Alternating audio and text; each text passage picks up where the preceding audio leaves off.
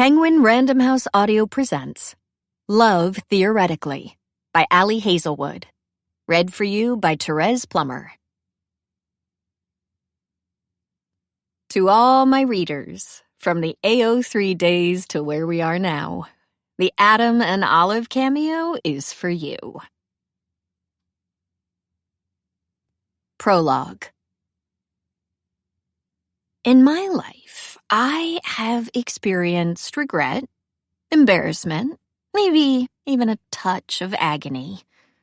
But nothing, absolutely nothing prepared me for the ignominy of finding myself in a bathroom stall, pressed against the arrogant older brother of the guy I've been pretending to date for the past 6 months. It's an award-winning, rock-bottoming low. Especially when coupled with the knowledge that Jack Smith is saving my ass. When he picks me up by the waist to maneuver me around the cramped space, gravity-defyingly strong, I'm not sure what's worse. The fact that his hands are all that prevent me from crumpling like a scrunchie, or the mortifying amount of gratitude I feel toward him. "Settle down, Elsie," he says against the skin of my cheek. Terse, as usual, but also incongruously soothing. He's close. Too close. I'm close. Too close. Not nearly close enough? Oh, the sweet oblivion of death. And stop fidgeting. "I'm not fidgeting, Jack," I say, fidgeting. But after a second, I just give in. I close my eyes, relax into his chest, feel the scent of him in my nostrils, anchoring me to sanity, and wonder which one, out of my millions of asinine life choices, led me to this moment. 1. Waves and particles. 24 hours earlier. All throughout middle school, my Halloween costume was the duality of light. I made it with a marker, drawing a bunch of circles and zigzag lines all over one of Dad's white undershirts I'd rescued from the trash can. In hindsight, the production value was so low, not even the physics teacher managed to guess what it was. I never minded, though. I'd walk around the hallways hearing Bill Nye's voice in my head. His beautiful explanation of the ways light could be 2 different things at once, depending on what others wanted to see. A particle and a wave. It seemed like a winning idea, and had me wondering if I, too, could contain 2, no, a whole multitude of Elsies. Each one would be crafted, custom-tailored, carefully curated, with a different person in mind. I'd give everyone the me they wanted, needed, craved, and in exchange, they'd care about me. Easy peasy photon squeezy. Funny how my physics career and my people-pleasing career started around the same time. How I can draw a straight line from baby's first quantum mechanics concept to my current job. Actually, to both my current jobs. The day one, in which I earn next to nothing by hatching physical theories that explain why small molecules cluster together like cliques of mean girls during lunch hour. And the other one, in which... well, the other one in which I pretend to be someone else. At least pays well. "Uncle Paul will try to rope us into a threesome again," Greg tells me, soulful brown eyes full of apologies. And I don't hesitate. I don't act annoyed. I don't shudder in revulsion thinking about Uncle Paul's sewage breath or his oily comb-over, which reminds me of pubic hair. Okay, maybe I do shudder a little bit, but I cover it up with a smile and a professional, "Got it." "Also," he continues, running a hand through his messy curls, "Dad recently developed severe lactose intolerance but refuses to ease up on the dairy. There might be gastrointestinal events. Understandable. I'd resist giving up cheese, too. And my cousin Izzy. She's known to become physically aggressive when people disagree with her over the literary value of the Twilight Saga. I perk up. Is she pro or against? Against, Greg says darkly.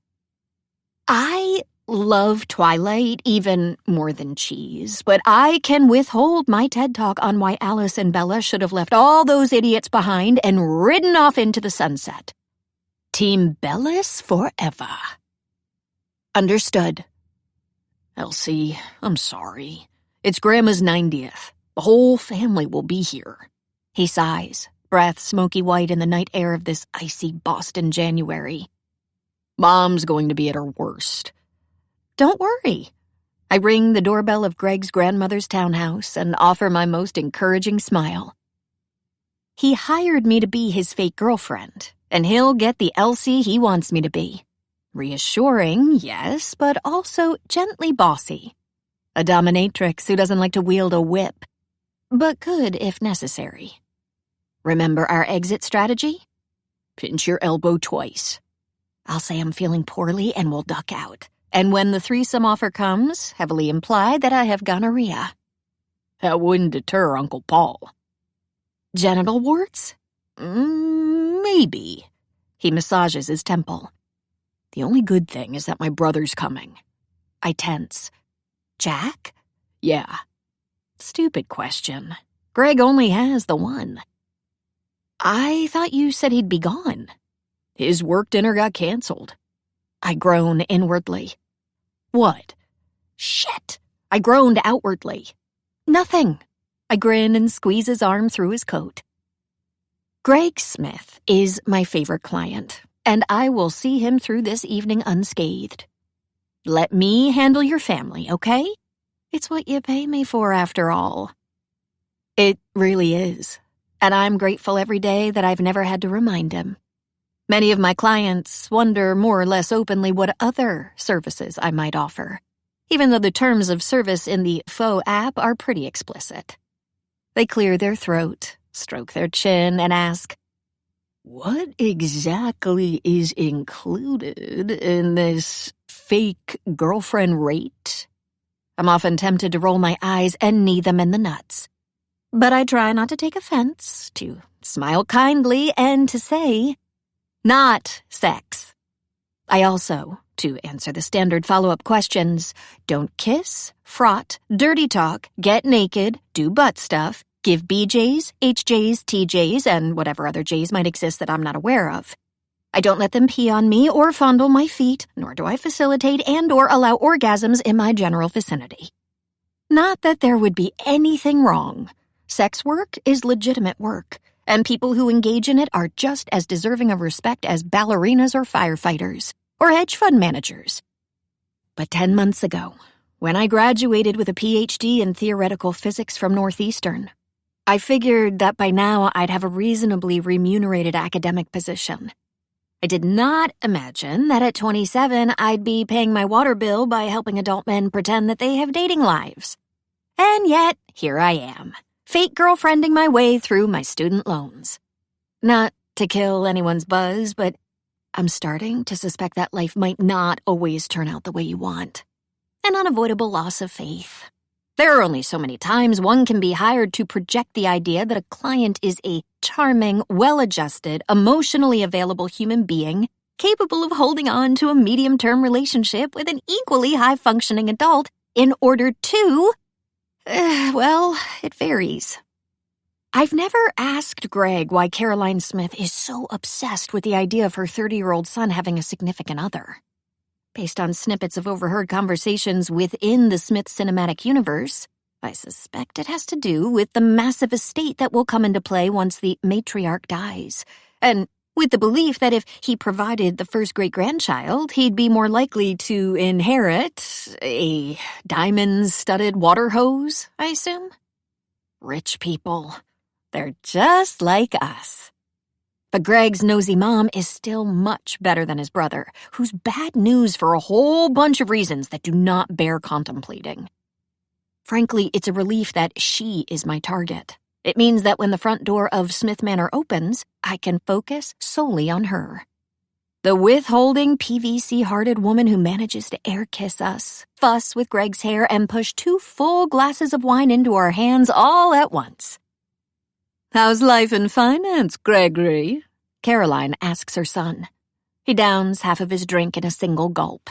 I suspect because I've heard him explain that he does not, in fact, work in finance. At least 4 times. "And you, Elsie?" she adds without waiting for a reply. "How are things at the library?" Following Foe's guidelines, I tell my clients nothing about myself. Not my full name, not my day job, not my true opinions on cilantro. Excellent if you enjoy eating soap. And that, in a nutshell, is what fake girlfriending is about.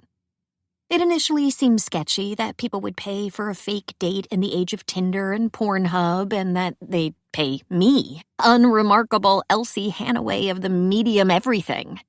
Medium height, medium brown hair and eyes, medium nose, butt, feet, legs, breasts.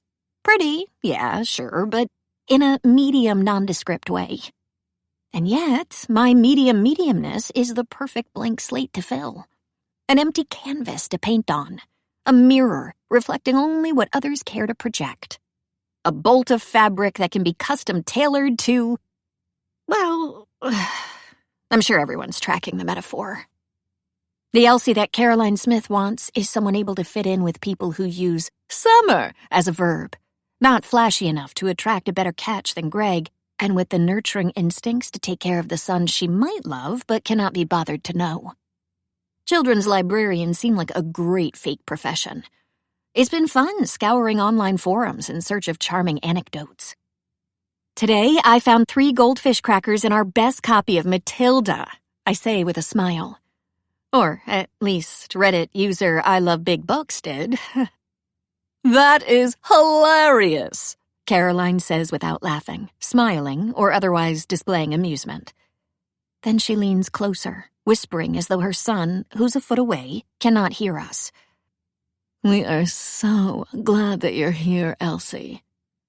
We, I believe, includes Greg's dad, who stands silently next to her, popping 3 cubes of Colby Jack into his mouth with the vacant smile of someone who's been disassociating since 1999. "We were so worried about Gregory, but now he's with you, and he's never been happier." Has he, though? "Gregory, make sure to spend lots of quality time with your grandmother tonight. Izzy is taking pics with her Polaroid to give her at the end of the night. Make sure you're in all of them." "I'll make sure he is, Mrs. Smith," I promise, weaving my arm through Greg's. I break that promise 15 seconds later at the end of the glitzy hallway. He downs what's left of his wine, steals 2 large gulps of mine, and then stage whispers, "See you in 10 minutes," before locking himself inside the bathroom. I laugh and let him be. I feel protective of him, enough to break faux standard protocol and agree to repeat fake dates. Enough to want to defend him from muggers and pirates and his extended family. Maybe it's that his first sentence to me was a panicky, "My mother won't stop asking why I don't date," followed by a hesitant, frazzled explanation of why that wasn't going to happen anytime soon.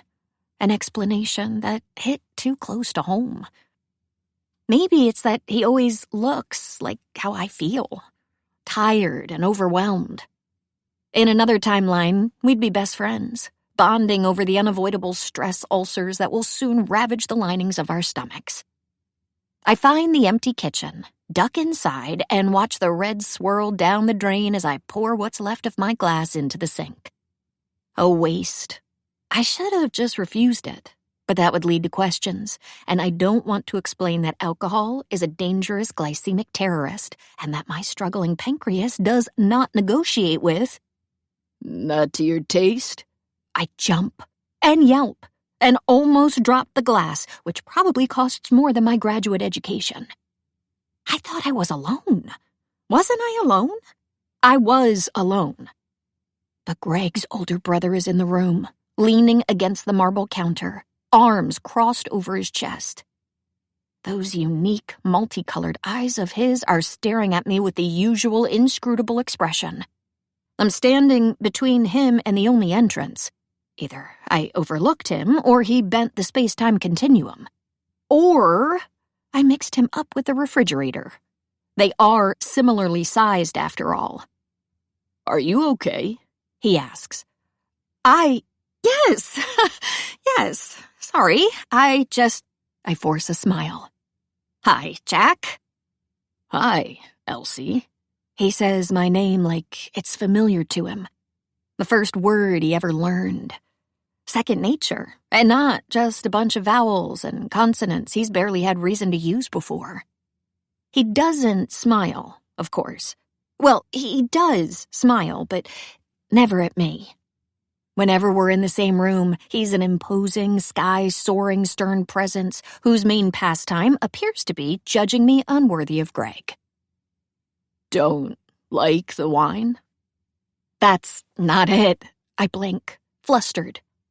There's a tattoo on his forearm just peeking out of the rolled-up sleeve of his shirt. Because, of course, he's wearing jeans and a plaid shirt, even though the Evite specifically asked for semi-formal. But he's Jack Smith. He can do whatever he wants. He probably has a permit carved in those ridiculous biceps of his, stamped on the blue quarter of his right eye, the one that sticks out like a sore thumb in the chestnut of his irises. "The wine was great," I say, collecting myself. "But there was a fly in it." "Was there?" He doesn't believe me. I don't know how I know, but I know. And he knows that I know. I can see it. No, I can feel it. There's a tingle at the base of my spine, liquid and sparkly and warm. "Careful, Elsie," it says. "He'll have you arrested for crimes against grapes. You'll spend the rest of your life in federal prison. He'll visit once a week to stare through the plexiglass and make you uncomfortable." "Izzy must be looking for you," I say, hoping to get rid of him. "She's upstairs." "I know," he replies, not heading upstairs. He just studies me, attentive, calm, like he knows something secret about me. That I floss once a week, tops. That I can't figure out what the Dow Jones is, even after reading the Wikipedia entry.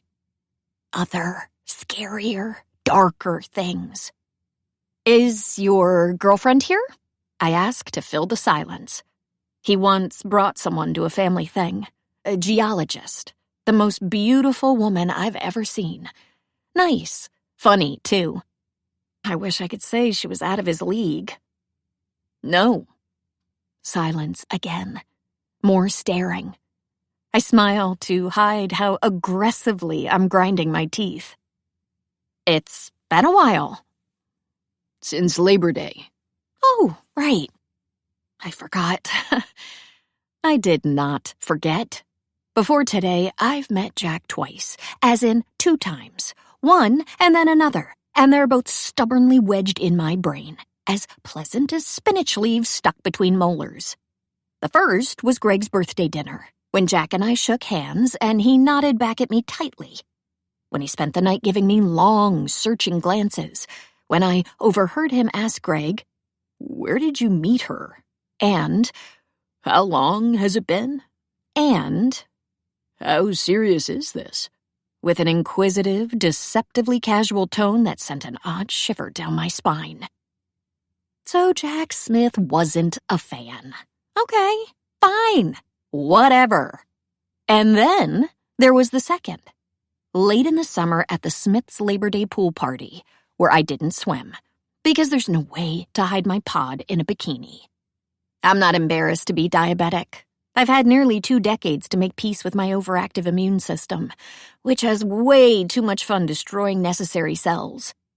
But people's reactions to the knowledge that I must pump insulin into my body on the reg can be unpredictable. When I was diagnosed, at 10, after a seizure in the school gym that earned me the cruel but uncreative nickname of Shaky Elsie, I overheard my parents chat, low whispers behind the hospital room's divider curtains. Not this, too. Mom sounded exhausted. I know. Dad sounded the same. It's gotta be on us. Lance is flunking out of high school. Lucas is going to be arrested for fistfighting in the Walmart parking lot any day now. Of course, the one easygoing kid we got turns out to have something. It's not her fault. No, but it's going to be expensive. Yeah. I don't blame my parents. My brother Lance did eventually flunk out of school, and now makes an excellent living as an electrician. Just like Lucas did end up being arrested, albeit behind a Shake Shack and for possession of drugs that are now legal. Mom and Dad were tired, overwhelmed, a little poor. They'd hoped for a break, something easy for once. And I was truly sorry I wasn't it. To make it up to them, I've tried to make my health issues and any other subsequent issues as ignorable as possible. I find that people like me better if they don't have to expend emotional energy on me. That's why I didn't swim at the Smith Labor Day party, opting to sit on a blanket and eat a slice of cake, an artfully arranged smile on my face. Why I miscalculated the carbs I ate and the insulin I'd need, and why I stumbled across the lawn of the Smiths' Manchester-by-the-Sea vacation home high on glucose, vision blurry, head pounding, trying to remember where I'd put my phone so that I could adjust my bolus, and I walked right into Jack. Literally. I didn't see him and stepped into his chest like it was a supermassive black hole. Which it wasn't. A black hole, that is. Plenty supermassive, though. Elsie? Ugh, his voice. You okay? Yeah, I am going to puke. He cupped my cheek, scanning my face. Should I call Greg? No, pain knife through my head. I'm calling Greg. No, don't call Greg, please. He scowled. Why? Because good fake girlfriends are low maintenance. They smile, don't have strong opinions on cilantro, and never, ever drag you away from a pool party. I need to go to the restroom, and my phone. A moment later, I was in a bathroom that looked like a luxury spa, purse in my lap. And I'd love to say that I don't remember how I got there. But there's a floating memory in my head. A memory of strong arms picking me up, of being carried, buoyant as a bird, of warm breath on my temple, murmuring words I cannot recall. And that, unfortunately, was that. Was Jack kind and helpful? Yep. Did he believe the story I later made up about not wanting to bother Greg with my migraines? Doubtful, considering his skeptical, cold, insistent look. Maybe he suspects I'm on drugs. Maybe he's afraid I'll taint the Smith line with my weak headache genes. Surely he believes his brother can do better. But it doesn't matter. Jack's not my target. His mother is. Which is good because I don't have the faintest idea who the Elsie that Jack wants is. It's unprecedented. I'm a pro at picking up cues, but Jack, he gives me nothing. I don't know what to amp up, what to tone down, what to hide and what to fake, what personality to sacrifice at his altar. It's like he's trying to puzzle me out without changing me, and that's impossible. That's not how people are, not with me. So when he asks, "How have you been, Elsie?" with a tone that feels just a touch too inquisitive, I smile as neutrally as possible. The usual. Fantastic. Not about to collapse on you for once. You? How are things at work? He's some kind of PE teacher, Greg mentioned. Unsurprising, since he's built like someone who has a CrossFit decal on his car and drinks protein shakes while reading Men's Health's powerlifting column. The other Smiths are live, insubstantial brunettes. And then there's this sandy-haired brick house, a foot taller than his tallest relative, all masculine features and cutting deep voice. My theory? Overworked nurse, hospital crib switch up. Having a good semester? He grunts, non-committal. Haven't murdered any of my students. Yet. A surprisingly relatable sentiment. Sounds like a win. Not to me. Shit. He's making me smile. Why do you want to murder them? They whine. They don't read the syllabus. Syllabi for PE? My gym teacher's entire curriculum was shame-spiraling us for failing to climb the rope. Education's making strides. They lie. I swallow. Lie about what? About several things. His eyes gleam and his lips twitch, and his shoulders hulk under his shirt, and I used to know that light-haired guys weren't attractive. Middle school, everyone went after Legolas, but I was an Aragorn girl. Which Game of Thrones house are you? BuzzFeed quiz. Never a Targaryen. I hate that I look at Jack Smith with his good jaw and his good dimples and those good hands and find him handsome. Maybe I just won't look. Yes, excellent plan. Excuse me, I say politely. I bet Greg's looking for me. I turn before he can reply, immediately feeling like I managed to free myself from a gravitational singularity. Phew! The living room's a couple of twists and turns away, large but crowded, pretty despite the overabundance of naval paintings and aggressive leather furniture. I spend a few minutes reassuring Greg's aunt that we'll consult her before choosing a caterer for the wedding, pretending not to notice Uncle Paul licking his lips at me, amiably chatting with an assortment of cousins about the weather, traffic, and bad Twilight takes.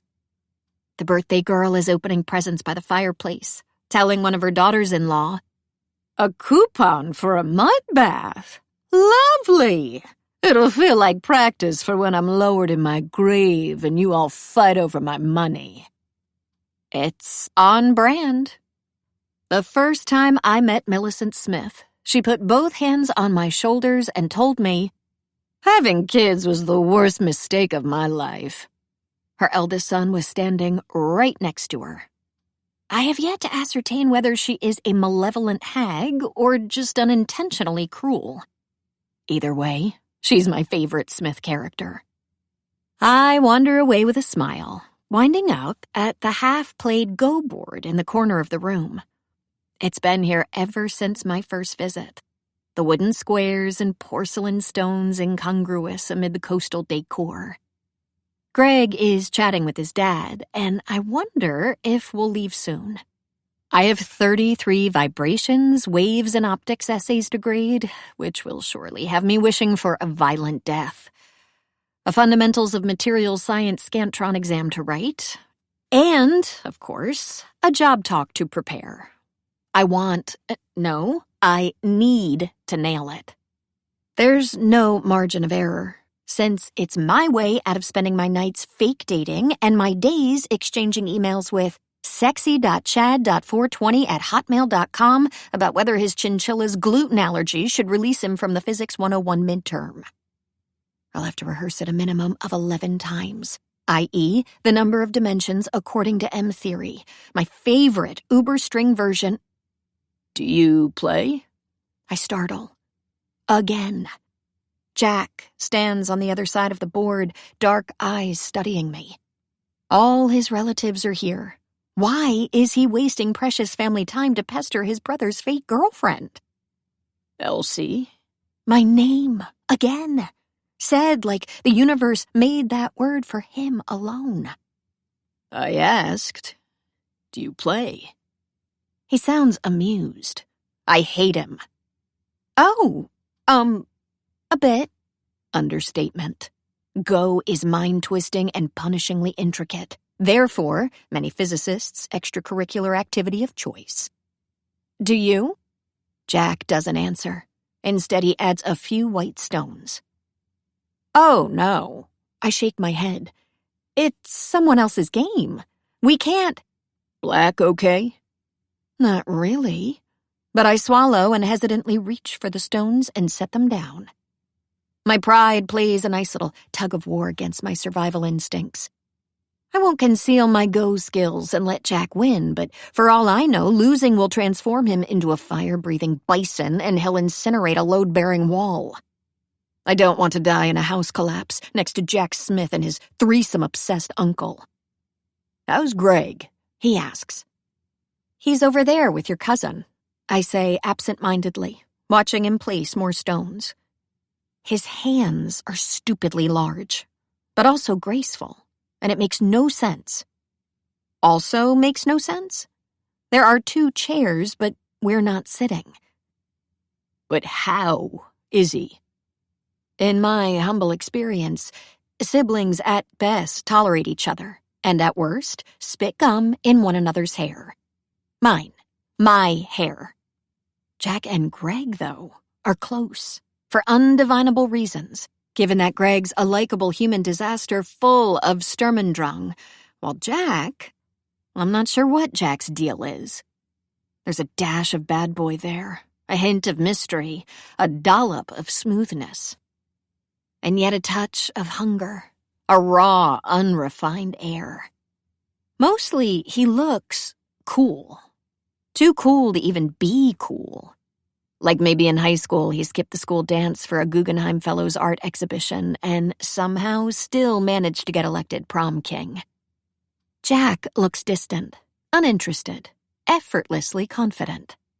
Charismatic in an intriguingly opaque, inaccessible way. But he does care for Greg, and Greg cares for him.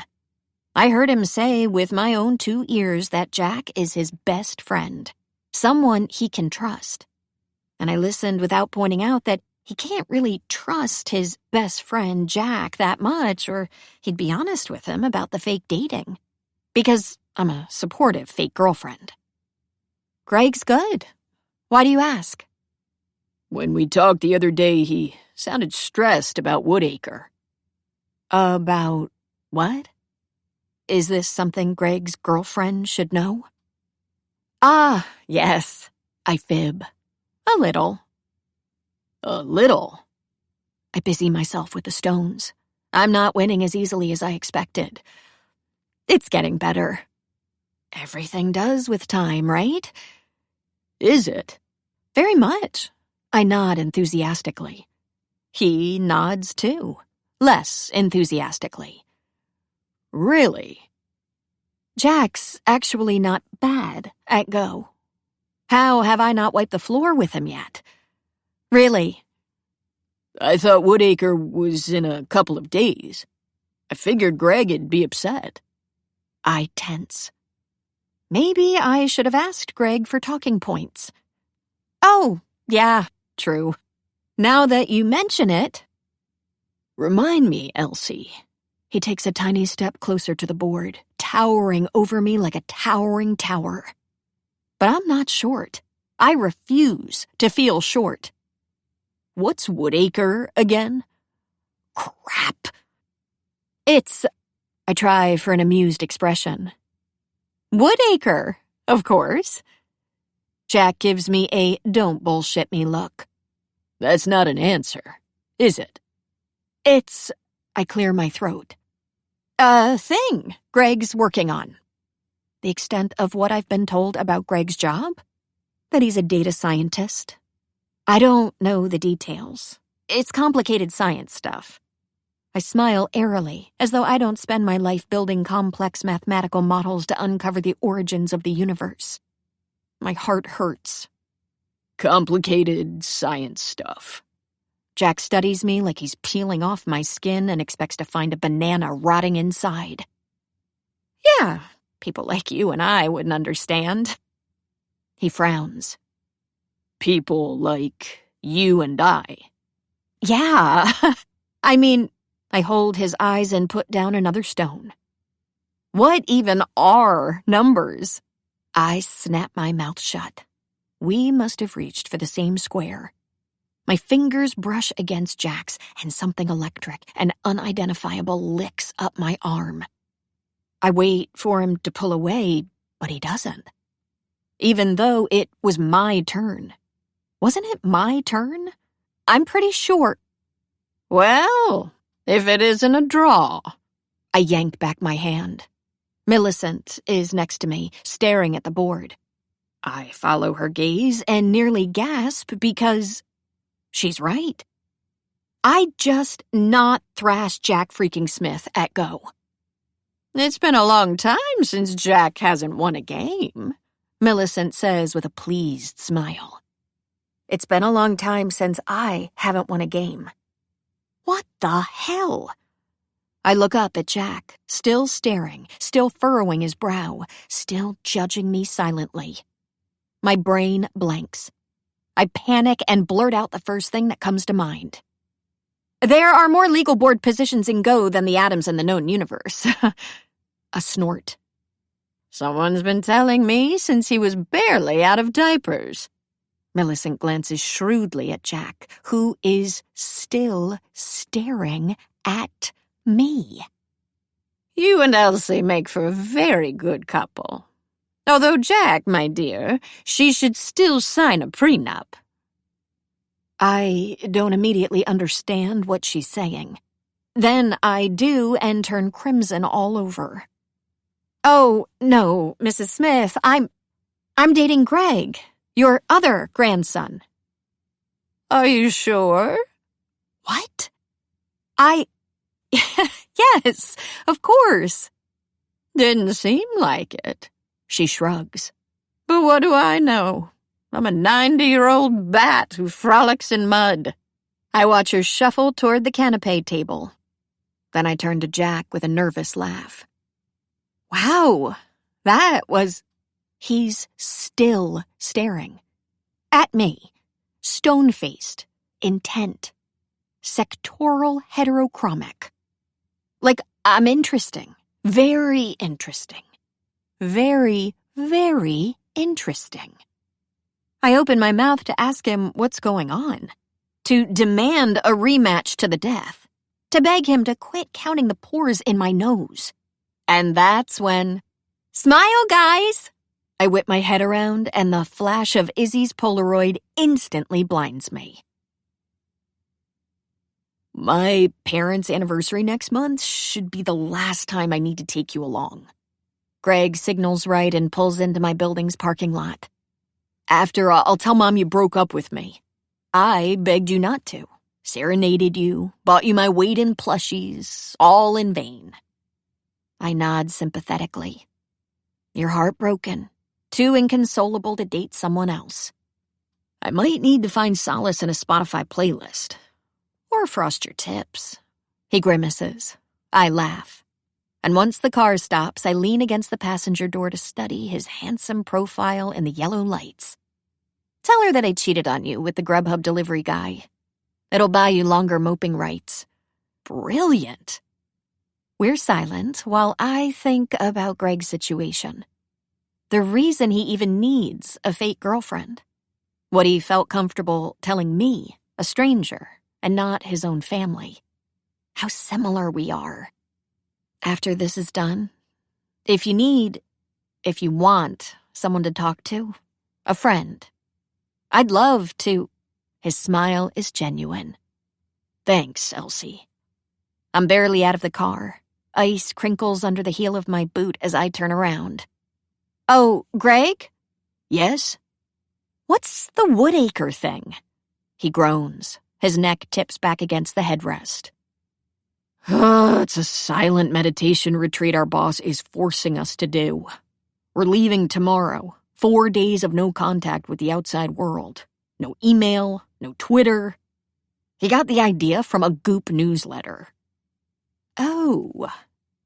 So it has nothing to do with complicated science? He gives me a desperate look. The opposite. Why? I close my eyes. Let mortification sink its fangs into my brain. No reason. Have a good night, Greg. I close the passenger door, wave half-heartedly, and let the frigid air pop into my lungs. The North Star blinks at me from the sky, and I remember tomorrow's job interview. It doesn't matter if tonight I made a fool of myself with Greg's punch-worthy brother, because with just a sprinkle of luck, I might never have to see Jack Smith again. 2. Nuclear fission. From sexy.chad.420@hotmail.com. Subject: my chinchilla. Hey, Dr. H. I understand you don't care about Chewy McChewerton's gluten allergy, but what about the fact that last night I got a DUI? Does that get me out of the Physics 101 midterm? Sincerely, Chad. From McCormack E. at umass.edu. Subject: can't come to class. Please find attached a pic of my vomit this morning. Emmett. From dupont.camilla@bu.edu. Subject: Merchant of Venice reflection paper. Dr. Hannaday, I was wondering if you could quickly give feedback on what I wrote regarding the imagery of the lead casket. Please find the Word doc attached. Sincerely, Cam. From michellehanaway5@gmail.com. Subject: Elsie, contact me ASAP. Your brothers are being unreasonable again, and I need help. I tried to call last night, but no answer. This email has no body. From monica.salt@mit.edu. Subject: MIT interview, faculty position. Dear Dr. Hanaway, I wanted to say once again how excited I am that you'll be interviewing for a tenured-track position in the physics department here at MIT. We are extremely impressed with your CV and have narrowed down our choice to you and another candidate. The search committee and I are looking forward to getting to know you informally tonight at dinner at Miel before your on-campus interview starts tomorrow. If that's okay with you, I'd like for the two of us to meet alone a few minutes before the dinner at Miel to chat a bit. There are a few things I'd like to explain. Best, Monica Salt, Ph.D. A.M. Wentworth Professor of Physics, Department of Physics Chair, MIT. My heart sparks with excitement. I set my tea on the kitchen table and click reply to assure Monica Salt that yes, absolutely, of course, I will meet her whenever and wherever she wants, including the plains of Mordor at 2:15 a.m., because she holds the key to my future. But the second my hand closes around the mouse, excruciating pain stabs my palm and shoots up my arm. I screech and jump out of my chair. What the fuck? Where are they? Where are they? My roommate staggers into the kitchen, wearing onesie pajamas and a Noam Chomsky sleep mask pulled up to her forehead. Also, swinging a plastic baseball bat like a mad woman. Leave now or I'll call 911. This is trespassing. Cece. A misdemeanor and a felony. You will be arrested for battery. My cousin is taking the bar this year and she will sue you for millions of dollars. Cece, no one's in here. Oh. She windmills the bat a few more times, blinking owlishly. Why are we screaming then? The fact that your porcupine decided to impersonate my mouse might be related. Hedgehog. You know she's a hedgehog. Do I? She yawns, tossing the bat back into her room. It misses, bouncing emptily across the chipped linoleum floor.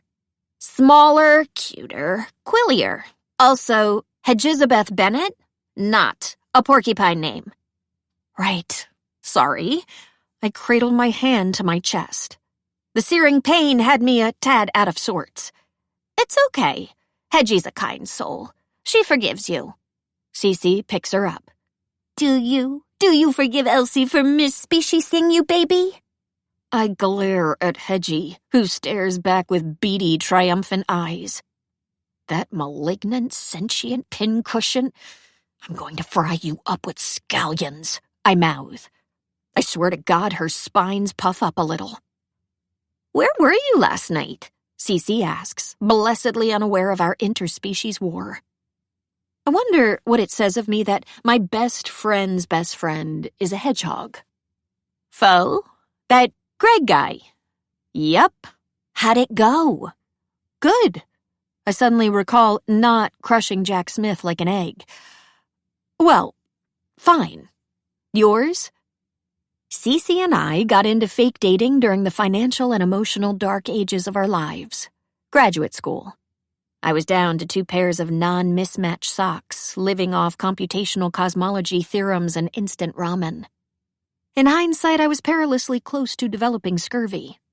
Then, on a dark and stormy night, as I contemplated selling a heart valve, my former friend JJ texted me a link to Foe's recruitment page.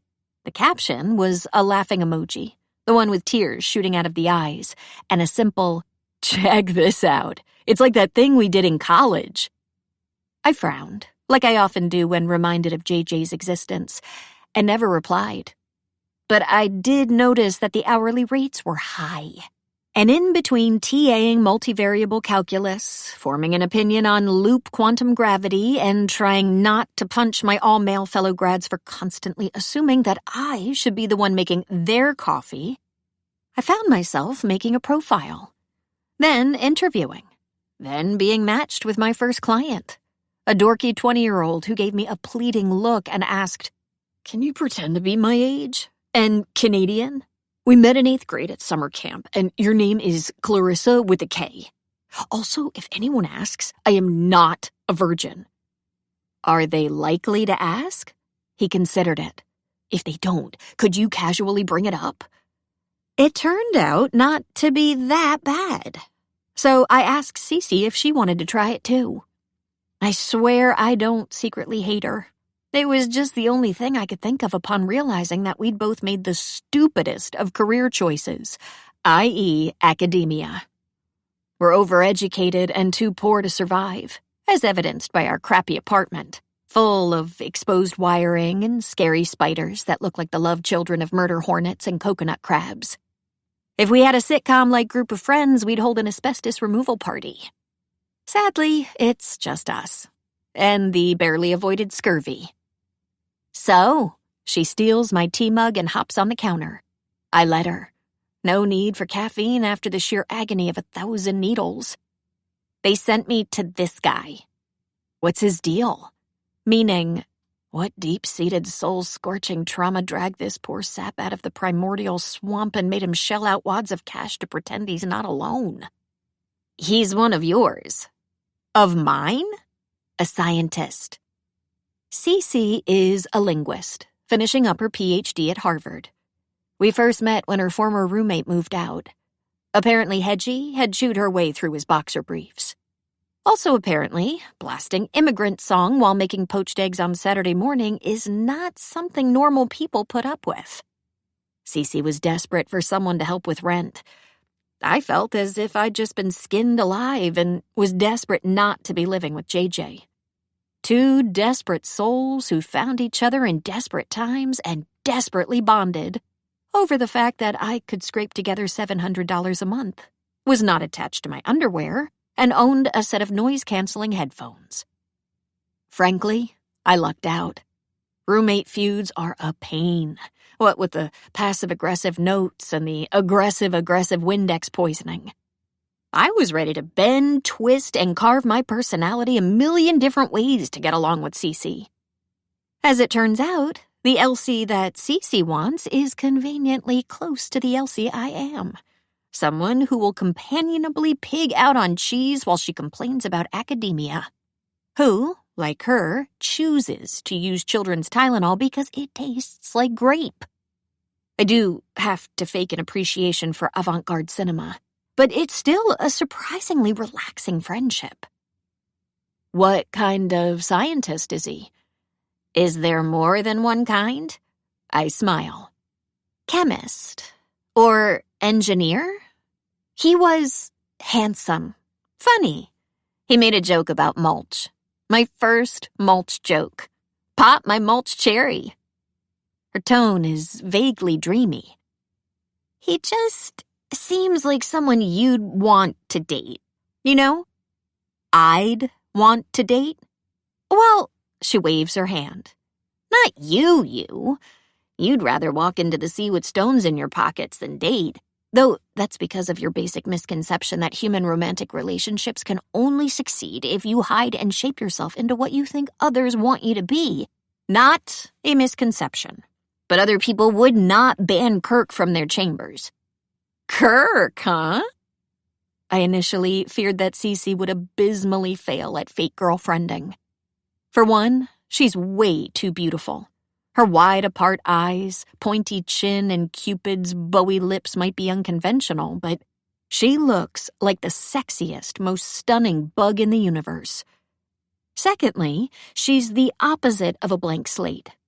A thing of nature who pees with the door open and eats Chex Mix as cereal, full of lurid anecdotes about dead linguists' sex lives doled out with a charming lisp.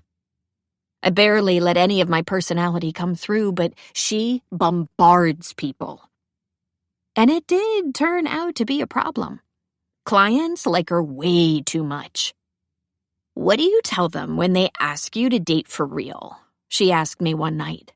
We were splitting a bag of Baby Bells while watching a Russian silent movie in 8 parts. Not sure. I wondered if the guy who offered me $70 to have sex in his nearby parked car qualified. Probably not. It's never happened. Wait, really? Nope, I shrugged. No one ever asks me out, really. No way. I let the cheese melt in my mouth. On screen, someone had been sobbing for 25 minutes. I don't think people see me as dating material. They're intimidated because you're a genius and pretty and nice. Hedgie loves you, and she's the best judge of character. Also, you know lots about the tadpole galaxy. Fact check. None of this is true, except for the last bit.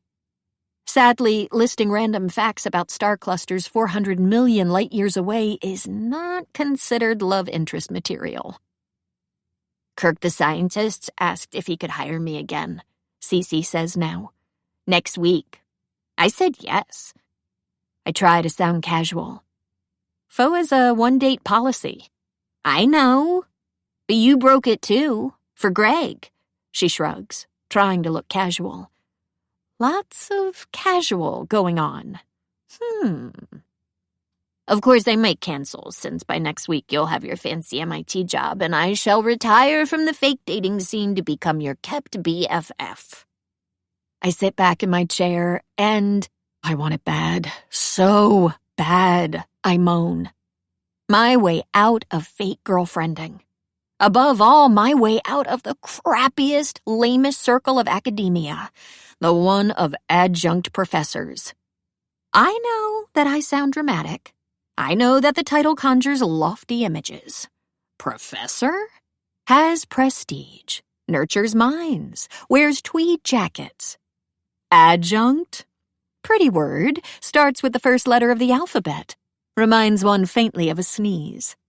When I tell people that I'm an adjunct professor of physics at several Boston universities, they think that I made it in life, that I'm adulting, and I let them. Take my mom.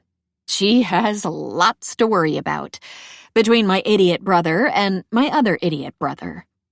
It's good for her to believe that her daughter is a fully operational human being with access to basic health care. Not good for her? To know that I teach 9 courses and commute between 3 different universities, translating into some 500 students sending me pics of the weird rash on their crotch to get their absence excused. That I make so little money, it's almost no money. That I have no long-term contract or benefits. Cue mournful violin sonata. It's not that I don't like teaching. It's just that I really dislike teaching. Really, really, really. I'm constantly drowning in the ever-swallowing quicksand of student emails, and I'm way too screwed up to shape young minds into anything that's not aberrant. My dreams of physics academia always entailed me as a full-time researcher. A blackboard and long hours spent pondering the theories on the equatorial sections of Schwarzschild wormholes. And yet, here I am. Adjuncting and fake girlfriending on the side. Teaching load, 100%. Despair load, incalculable. But things might be turning around. Adjuncts are cheap labor, the gig workers of academia. But tenure-track positions? Tenure tracks! I shiver just thinking about them. If adjuncts float like buoys in the open sea, tenure tracks are oil rigs cemented into the ocean floor. If adjuncts open Nickelback concerts, tenure tracks headline Coachella. If adjuncts are laughing cow wedges, tenure tracks are poulet cheese, lovingly made from the milk of Serbian Balkan donkeys. Point is, I've been academia's disposable fake girlfriend for a while now, and I'm exhausted. I'm all done. I'm ready to graduate to a real relationship. Ideally, something lasting with MIT, who will put a 401k and a ring on it. Unless they choose the other physicist they're interviewing. Oh, God. What if they choose the other physicist they're interviewing? Elsie, are you thinking about whether they'll hire the other candidate? Don't read my mind, please. Cece laughs. Listen, they won't. You're the shit. All those years in grad school spent thinking about multiverses and binomial equations and protons? I lift my eyebrow. Fine, I have no idea what you do. But you forsook a social life and oftentimes personal hygiene to elevate yourself above the sea of mediocre white men that is theoretical physics. And now, one job opening this year, one, and out of hundreds of applicants, you're in the final round. 2 job openings. I didn't get an interview for Duke. Because Duke's a nepotistic swamp and the position was already earmarked for the chair's cousin's son's girlfriend's llama or whatever. She hops off the counter and sits across from me, reaching out to cut my hand. You're going to get the job. I know it. Just be yourself during the interview. She bites her lip. Unless you can be Stephen Hawking. Is there any way you could? No. Then yourself will do. She smiles. Think of the future, of your livable salary, which will allow us to hire some brawny lad to come lift the top part of the credenza onto the bottom part of the credenza. She points at the hutch in the corner of the living room. Cece and I hit a wall mid-assembly 3 years ago. And of course, it will keep me in the cheese lifestyle I am accustomed to. It's easy with Cece to smile and let myself believe. Unlimited pecorino romano. And all the insulin your worthless pancreas desires. Concrete bricks. To squash the raid-resistant crab hornet spiders.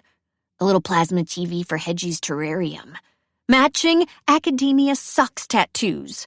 A golden toilet. A golden bidet. We gasp, then laugh. Then I sober up. I just want to be paid to contemplate cosmological models of the observable universe. You know? I know. Her smile softens. What does Dr. L say about your chances? Lauren Doe, or Dr. L, as I'd never dare to call him to his face, was my PhD advisor and is the person to whom I owe every single bit of my academic success. He's just as involved in my career as he was before I graduated, and I'm constantly thankful for it. Optimistic. There you go. How many days is the interview going to be? 3. You start today? Yup. Informal interview dinner tonight. I think about the chair wanting to meet me early. Is it promising? Inauspicious? Weird? No clue. Teaching demonstration tomorrow. Research talk and a final reception the day after. Various meetings with faculty members scattered throughout. Did you prep? Is prep rocking myself? Contemplating my own mortality? Sacrificing a live creature to the gods of academia? I glance at Hedgie, who looks dutifully cowed. Have you stalked the search committee online? I haven't been given their names or a detailed itinerary yet. It's just as well. I need to answer emails, and buy pantyhose, and call my mom. No, no, no. Cece lifts her hand. Do not call your mom. She'll just dump all her problems on you. You need to focus, not listen to her bitch about how your brothers are punching each other over the last hot dog. Woman. They're considering fratricide over a woman. The Hannah Ways. Prime Jerry Springer material. Doesn't matter. Promise me that if your mom calls, you'll tell her about the interview, and that your childhood was mediocre at best. I mull it over. How about I promise to avoid her for a few days? She squints. Fine. So you're going out for the pantyhose? Yup. Can you stop by the store to get me cereal? I don't really have time for that. But what doesn't kill you makes you stronger. Or makes you resent your pathological inability to set boundaries. One of the two. Sure. What kind? No! She slaps her hand on the table. Elsie! You have to learn to say no! I massage my temple. Will you please stop testing me? I'll stop when you stop putting others' needs in front of yours. She sets down my empty mug and picks up Hedgie. Gotta pee. You still want to borrow my red dress for tonight? I frown. I never asked to borrow your... And I'll also do your makeup, if you insist. I really don't need... Fine, you win. I'll pluck your eyebrows, too. Cece winks. Hedgie glares, parrot perched on her shoulder. The bathroom door closes after them. The clock on the wall says 6:45. I sigh and allow myself a small indulgence. I double-click on the Word doc on the upper left corner of my screen. I scroll to the bottom of the half-written manuscript, then back to the top. The title, A Unified Theory of Two-Dimensional Liquid Crystal, waves wistfully at me.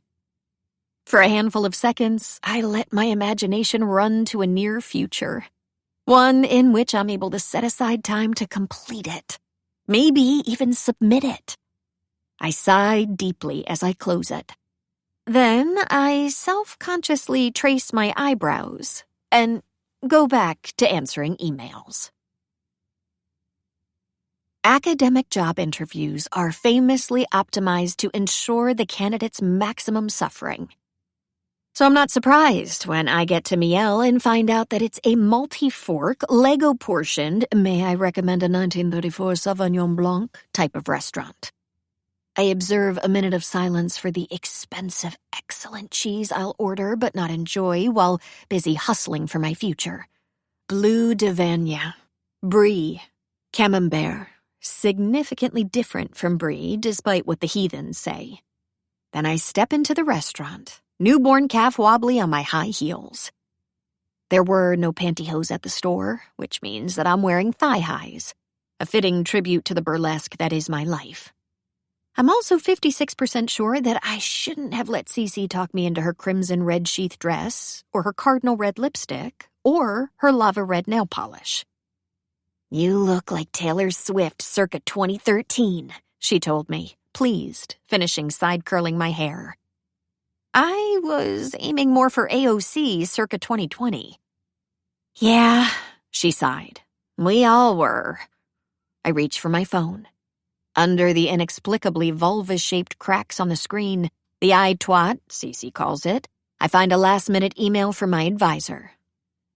You'll make a fantastic impression.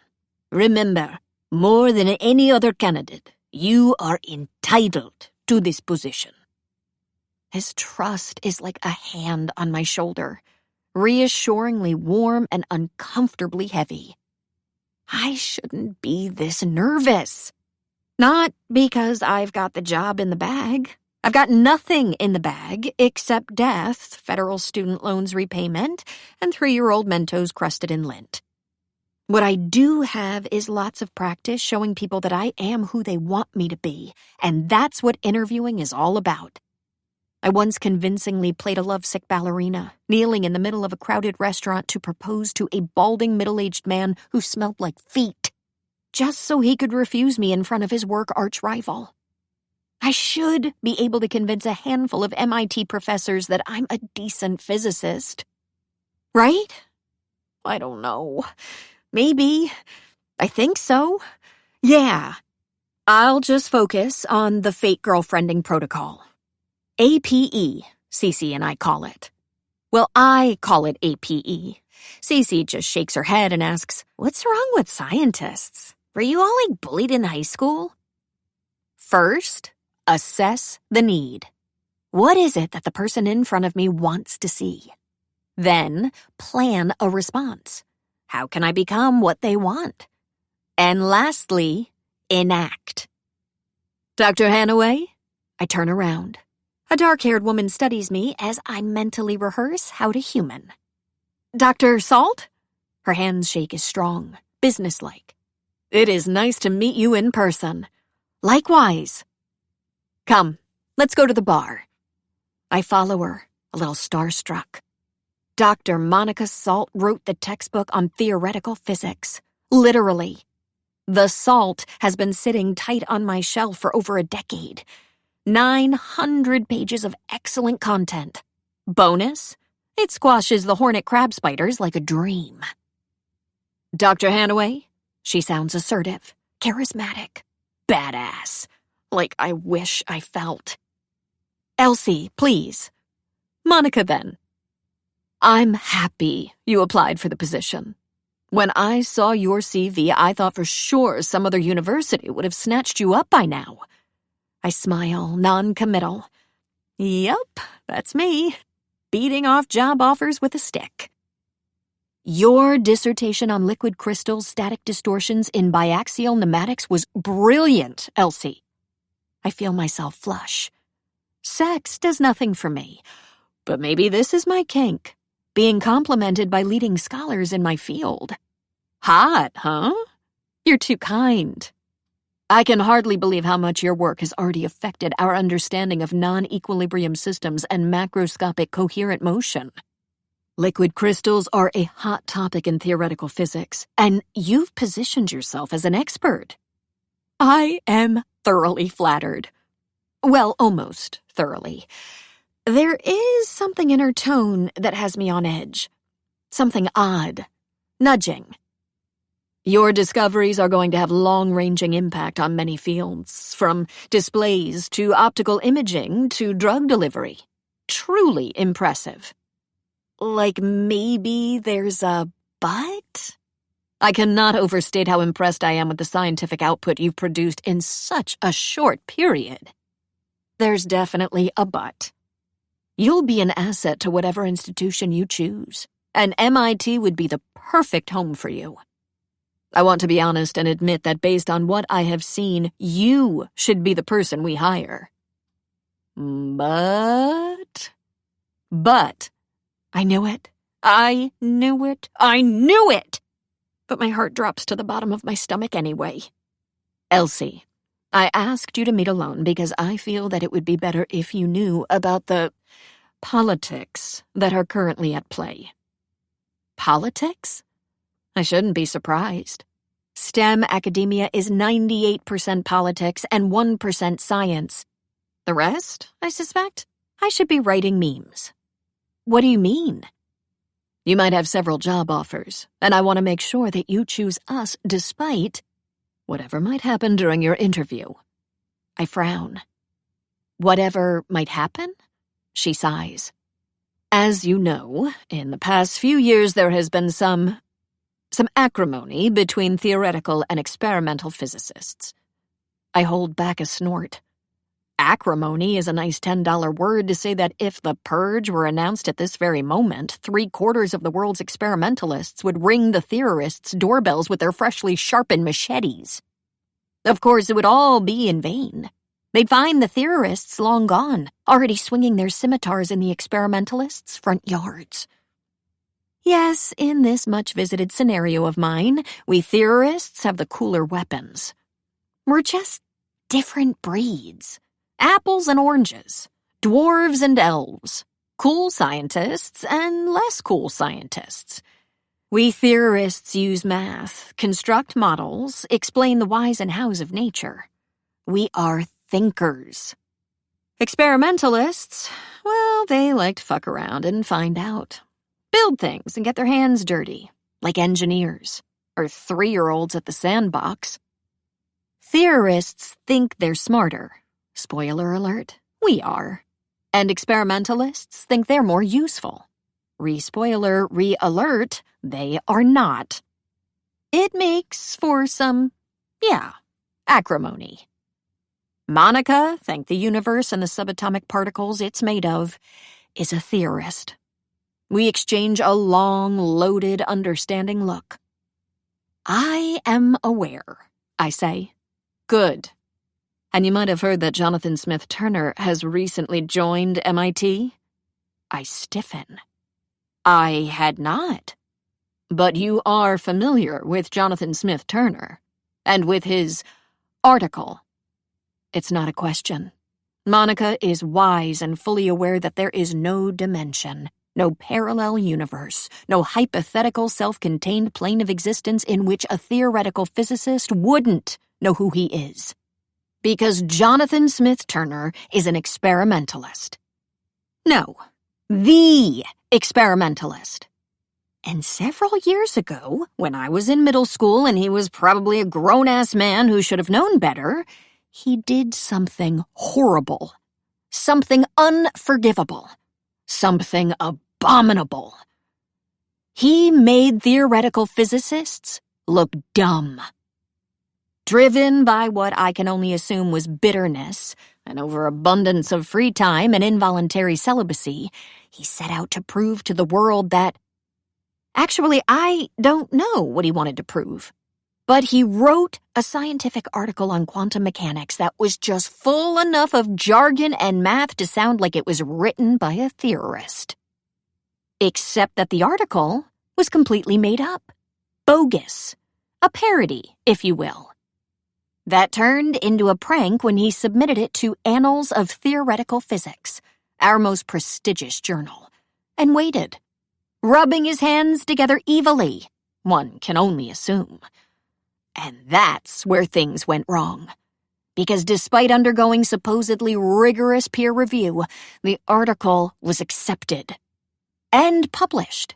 And it stayed published for several weeks, or at least until shit hit the fan. In the form of a blog post by someone likely affiliated with Smith Turner back in the olden times when blogging was a thing. Is Theoretical Physics Pseudoscience? Had been the title. The post, which detailed how Smith Turner had gotten a bunch of nonsense published in the most respected theory journal, was even worse. Has the field of physics lost its way? Is it all made up? And my personal favorite, if theoretical physics is gibberish, is it fair to compensate theorists with federal tax money? I'm not being needlessly dramatic when I say that it was a whole thing. On Facebook, on the news, including 60 Minutes. Even Oprah talked about it. The Jonathan Smith Turner affair, the theoretical hoax, the physics scandal. Einstein rolled in his grave. Newton puked up his apple. Feynman quietly stepped in a tank of liquid helium. Young Elsie, who in her early teens already knew what she wanted to be when she grew up, seethed and growled and boycotted all coverage of the topic, declaring a ban on all media in the Hanaway household. The ban was unheeded, as the Hanaway household tended to forget young Elsie existed. Her parents were probably too busy trying to stop her brothers from egging the neighbor's shed. Mainstream interest blew over soon enough. Annals of Theoretical Physics pulled the article and apologized for the oversight. A bunch of theorists in improbable sweaters and spray-on hair took to YouTube to defend their honor. And Jonathan Smith Turner never spoke publicly on the matter. Thankfully, the amount of mental energy normies like to expend on physics is limited. But the hoax was a humiliating, devastating blow, and the field never quite recovered. All because of a stupid prank. Over a decade later, theoretical physics funding has been slashed. Theory job openings are decimated. The running joke is still that theoretical physics is akin to creative writing. Books have been written on how theorists are exploitative whack jobs, and Google's main autofills for theoretical physics are not real science, nonsense, dead. slanderous. Google is slanderous, and we should all switch to Bing. And yet it gets even worse. For 2 reasons that make all of this personal to me. First, one of the major downfalls of the article was that the theoretical physics community, needing to save face, quickly found a scapegoat. They formally censured the chief editor of Annals, the academic version of pushing someone into a paddle cactus bed and leaving them for dead. That editor was Christophe Laurendeau, my mentor. Yep. The second reason is that, regrettably, Smith-Turner and I operate in the same subfield of physics. Our work on liquid crystals partially overlaps, and I occasionally wonder if that's reason enough for me to switch to some other topic. Black holes? Lattices? Quantum supremacy? I'm still debating. In the meantime, I've been on a boycott. For years, I've refused to care about what Jonathan Smith-Turner is doing. I've refused to read his papers, to acknowledge his existence, to even mention his name. In hindsight, I probably should have kept tabs.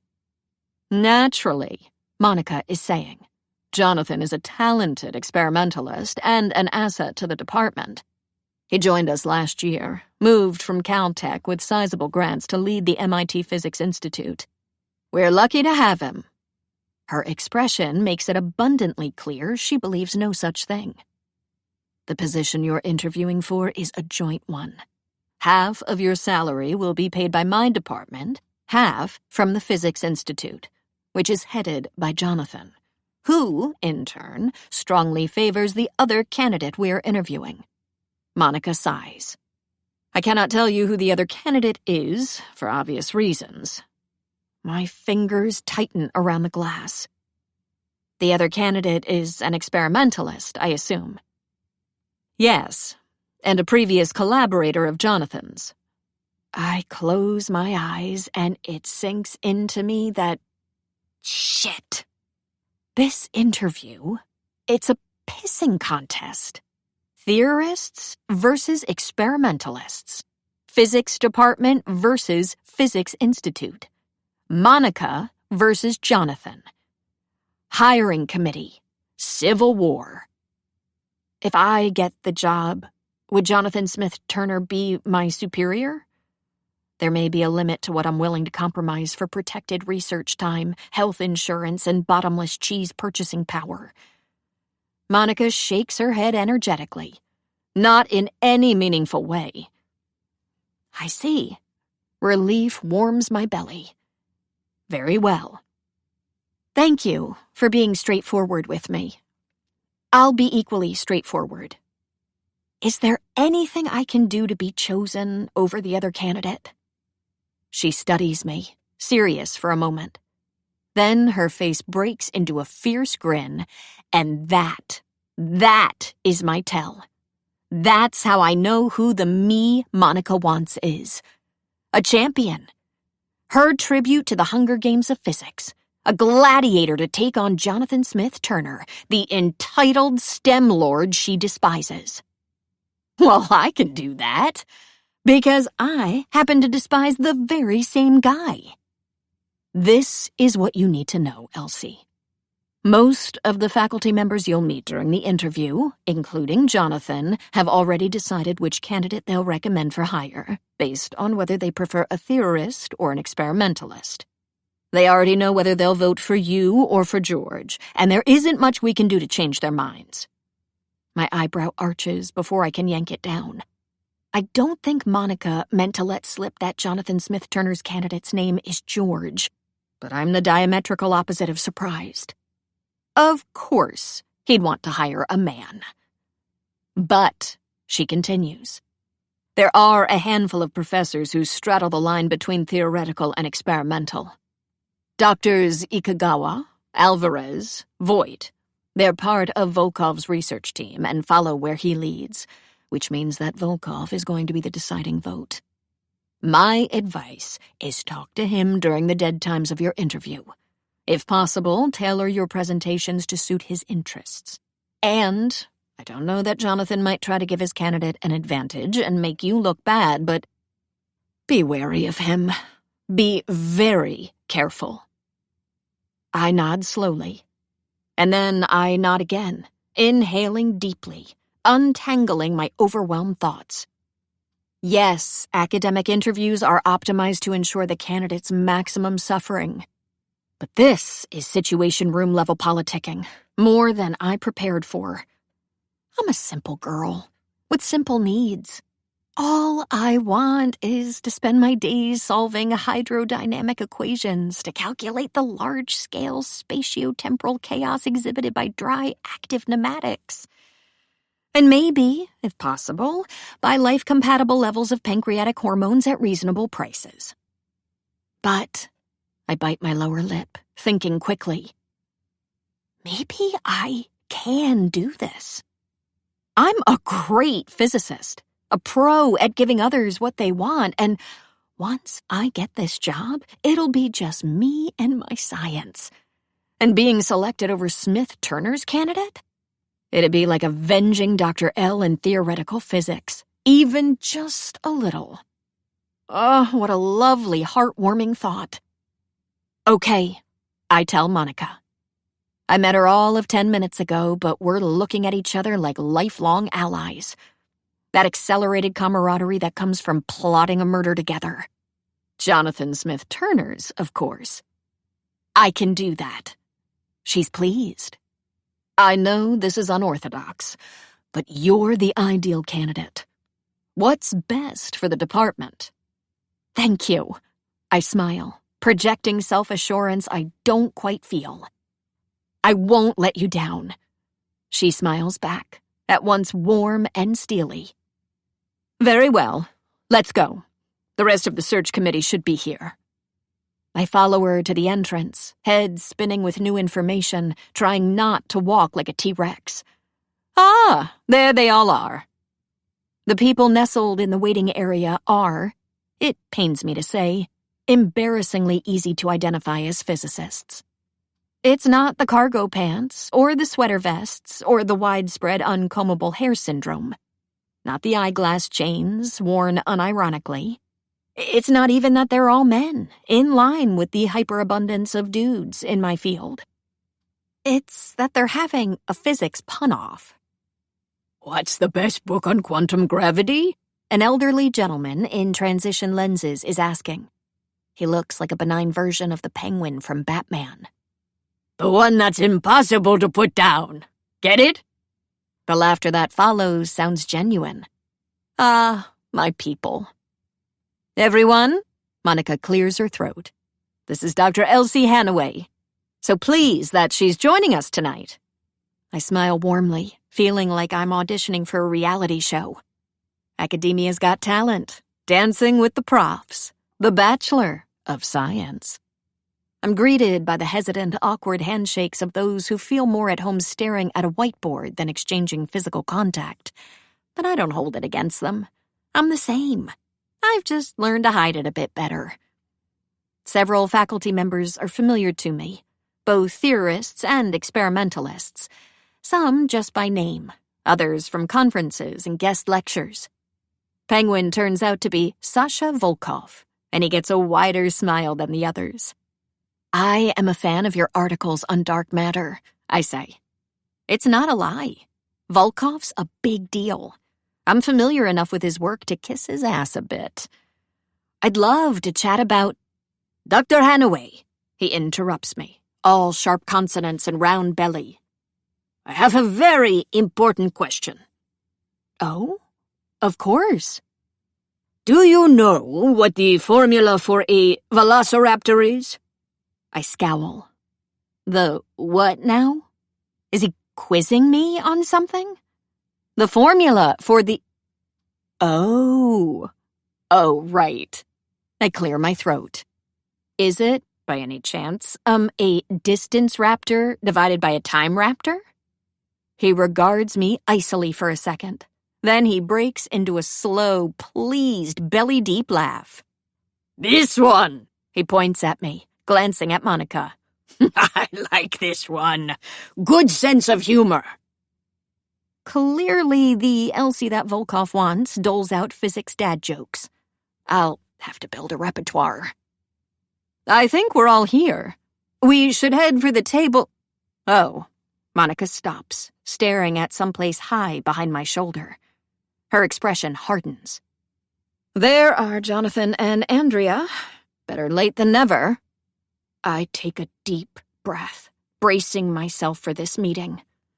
I can be nice to Jonathan Smith Turner. I can be polite to this waste of academic space. And I can make him cry by getting this job. My eyes hold Monica's for a fraction of a second, a silent promise.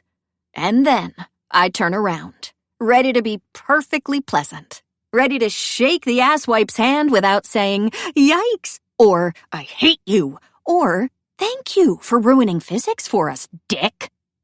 And then I stop.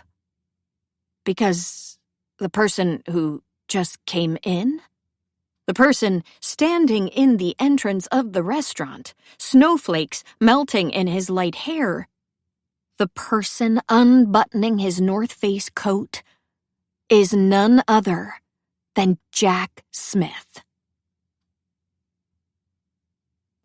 3. Chain reaction. I blink stupidly. 1, 2, 7 times. Then I blink again, for good measure. Why is Jack here, brushing snow off his parka, shrinking the entrance to half its size with his overgrown shoulders? Is it keto night at Miel? Did he get lost on his way to a calisthenics convention? I'm debating whether to ignore him or briefly wave at him when Monica says, "You're late." She sounds chiding, and she looks a lot like she's talking to Jack, who checks his wristwatch. A wristwatch in this year of our Lord, and calmly replies, "I was in the lab. Must have lost track of time." I had to pry him off the optical tweezers. The blonde next to him, Andrea, butts in. Monica all but rolls her eyes. I glance back and forth between them, disoriented. Does Jack know Monica? Are they soul cycle buddies? What's he late for? Since you're finally gracing us with your presence, this is Dr. Elsie Hanaway, one of the candidates for the faculty position. Elsie, this is Dr. Andrea Albritton, an associate professor in the department. And Dr. Jonathan Smith Turner, the head of the MIT Physics Institute. I almost look around. I almost scan the restaurant in search of the elusive Jonathan Smith Turner.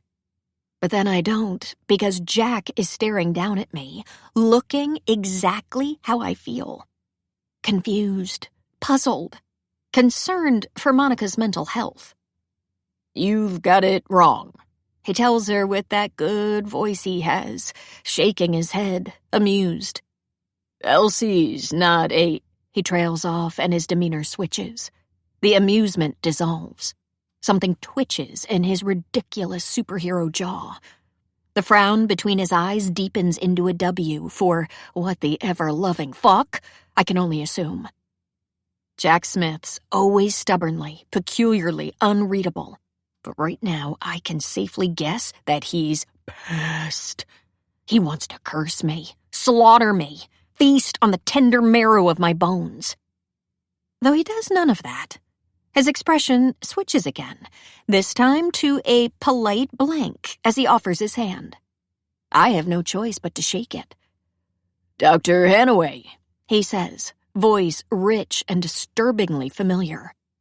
His skin is Boston in January with no gloves cold, calloused, scary. "Thank you for your interest in MIT. Dr. Turner." I manage around the catch in my throat. "Smith Turner." The correction is a punch in the sternum.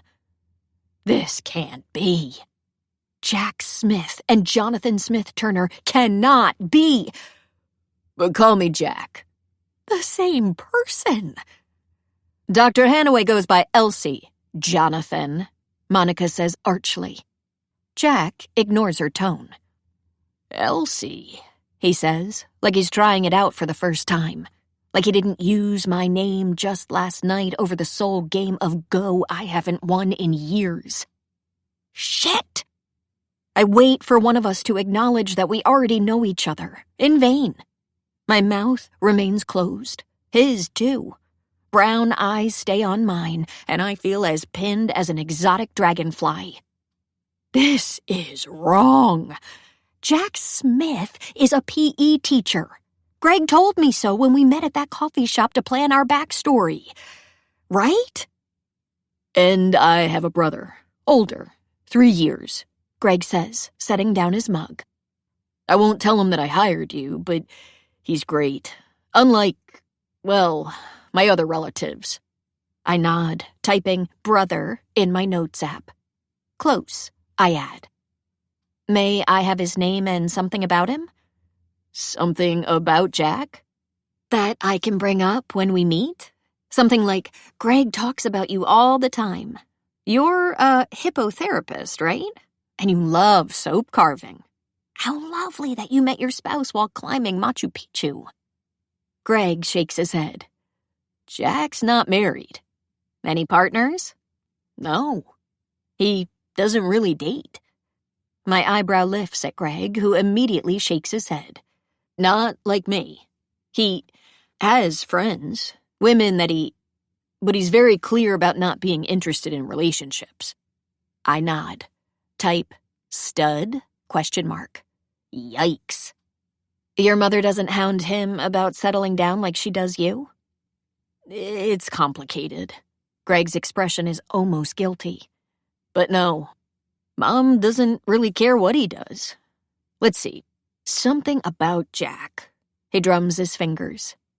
He comes across as a bit rough around the edges, like he doesn't care about anything but his job, but he's nice, kind. For instance, he was the only person who showed up for my Jesus Christ Superstar recital back in high school. He sighs. I played Peter. The only person in your family? The only person in the audience. Did lots of clapping. Greg shrugs. And he's freakishly smart. Likes board games. Recently moved back to Boston from California. What's his job? He teaches A loud sound from a nearby table makes us start. A toddler slamming her fist on the table, yelling at her mom. Not banana, cookie! Sweetie, you've been sick. I'm not sick. Suddenly, there's a puddle of vomit on the front of her shirt. Greg and I exchange a look before he continues. Also, he plays sports with his friends. Stuff like that. I nod and write down, PE teacher, Monopoly, ? Gym bro, ? Not the target, non-issue. Until now. Suddenly, Jonathan Jack Jesus Christ Superstar Smith Turner, who plays board games and teaches something that starts with phys and is most definitely not physical education, is a big fucking issue. Impossible. Insane. I must be unpunked. General relativity was right. I've time-traveled back to the early 2000s. A camera crew and Uncle Paul are hiding behind that pretentious potted fern in the corner. The interview was a setup. My entire life is a joke.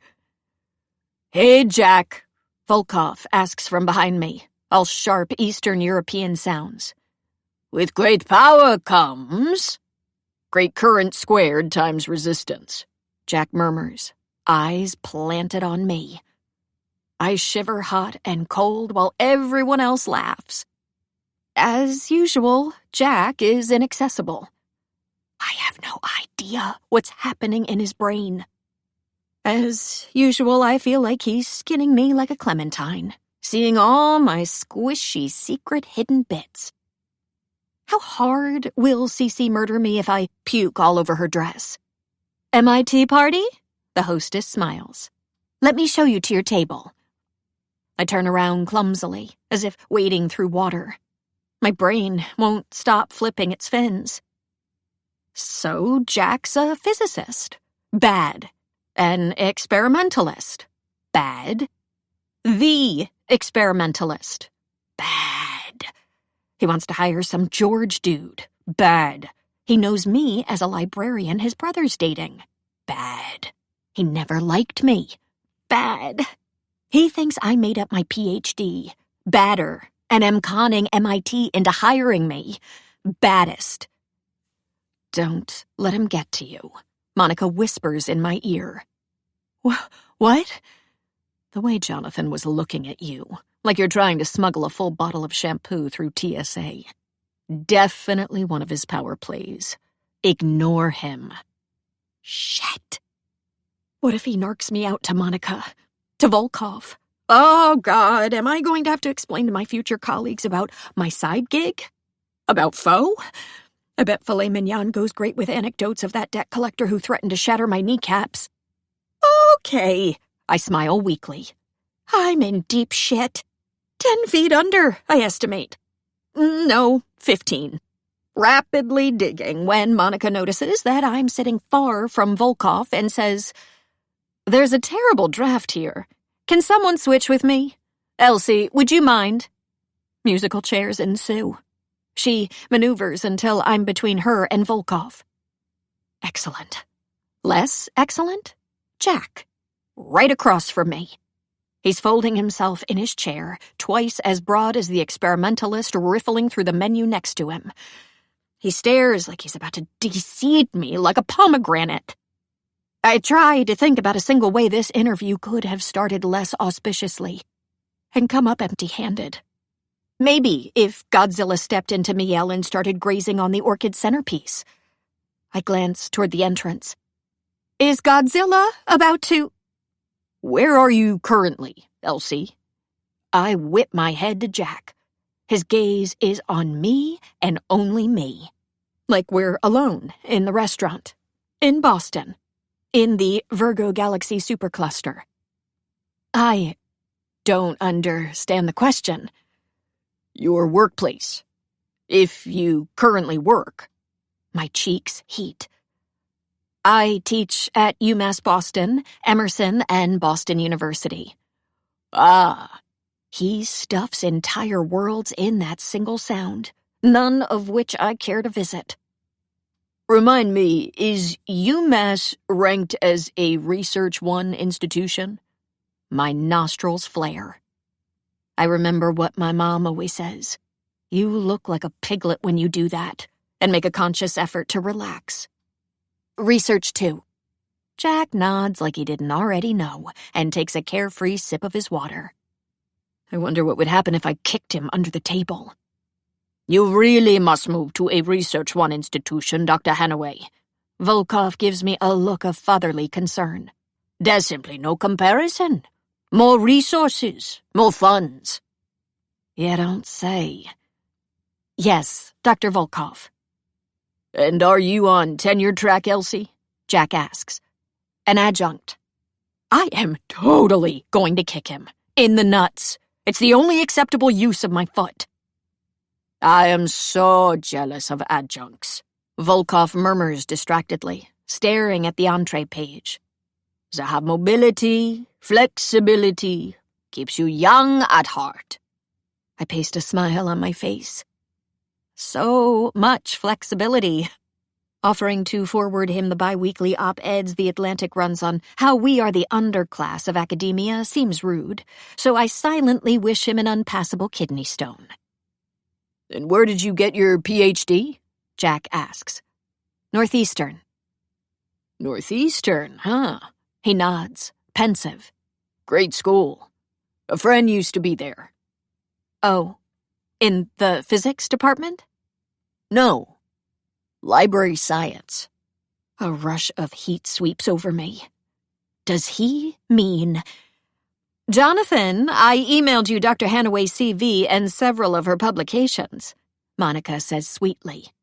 Did you not receive them? Perhaps they got flagged as spam. He doesn't take his eyes off me. My apologies, Dr. Hanaway. He crosses his arms over his chest and leans back, preparing to study me at his leisure. He's wearing a dark green Henley in this fancy-ass restaurant. Underdressed, again, like his entire brand is Instagram lumbersexual, and he can't risk being spotted wearing business casual. Do you have any siblings? Where the hell is he going with this? 2. Sisters? No. Odd. You look uncannily similar to someone my brother used to date. I believe her name was... He taps his finger on the table. Pity. I can't recall. I flush, looking around shiftily. Most people are too busy deciding what to order with department funds to pay attention. I bury my face in the menu and take a deep breath. Ignore Jack Smith. Jack Turner. Jack Smith Turner. Do not go on a rampage and stab him with your salad fork. Actually, what I need is to explain to him the situation. That I'm not a con artist. Get him off my case. Yes, I need to... Jack, how's the ferroelectric pneumatic experiment going? Someone asks from the other end of the table. Great. So great I've been considering a leave of absence. He makes a show of tapping his chin. A couple of years backpacking, maybe. Volkov laughs. No luck, then? Nope. His brow furrows. We're doing something wrong. Can't figure out what, though. How's Russia this time of year, Sasha? More people chuckle. If you feel you must leave us, who are we to stop you? Monica mutters. I scowl into the salads page. Jack has no business going from total asshole to charmingly self-deprecating. Things will turn around, Jack. You know that experimental physics is... experiment to be hard. Volkov snickers at his own joke. Theoretical physics, too. Doesn't it sometimes make you theory-eyed, Dr. Hanaway? Laugh, I order myself. Be charming. Be convivial. Top of your game. It sure does. Good one, Jack says. Sasha, have you heard the one about Schrodinger's girlfriend? Volkov rubs his hands. No, do tell. It's my favorite. Schrodinger's girlfriend is simultaneously a librarian and a theoretical... I snap my menu shut, embarrassment and anger pounding up my spine. Am I having a rage stroke? Is my nose bleeding? Excuse me for a moment. I stand, forcing myself to smile at Monica and Volkov. I need air. I need to regroup. I need a second to think about this mess of a situation without Jack jabbing at me. I, petted a dog earlier. I'll wash my hands and be right back. Volkov seems pleased at my sudden concern with hygiene. Yes, good idea. Lather safe than sorry. He guffaws like he's on nitrous oxide. I love a good pun. I really do. But not when my one chance at financial freedom is being sabotaged by my fake boyfriend's evil brother. I'm several feet away when Jack's voice makes my stomach twist. You know, I petted a cat. I think I'll join Dr. Hanaway. The restrooms are across the restaurant at the end of a long, dimly lit hallway, decorated with ficus and monochrome pictures of Paris.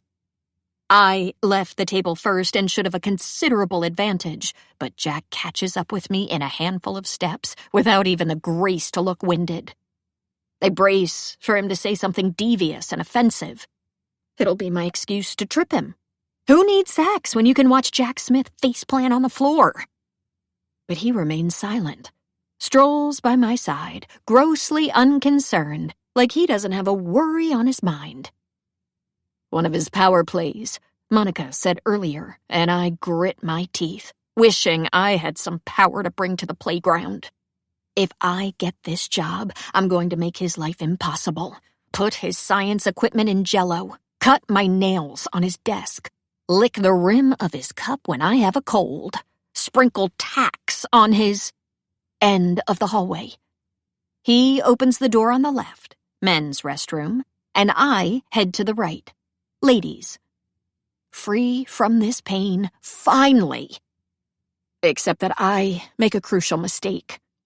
I turn around for one last resentful glance, and Jack's standing there, with a waiting expression, holding the restroom's door open. I exhale a low, confused laugh. Is this an invitation? To the men's restroom? To what? Sit on the urinals for tea and hors d'oeuvres? Is he bananas? No, I am bananas. Because for reasons that warrant a brain scan and comprehensive neuropsychological evaluations, I take him up on it. I barely glance around to make sure that an MIT chancellor is not coming down the hallway and step inside. The bathroom's deserted. No one around to witness my lunacy. The place stinks, like someone dipped their post-gym crotch in a bucket of citrus disinfectant. There's the pitter-patter of a dripping faucet, and my reflection in the full-body mirror is a lie. The slender woman in the sheath dress is too flustered, too livid, too red to be mild Elsie Hannaway of the accommodating ways. I turn around. Jack lingers by the door, as ever studying, appraising, vivisectioning me. I start a mental countdown. 5, 4. When I reach 1, I'm going to explain the situation in a calm, dignified tone. Tell him it's a misunderstanding. 3, 2. Congratulations, he says. On your PhD. What? A noteworthy accomplishment. He continues, serious, calm. Given that less than 24 hours ago, you weren't even working on one. I exhale deeply. Listen, it's not what you... Will you be leaving your post at the library, or are you planning on a dual career? I'd be worried for your schedule, but I hear that theoretical physics often consists of staring into the void and jotting down the occasional mathematical symbol. No, that's not what theoretical physics is about, and I screw my eyes shut. Calm down. Be reasonable. This can be fixed with a simple conversation. Jack, I'm not a librarian. His eyes widen in play-acted surprise. No way. I'm a physicist. I got my PhD about a year ago. His expression hardens. He steps closer, and I feel like a garden gnome. And I assume Greg has no idea. He does. Wait. No.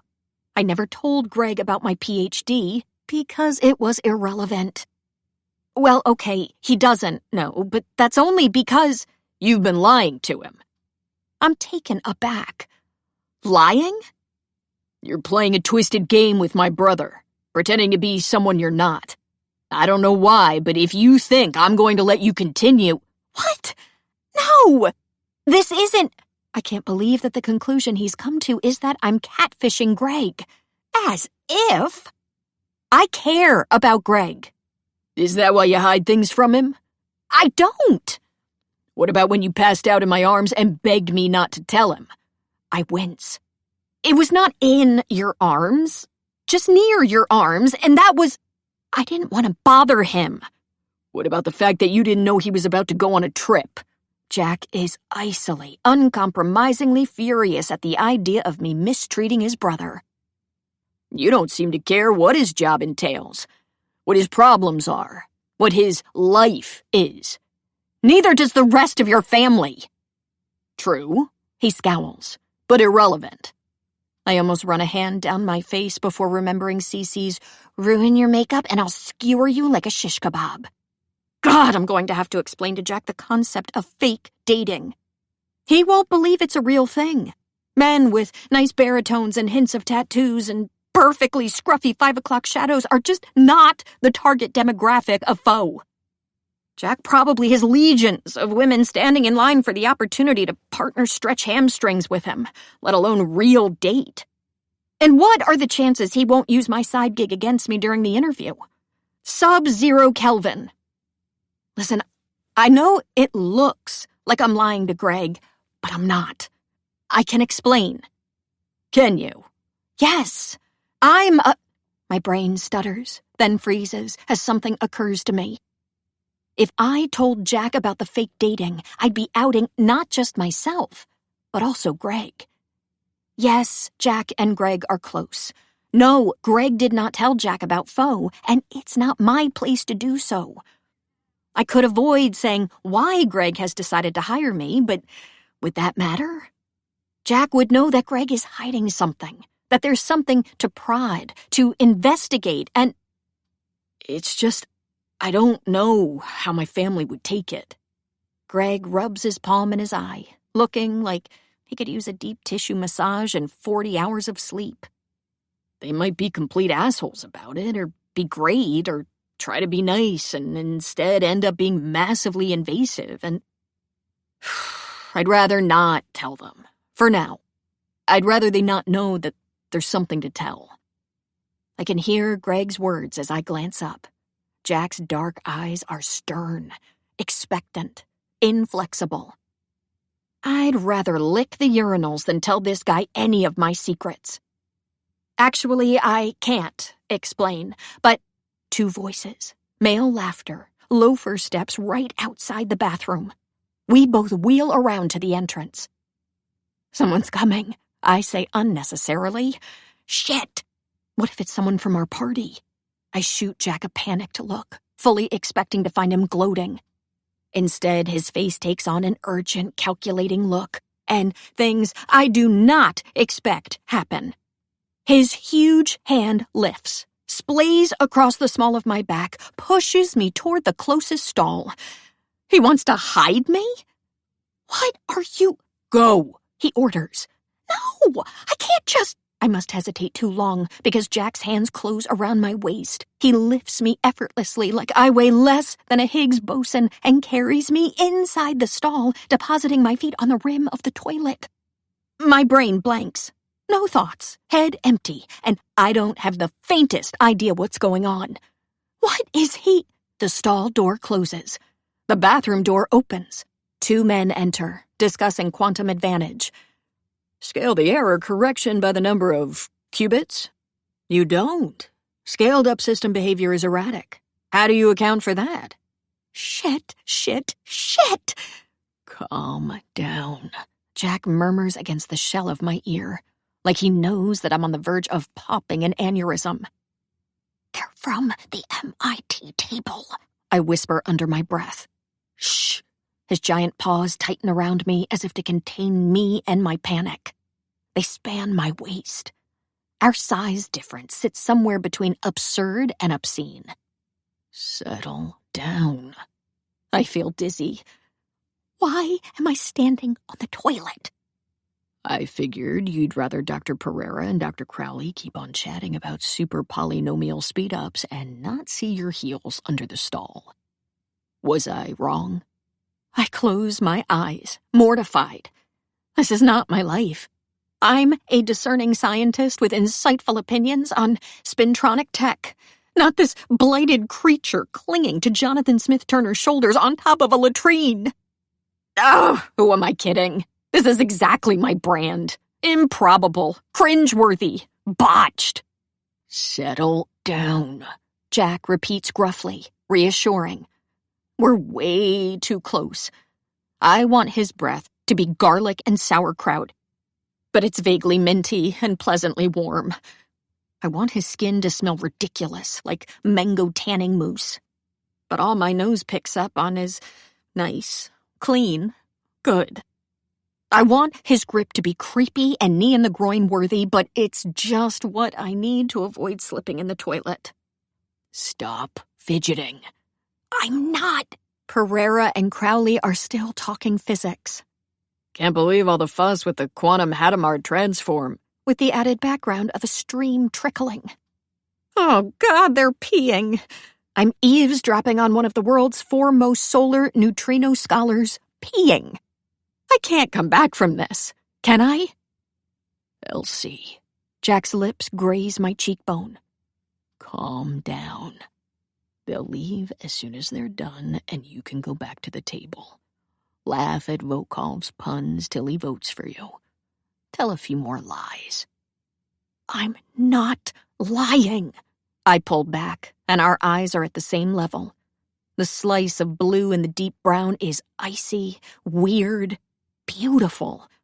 I can't explain, but this is not the way you think it is. It's different. From what? From the way you think it is. He nods. Our noses nearly brush together. That was remarkably articulate.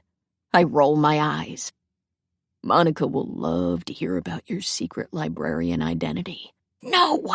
I barely keep my voice down. Please. Just call Greg before you talk to Monica. He'll explain. Convenient, given that I can't get in touch with him while he's on his retreat, and he won't be back until your interview is over. Shit! I'd forgotten about Woodacre. There must be a way to reach him. Can you tell him it's an emergency? That, he left his porch light on? You need his alarm code to go turn it off. Save the environment. No. Please, at least. No. You're being absolutely unreasonable. All I ask is that you... Do you think about the girl? Hannaway, right? One of the urinal voices asks. We both instantly tune in. A mistake, clearly. CV's real good. Her two-dimensional liquid crystals theories. Good stuff. I remember reading her paper last year. I was very impressed. Had no idea she was that junior. Right? Makes you wonder how much of it is her mentors. A vague hum of agreement that has my hands tightening around the balls of Jack's shoulders. None! I want to scream. It was my model. She's young and beautiful, which means that she'll get pregnant in a couple of years, and we'll have to teach her courses. It's like a punch in the sternum, to the point that I almost slip butt first into the toilet. Jack stops me with a hand between my shoulder blades, arm contracting around my waist. He's frowning like he's as disgusted as I am. Though he's not. He can't be, because Pereira or maybe Crowley adds, Doesn't matter. I'm voting for Jack's candidate. He's got influence, and he hates theorists. He does? Oh, yeah. Can't believe I forgot that article he wrote. It was brutal, man. And hilarious. Wouldn't want to be on his bad side. A hand dryer goes off, muffling the rest. Jack's still holding me, eyes on mine, foreheads near touching. My nails dig into his chest, made of some granite Kevlar blend, engineered by a task force of experimentalists to exude heat. He's a sentient weighted blanket, and I hate him. I've never hated anybody. Not JJ, not the film appreciation 101 professor who nearly failed me for saying that Twilight is an unrecognized masterpiece. Not even my brother Lucas, who had me convinced that I was adopted for over 6 months. I'm mild-mannered, adaptable, unobtrusive. I get along with people. I give them what they want, and all I ask in return is that they not actively dislike me. But Jack Smith, Jonathan fucking Smith fucking Turner, he's been hostile and unpleasant and suspicious since the day we met. He has shat upon my field and destroyed my mentor, and now stands between me and my dreams. For that, he lost the privilege that I afford every human being, to deal with the Elsie he wants. The Elsie he's going to get is the one I care to give him, and she's pissed. I want this job, Jack, I hiss over the hand dryer. I actually need this job, but semantics. I know you do, Elsie. His voice is low-pitched and rumbly. But I want someone else to get it. I know, Jack. Then it seems like we're at an impasse. Elsie? He articulates my name slowly, carefully. I'm going to lean forward and bite his stupid lips bloody. No, I won't, because I'm better than that. Or am I? You do not want to come at me, I hiss. Oh, Elsie. His hands on me are incongruously gentle, and yet we're on the verge of the academic equivalent of nuclear warfare. I think it's exactly what I want. The dryer turns off into silence and saves me from committing aggravated assault. They left, I say. Let me go. His mouth twitches, but he deposits me on the floor in some ludicrous reverse Dirty Dancing move. His hands on my waist linger, but as soon as they leave me, I'm scampering out of the stall, heels clicking on the tiles. I nearly lose my balance. With Jack's scent out of my nose, the stench of the place hits me anew. Talk to Monica, if you want to, I bluff, turning back to him. You'll see the good it does you. Oh, I will. He's clearly about to smile. Like, the angrier I get, the more amused he becomes. A never-ending vicious cycle that can end only in me holding his head in the toilet bowl. It's my word against the word of the guy with a decade-long agenda against theorists, after all. He shrugs. Maybe, or maybe, it's a physicist's word against a librarian's. I scoff and stalk to the entrance, suddenly confident in my stilt shoes, determined not to be in his presence a second longer. But when I reach the door, something ticks inside me. I whip my head back to Jack, who's standing there like K2, studying me with an interested frown like I'm an exotic caterpillar about to pupate. God, I hope he has itchy, purulent ass acne for the rest of his natural life. I know you have despised me since the very first moment we met. I spit out. He bites the inside of his cheek. You do? Yes. And you know what? It doesn't matter if you hated me at first sight, because I've hated you long before we ever met. I hated you the first time I heard your name. I hated you when I was 12 and read what you'd done in Scientific American.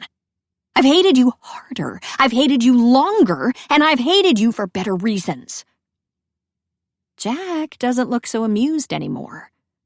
This is new to me, talking to others like the me I really am. It's new and different and weird, and I freaking love it. I'm really good at hating you, Jack. So here's what I'm going to do. Not only am I going to get this job, but when we're colleagues at MIT, I'm going to make sure that you have to look at me every day and wish that I were George. I'm going to make you regret every single little jab. And I'm going to single-handedly make your life so hard that you'll regret taking on me and Monica and theoretical physics until you cry in your office every morning and finally apologize to the scientific community for what you did. He is really not amused now. Is that so? He asks, cold, cutting. This time, I'm the one to smile. You bet, Jonathan. I open the door, leave the restroom, and I don't glance at him for the rest of the evening. 4. Entropy. So, just to get this straight, you, Elsie, I'm allergic to peanuts, but I still ate Mrs. Tuttle's homemade brittle because I didn't want to hurt her feelings. Have you seen my EpiPen? Hannaway. You told Jack Smith all that? I've kicked off the red dress, and I'm neurotically pacing in the glory of my thigh-highs, striped cotton underwear, and insulin pod. I should be cold, but my anger burns toasty from within, like the plasma core of the sun.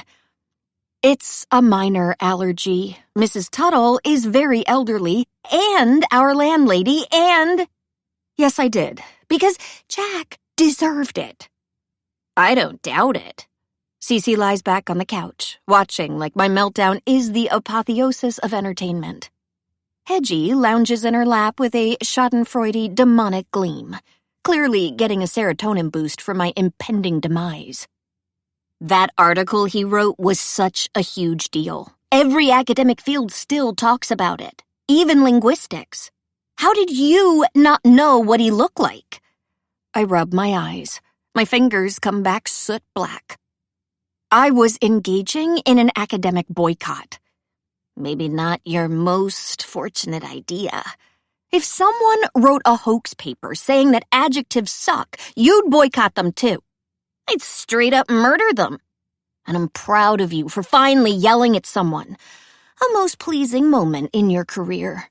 But my question is, how are you going to do... She waves her hand incoherently. All that. Do what? Hatch out of the yolky egg of adjuncthood. Get the job. Make Jack rue the day he was born. What's the plan here? Right. Yeah. I stop pacing. Massage my temples. I have none. I see no flaws in that. The only response I can think of involves kicking the top part of the credenza. I do just that, then proceed to limp around with a swollen pinky toe. I've never seen you like this, Elsie. I've never felt like this. I'm a Large Hadron Collider. Atomic particles smash angrily about my body, building up the energy to burn Jack to a crisp. Or at least cook 'em well done. I can't remember the last time I experienced so many negative emotions. I should have known. I always had a bad feeling about him. And last night, that's why he's so good at Go. He was a physicist all along. That piece of Uranus. Science insult. Nice. I bet he thinks in Fahrenheit. Ooh, sick burn. And spends his free time flying to Westminster Abbey to dance on Stephen Hawking's grave. Hawking's dead? And won't even bother calling Greg to ask for an explanation because he's a sadistic, egotistical, ignorant black hole of Elsie, babe, do you need us here for this, or should we go to our room to mourn Stephen? I stop pacing. Cece and Hedgie are staring, heads tilted at the same angle. Sorry, I say sheepishly. Not gonna lie, it's kind of fun to see you soapbox it all out, geyser style. I'm sure there are some serious health benefits to this. But before you pull a machete out of your butt crack and begin the rampage, let me point out, this Smith-Turner dude, he cannot touch you. He may not be able to knee me in the groin or poison my tea with a vial of measles, but he also cannot interfere with your interview. If Jack tells Volkov or Monica, she waves her hand. He won't. He won't? I squint at Cece. Is she placating me? I wouldn't know. I never need placating. First, admitting that he knows you from a non-academic setting would create a sizable conflict of interest. They'd force him to recuse himself from the search committee. He'd lose the ability to influence the other members. Oh, I nod. First slowly, then not. You're right. Plus, you're not contrabanding cigars or organizing illegal cockfights. You told a small, irrelevant lie about your personal life to a passing acquaintance. For all Jack knows, you're in the witness protection program. Or you misspoke when you were first introduced. Or you and Greg have a role-play kink you expand out of the bedroom. You pretend to be a librarian at his grandma's birthday. He spanks you with Billy, the IKEA bookcase. Orgasms are had. Consensual, Swedish, and above all, private. That's intense. I've been watching HBO with Mrs. Tuttle's Password. Point is, Jack's not telling anyone shit. Can you imagine if he went to Monica and brought up random details of your romantic relationships that he thinks should be disqualifying? HR would have a field day. Don't you watch the harassment prevention webinars? They're mandatory. Cece's eyes narrow. Yes, but do you watch them, or do you let them play while you do integral calculus and browse cheese porn on Pinterest? I flush and look away, and she sighs. Here's a recap.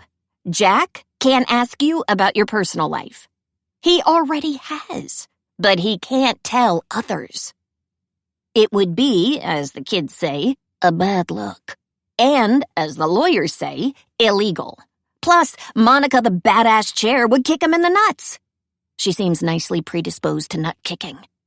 I exhale. You're right. I celebrate my relief by rolling down my thigh highs. Small miracle, no holes yet. So he's bluffing, posturing, just like I am. Yep, Cece bites into her lip, suddenly pained. with one minor difference. Which is? If his posturing doesn't work, he's still an MIT professor. If yours doesn't... I groan and drop onto the lazy chair. If mine doesn't, it's one more year in the adjunct pit. No research time. Students calling me mom and insisting their dogs ate their computers. Rationed insulin. And, of course, the longer I spend without a tenure-track job, the less appealing a candidate I'll be. I hate vicious cycles, and academic ones are the most vicious of all. Hey! Cece comes to kneel next to me, setting Hedgie on top of my chest. Clearly, Jack knows you have a shot at the job, or he wouldn't try to intimidate you. And Kirk said that scientists... I sit up. Kirk? The new faux guy? Yeah. Is she blushing, or is it just the poor lighting? We need new bulbs. Also needed, money for new bulbs. He said that scientists get mean when they feel threatened. What if Jack really does think I have a better shot than George? I ponder the possibilities until Hedgie rolls on her back, quills stabbing my right boob. I'm going to boil you and eat your soup with udon noodles, I murmur. Cece frowns. What did you say? Nothing, just... You're right. Thank you for talking me down. She smiles, and I feel a surge of affection for her. See? That's the reason scientists need the humanities. You guys lack big picture. We don't. Plus, you morons are training the machines to become our robotic overlords. She pats my head. Have you told Dr. L about this? I groan, once again sapped of my will to live. I sent him an email. He wants to see me in his office tomorrow morning. Before your teaching demo? Can't you just have a call? He doesn't like phones. High maintenance. He's not. Dr. L only wants the best for me, and given everything he's done, waking up 1 hour early is the least I can do. Or 2 hours, accounting for traffic. The first thing I do once I'm in my jammies and my physics, why shit does stuff, snuggie, is contact Greg. I already tried from the Uber after spending dinner debasing myself by using my hard-earned physics PhD to make up puns for Volkov, my serial killer origin story. I wonder if Jack tried to call his brother too, and I snort at the idea. Clearly he's decided that I'm after the Smith Trust funds, like some skank from the Dynasty reboot. He probably just called his nosy mom and Uncle Paul the perv, and they're all about to descend on Greg like a horde of goblin sharks. But Greg is unreachable. I send him a text he won't see. I set the eye-twat aside, wondering if Jack's phone is cracked too. Probably not. Next time I see him, I should smash it into the sidewalk and correct the situation. What a plan. With a sigh, I pull out my 2013 MacBook Pro. Decrepit, Cece calls it. I prefer vintage. Still, the number of high-performance computing simulations I've been able to run in the past year is 0. In love and war, everything's fair, and this is bloodshed. So, I allow myself something not quite kosher. I look up the competition. The physics community is weirdly sized. Not so small that we're all bosom friends, and not so large that we can overlook someone's existence. Especially someone good enough to make the final round of an MIT interview. Take me. My claim to fame, what got me on Monica's radar, is my dissertation. A bunch of mathematical formulas that predict the behavior of two-dimensional liquid crystals. They are special multitudes-containing materials with properties of both liquids and solids, of mobility and stasis, of chaos and organization. Like me, basically. And my favorite part about them is that the very multitudes they contain may have led them to play a key role in the origins of life by helping build the first biomolecules on Earth. Riveting, I know. Just wait for the movie adaptation. But it did get some buzz, because what Monica said is also true. The possible applications of my research are nearly infinite. For my work, I got one of those Forbes STEM awards that only people not in STEM care about. And I was interviewed on a couple of podcasts downloaded by more than just the host's extended family. One of my Nature Physics articles was even featured on the cover. The research groups at Northeastern started giving me covetous glances and stopped asking me to make coffee. Only fair, since I don't even drink it. Cece got me a Great Women of Science t-shirt with my portrait sandwiched between Alice Balls and Ada Lovelace's. My parents, well, my family didn't react to any of it because they were busy dealing with a tax audit or something. But Dr. L, whose family in any way that counts, patted me on the back, told me that I was the most promising theorist of my generation, and assured me that I'd have my pick of tenure-track positions out of grad school. At any other time, it might have even been true. But these times are unprecedented. Hiring freezes, systematic defunding of higher education, adjunctification. And a few weeks ago, when the Forbes journalist contacted me to do a Where Are They Now follow-up story, I had to tell her that, no, it wasn't a mistake. I hadn't published in months. My research had stalled, and I had not been able to get a cool job at a top institution. In fact, I was lucky to find any job, even one whose description is academia's little bitch. George, the chosen experimentalist, though, I have no idea what his claim to fame is, and he doesn't ring any bells. So I Google the devil I know. Jack. He has a Wikipedia entry. I refuse to give it hits on principle. And a Google Scholar page, which I must click on, but do so while gagging. I try not to notice how much I have to scroll down to get to the bottom of his publication list, mutter, show off, then start combing through his co-authors. I find Gabriel, Gail, Giovanni, Gunnar, really? Georgina Sepulveda, a physics superstar whose work I've been standing for years. I choose to think she collaborated with Jack under duress and donated all proceedings to the local animal shelter. After a minute, I come across the elusive George Green. He's on 2 low-impact articles, both recent, both with Jack. There's next to no online trace of him, but he just finished his postdoc at Harvard and posts on physics subreddits under his real name. Seriously? This guy's being interviewed? Whatever strings Jack had to pull, I'm going to cut them one by one with my poultry shears. His mediocre love child doesn't stand a chance. My phone rings. I jolt and immediately pick up. Greg. Finally. Hey, I need your help. I swallow a groan. Hi, Mom. I've made a lethal mistake. The situation is dire. You need to rein in your brothers. After 2.5 decades of APE, I can safely state that the Elsie my mom wants is a droid. She's powerful, mobile, financially soluble. She successfully quenched her earthly needs and lives in a state of perennial prosperity.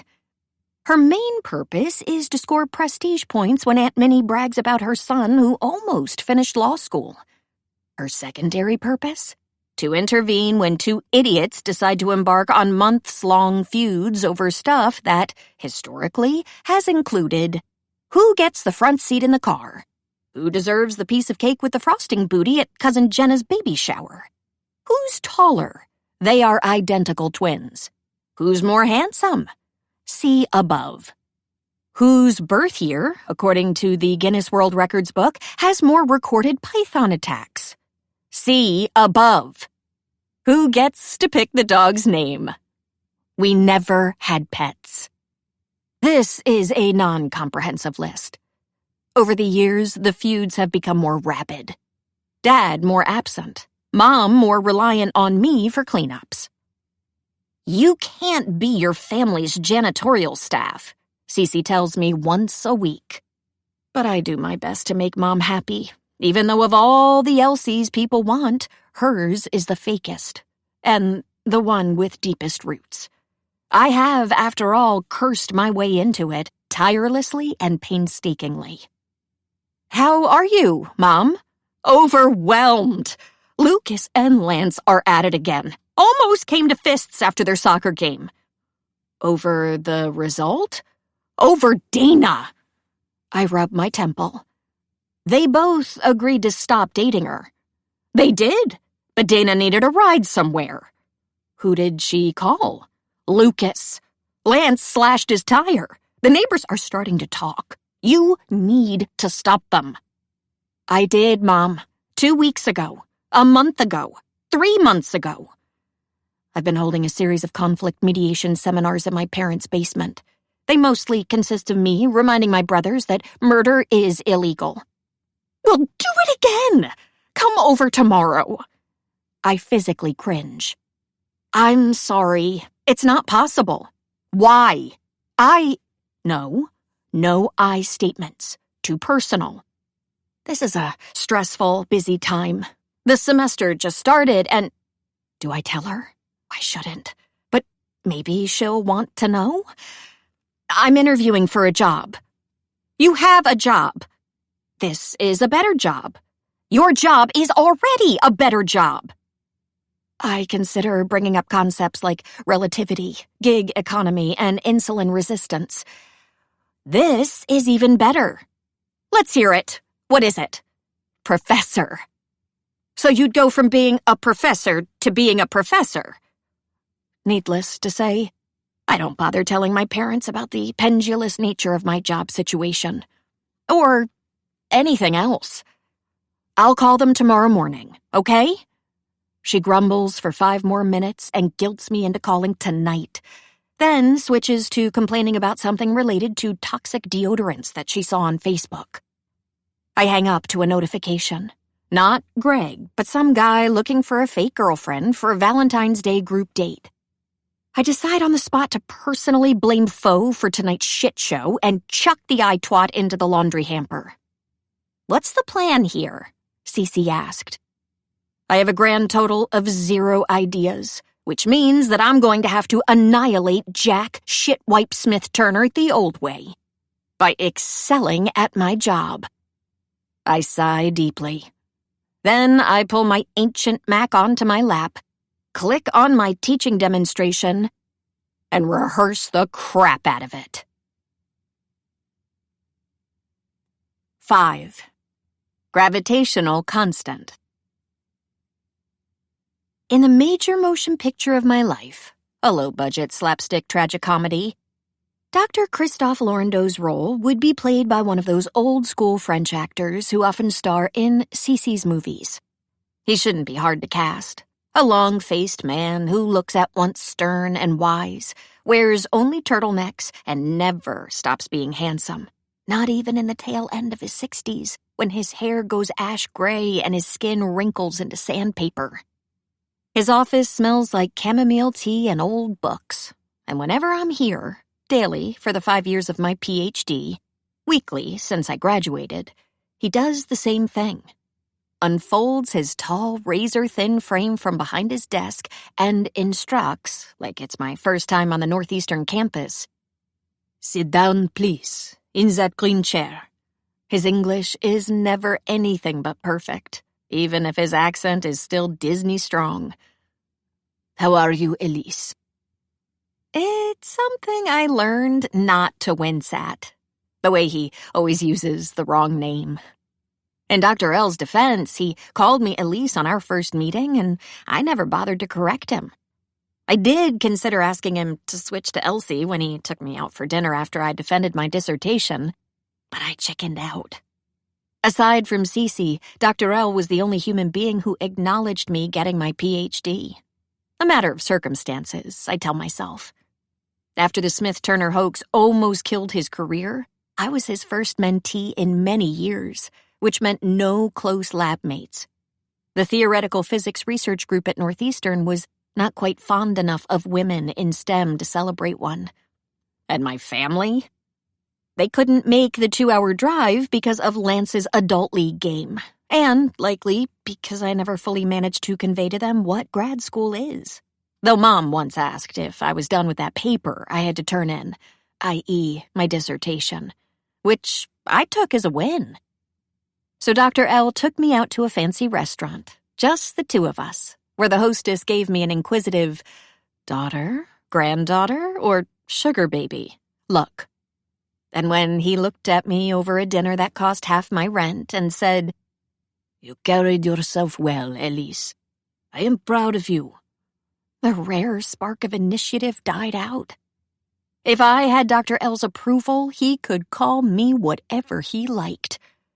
And that's the story of my doctoral work, bookended by someone else's name. Elise, I've come to believe, is the Elsie that Dr. L wants. A brilliant theoretical physicist with an illustrious job that will garner her the admiration of the scientific community. And while she might not be who I am, she's who I want to be. Too bad that her existence is antithetical to this other guy's. Jonathan Smith-Turner. Dr. L's mouth is a thin line. His eyes hurt. A disgrace. I nod. The likes of him taint physics and academia. I nod again. It is apparent what needs to be done. More nodding, in full agreement. Clearly you must withdraw your application. Hang on.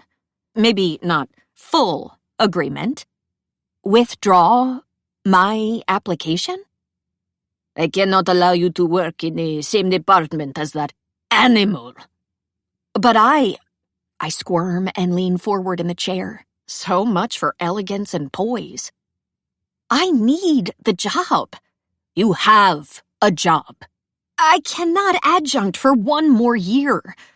But you are an adjunct professor. You should be proud of your current employment. Throughout my PhD, I expected to graduate and then move on to a research-only position. Those tend to come with better pay than adjuncts, health insurance, and a blessedly low number of student emails claiming the 6th grandparent's death of the semester. As someone with, whatever the opposite of a calling for teaching is, it seemed like a no-brainer. My passion, my joy, my talent, they all fit into 3 simple words. 2-dimensional liquid crystals. Lauren Doe was against it, saying that research-only positions are not prestigious enough. I initially disagreed. Who cares about prestige if I can do what I love and purchase pancreatic hormones? And for a while worried that he wouldn't help me find the kind of job I wanted. Professorships aside, most academic postings are not advertised online, but obtained through professional networks of peers and advisors. In the end, it didn't turn out to be an issue. Dr. L said that he respected my wishes and reached out widely to all his colleagues to let it be known that I was looking for a research position.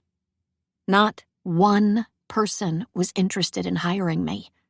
And when no tenure-track professorship was available either, I used my connections to find you your current job, Elise, he tells me, eyes full of concern. Are you having issues with them? I'm instantly swimming in guilt. Dr. L pulled strings. He called up old colleagues, reached out to people who turned their backs to him after the Smith-Turner censure. Swallowed his pride for me.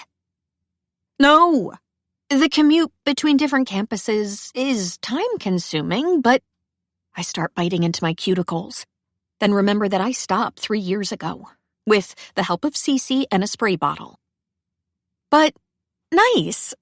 The variety. I smile. He smiles back, pleased, and I feel a heady sense of relief and affection. Dr. L is my one ally in the Red Riding Hood forest of academia. If it weren't for him, I'd never have gotten into grad school to begin with. My heart squeezes as I remember senior year of college. My low grades, my mediocre GRE scores blinking on the screen, and the knowledge that I couldn't afford to retake it. JJ's careless, "Hey, what's up?" whenever we crossed paths. I remember the sense of dread I felt compiling my applications and sending them to 14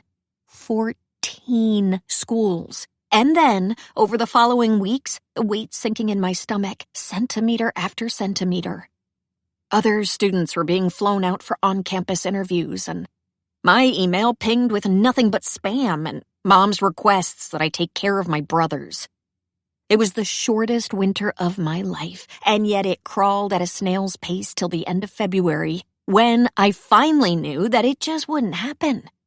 Becoming a physicist was the only thing I ever wanted, and it would never come true because of a stupid mistake.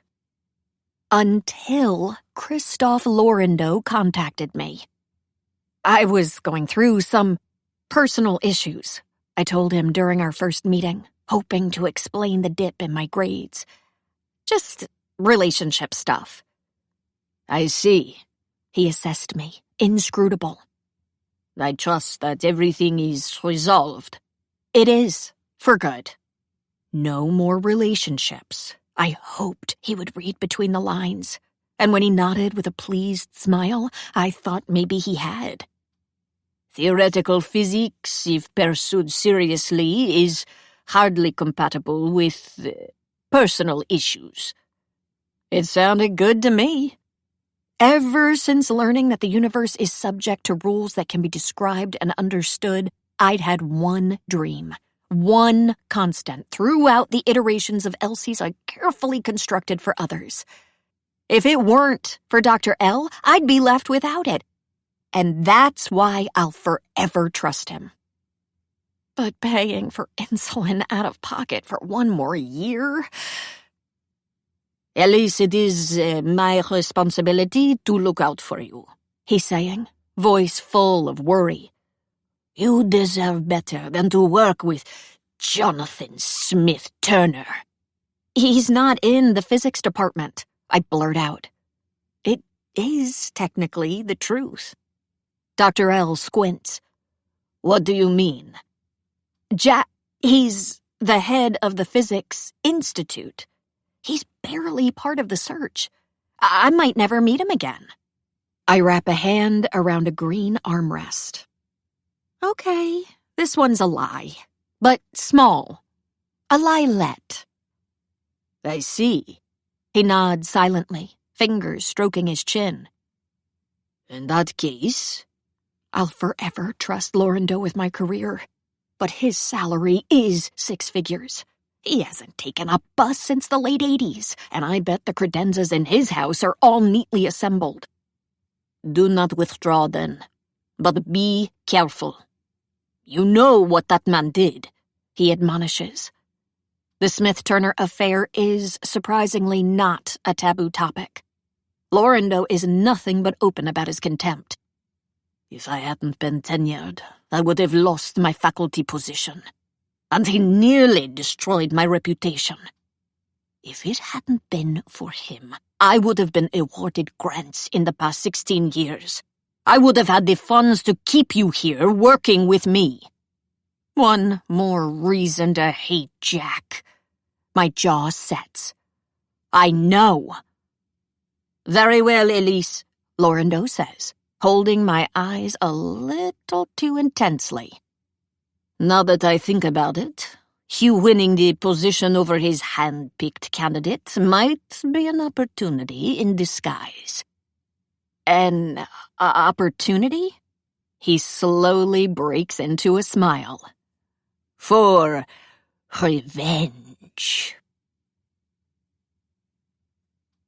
6. Anode and Cathode. From bobbylicious@gmail.com. Subject: thermopaper.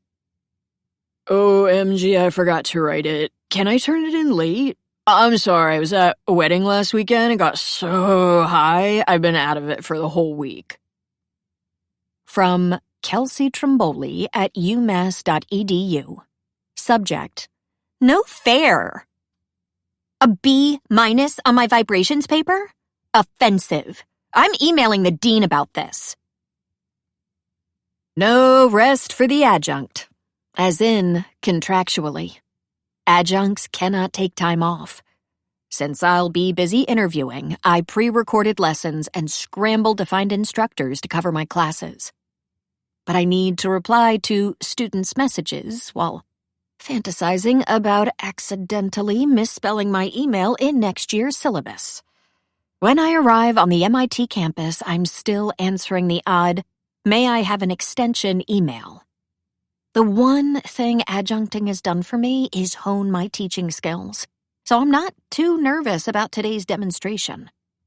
That is, till Monica meets me at the entrance of the physics building and tells me darkly, "You'll be evaluated by me, Volkov, and Smith-Turner." Instant stomach knot. I see. Maybe it's like figure skating at the Winter Olympics, where the highest and lowest scores get automatically tossed out. But don't worry. She darts up the stairs, and I struggle to keep up in my pencil skirt. The thigh highs are proving surprisingly comfortable, if drafty. "I've seen your student evals. You're an excellent lecturer." She takes a right and guides me through a series of doors. "You'll be teaching a graduate class, and the PhD students will be asked to weigh in and give their impressions of you. Keep that in mind and do the thing where you make them feel important. Stupid questions don't exist, yada yada." She stops outside a closed door and bites her lip. "There's something else." "What is it?" I'm a little winded. She clears her throat. "I really tried to get your demonstration to be for another group of students." "Oh? Why?" "Because the faculty member who teaches this one—" "Dr. Hanaway!" We both turn. Volkov is waddling toward us, grinning like we go way back and he used to babysit me. "Do you know the one about the radio that only works in the morning?" I force myself to smile. God, I'm tired. "The AM radio?" He laughs, delighted. Monica discreetly rolls her eyes, opens the door, and gestures me inside. Our coaching session cut short. The first thing I notice is Jack, which is unsurprising. He's a giant mountain of muscles, after all, and there's probably a physics equation that explains his annoying habit of becoming the center of mass of every room he burdens with his presence. He's standing behind the podium, tinkering with the computer, wearing jeans and a t-shirt, as though the world outside is not relapsing into an ice age. The lines of his tattoo curl around a biceps that frankly no one who doesn't work out for a living should have. I still can't tell what the ink's supposed to form. In theory, it's a scene I know well. The few minutes leading up to the start of class. Students enjoying the last few seconds with their phones. The instructors scrambling to pull up the PowerPoint against all IT odds. Missing cables, incompatibility issues, never-ending Windows 10 updates. In practice, there are about 20 pairs of eyes in the room, and they're all fixed on Jack, with a mix of admiration, respect, and awe. Like he's the dominant turkey of the mating season. Okay. So the MIT grad body fanboys over Jack. Fantastic. "Whether it's true or not," a young man with faded green hair is saying, "that Christopher Nolan uses you as a consultant on all his movies?" Jack shakes his head, and I see the muscles cording his neck. Breaking news. Necks have muscles. "I will not be blamed for Tenet, Cole," he replies, and everyone laughs. I hate him. Though that's not news. What is news is how he looks in my direction and politely says, as though last night I didn't threaten to feed his rotting corpse to the earthworms, "Welcome, Dr. Hanaway. I started the monitor for you." He's smiling, but there's an edge to it. a challenge, like he's asking me to jump into a puddle that's actually 20 feet deep. Thank you. Our arms brushed together on my way to the podium. I remember his hands, warm, unwavering, around my waist. A hushed, settle down murmured against my temple, and I suppress a shiver. Have I mentioned that I hate him? Good morning, and thank you for having me, I say once my PowerPoint is loaded. The class is, predictably, 90% male and, predictably, made of students who are around my age. It's complicated, being a woman in STEM, even more so when you're young and unproven. And even more so when you have a semi-pathological need to get along with others. As the only female grad in my department, I've had ample opportunity to contemplate the tightrope that those who are not white, cishet men tread in academic spaces. Do I want to be seen as a congenial, affable colleague? Yes. And thanks to a lifetime of APE, I know the exact combination to achieve that. Charming, self-deprecation, modesty, humorous tangents, admitting to doubt and fallibility. It's not rocket science. Incidentally, a branch of experimental physics I'm obliged to scoff at. Using jokes and simple examples to be a charismatic, engaging speaker is a pretty textbook way to come across as a likable guy. Guy being the operative word.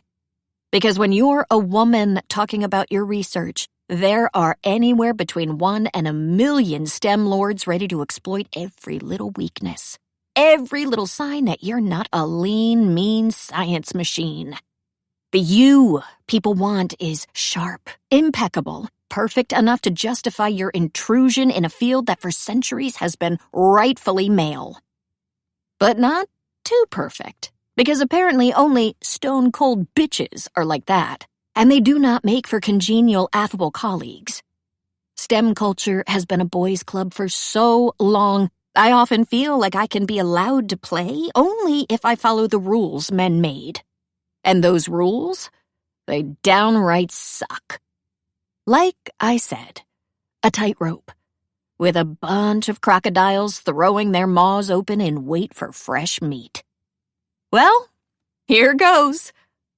I make my smile a combination of warm and self-assured that doesn't exist in nature and say, since this class deals with current topics in physics, I prepared a lecture on Wigner crystals, a highly discussed, a groan. Did someone groan? I look around, puzzled. Students stare at me expectantly. I imagined it. Wigner crystallation occurs when electron gases that live in a periodic lattice, excuse me, coal of the green hair. Dr. Hanaway? Are you going to talk about the topic of Wigner crystals from a theoretical perspective? Great question. Mostly theory, but I'll give an overview of the experimental evidence too. Next slide, and perfect segue. Once we achieved the ability to create large interelectronic distances, Wigner crystallization, excuse me, coal, again. A question. I smile patiently. I'm used to this. The last time I presented at a conference, some dude, actually'd me before I even pulled up my PowerPoint. Of course, go ahead. My question is, what's the point of this? Several people laugh. I sigh internally. Excuse me? Isn't it a bit useless, talking about theories for hours? He talks slowly but earnestly, like he's Steve Jobs unveiling a new phone. Shouldn't we focus on the actual applications? I open my mouth to ask who hurt him. Did Michio Kaku bully you, Cole? Did Feynman steal your lunch money? But my eyes fall on Volkov. He's giving me an interested look, like he's curious to see how I'll deal with this shit-gibbon. Next to him, Monica's lips are flat and resigned. And behind her, Jack, who never bothered to sit. He leans against the wall, arms crossed over his chest in a casual, "Yeah, I work out," way, staring at me like a brown recluse spider on steroids. His sharp, unyielding eyes miss nothing. But whatever emotion I managed to squeeze from him last night is gone, and I'm back to having no clue what he's thinking. He's like a closed book. No, he's like a book on fire. Fahrenheit 451. No words to read, just ashes and the abyss. Everything clicks together. I fill in the blanks of my interrupted conversation with Monica. It's Jack who teaches this class. Jack, who has lots of opinions about theorists. Jack, who indoctrinated his students into believing that people like me are the enemy. Jack, whose sexual fantasies likely involve me failing to defend my discipline to 24 hostile dudes. I bet he gets off to recordings of me mispronouncing syzygy at the 11th grade science fair. This is a setup. The teaching demonstration was always going to be my Titanic. The ship, not the high-grossing motion picture. Except that, no. I hold Jack's eyes and give him my sweetest, most feral smile. You underestimated me, it says, and he knows it, because he half smiles back and nods minutely. Devious, ready, coiled. Have I, Elsie? It's on. You make a really good point, Cole. I set down my clicker and wander from behind the podium. Theoretical physics can be a waste of time. I take off my suit jacket, even though it's cold. I glance down at my abdomen to make sure the bump of my pod is not visible. I'm basically one of you. 2, 3 years older. Look, I'm sitting on the table. Let's be friends. Who would agree? Show of hands. It takes a few seconds of exchanged, is this a trap? Looks. But 80% of the hands are up in no time. That's when I raise my own, too. They laugh. Aren't you a theorist, Dr. Hanaway? Someone asks. Yes, but I get it. And please, call me Elsie. I'm not like a regular theorist. I'm a cool theorist. Yikes. Erwin Schrödinger, avert your eyes.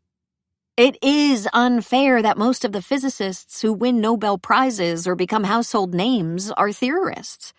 Newton, Einstein, Feynman, Kaku. Sheldon Cooper got the 7-season spin-off show. But Leonard? Nothing.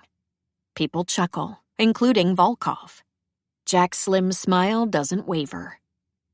The advantage of theory is that we trade in ideas, and ideas are cheap and fast. Experimental physicists need expensive equipment to troubleshoot every step, but theorists can just sit there and write. I add a calculated shrug. Science fan fiction.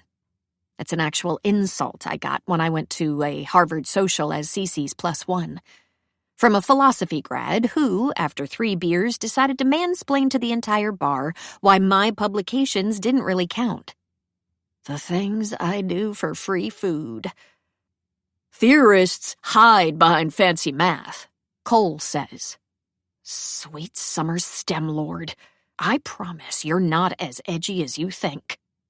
What I don't get is, what's the point of building abstract theories that are not even bound by the laws of nature? Says the guy next to Cole. He's wearing a long-sleeve tee that reads, Physics and Chill, in the Shrek font. I kind of love it. Experiments are way more useful. Another dude, in the first row. You only care about what might be, but not what actually is. Dude, of course, this time from the 3rd row. The possible applications are always an afterthought. Many students nod. So do I, because I can read them like a large print edition. I know the exact Elsie they want. Time to bring this home. What you guys are saying is that theoretical physics doesn't always end in a product. And to that, all I can say is I agree. Physics is like sex. It may yield practical results, but often that's not why we do it. At least that's what Feynman once said. He's also on record as calling women worthless bitches, but we'll let it slide since his quote made you laugh. How many of you are experimentalists? Almost all hands shoot up, and Cole's the highest. I'm depressingly unsurprised. The truth is, you guys are right. Theorists do focus on mathematical models and abstract concepts, but they do it hoping that experimentalists like you will come across our theories and decide to prove us right. Ugh, I want a shower and a bar of industrial-strength soap. And that's why I want to talk with you guys about my theories on Wigner crystallization, so that I can hear your opinions and improve through your feedback. I don't know when theorists and experimentalists became rivals, but physics is not about competition. It's about collaboration. You're free to make up your mind, and I'm not going to try and convince you that you need my theories. I will acknowledge, however, that I need your experiments. Am I laying it on too thick? Nope. Well, yes. But the grads love it. They nod, they murmur, a couple of them grin smugly. It's my cue to unsheath my warmest smile. Does that answer your question, Cole? It does. Cole's ravenous ego has been sufficiently fed with scraps of my dignity.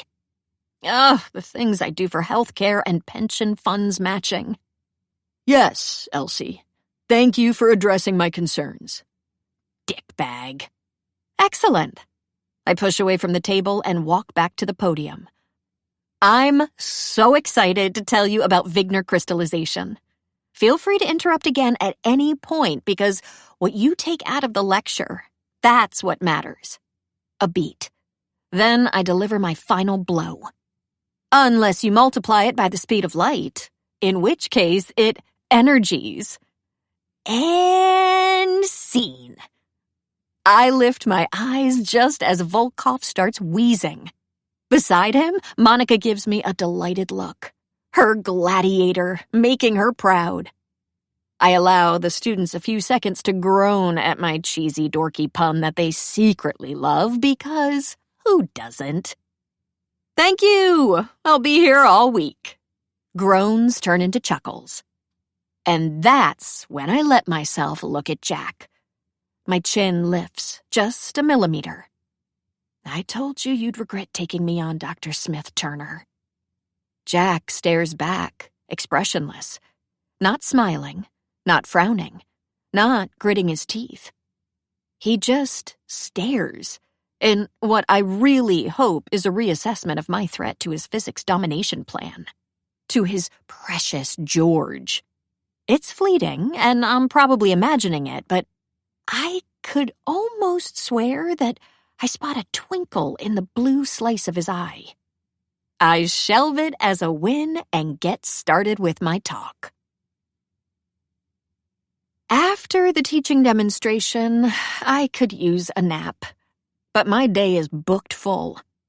I have a meeting with the dean of the School of Science, a pleasant guy who sips coffee from a tentacle mug that has me pondering his porn preferences. Then there's an informal lunch with two physics profs, clearly a couple having a lover's spat, which results in me staring at my salad while they bicker over someone named Raoul. Afterward, I get a 5-minute bathroom break, spent figuring out whether my insulin pod is acting up or I'm just a dumpster fire of paranoia, followed by one-on-one interviews. One-on-ones are, of course, what I'm best at. It's simple math. Being the Elsie one person wants is much easier than negotiating between the Elsies 12 different people demand. These interviews are ostensibly for me to ask questions about the department that will help me decide whether to accept an offer. But let's not forget that 1, my current job situation is a bukkake of shit, and 2, carrying out interviews qualifies as academic service, and academics hate service with the intensity of 1,000 quasars. Luckily, I'm a pro at making people feel like time spent with me is not wasted. Dr. Ikagawa uses inflatable yoga balls instead of chairs. Not ideal in a pencil skirt, but conducive to bonding conversation over our core and upper body routines. Dr. Voigt has been on hold with his dental insurance for hours, and when I let him spend our 15 minutes fighting them on the phone, he looks like he could kiss me. I trap a mosquito that's been infesting Alvarez's office and make a lifelong friend. I workshop Dr. Albritton's syllabus, laugh with Dr. Dial about his son's third-grade teacher, who still thinks Pluto is a planet, nod as Dr. Sater sips on a Capri Sun while rambling about dark matter being not a clump but a smoothly distributed wavy superfluid. It's going well, I tell myself as a gangly grad student tasked with escorting me around takes me to my 7th interview of the day. I am projecting affability, collegiality, desirability. Here it is, she says in front of a black door. I stare at the name plaque for a second, briefly consider defacing it, resist my base impulses, and tell her, I think there might be a mistake. My itinerary says that my next meeting is with Dr. Pereira. Was I looking forward to it after what I overheard last night? No. But since I cannot report him or his buddy to HR without admitting that I broke into a restroom, I was fully ready to make him uncomfortable with passive-aggressive questions about whether he'd be willing to take over my classes if I were to start a family. It's not like I'd ever get his vote anyway. There was a change to Dr. Pereira's slots. Dr. Smith-Turner, is going to be your last interview. Maybe I was a baby seal clubber in a past life. Or a Wall Street CEO. It would explain my luck. Are you sure? Yeah. She clears her throat. Dr. Hanaway, I wanted to say, you're such an inspiration. When you won that Forbes award, well, hardly any physicist ever does, not to mention women. Also, I was in your teaching demonstration today. You were so poised and assertive.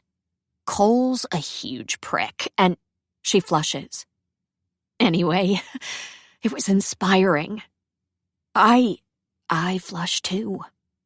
I don't know what to... She scurries away before I can stammer the rest of the sentence. Was she making fun of me? Does someone really find me inspiring?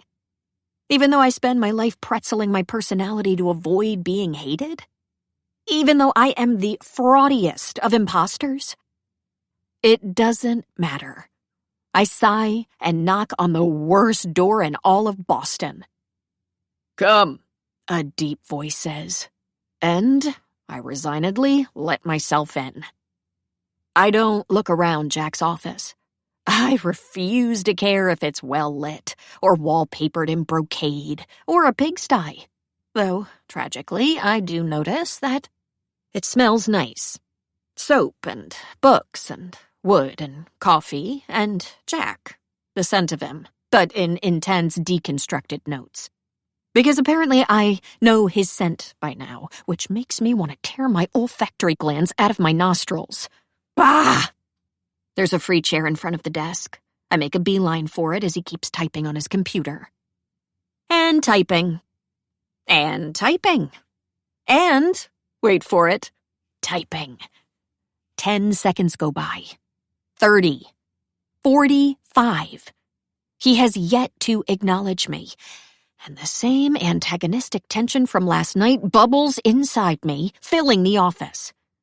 I know exactly what he's doing. Power plays. And while I cannot stop him, I refuse to let him upset me.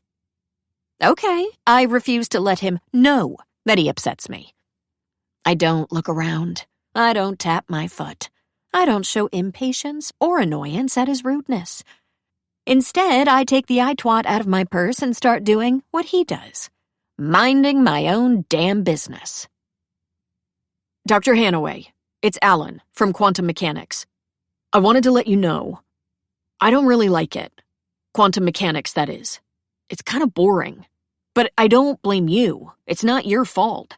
Like, you didn't come up with subatomic particles. If you did, I apologize. But don't shoot the messenger, right? LOL. I was wondering, could you make your classes more fun? Maybe we could watch a few quantum mechanics movies. Just some advice. Best, Alan from Quantum Mechanics. Mrs. Hanaway, What do you mean federal law prohibits you from discussing my son's grades with me?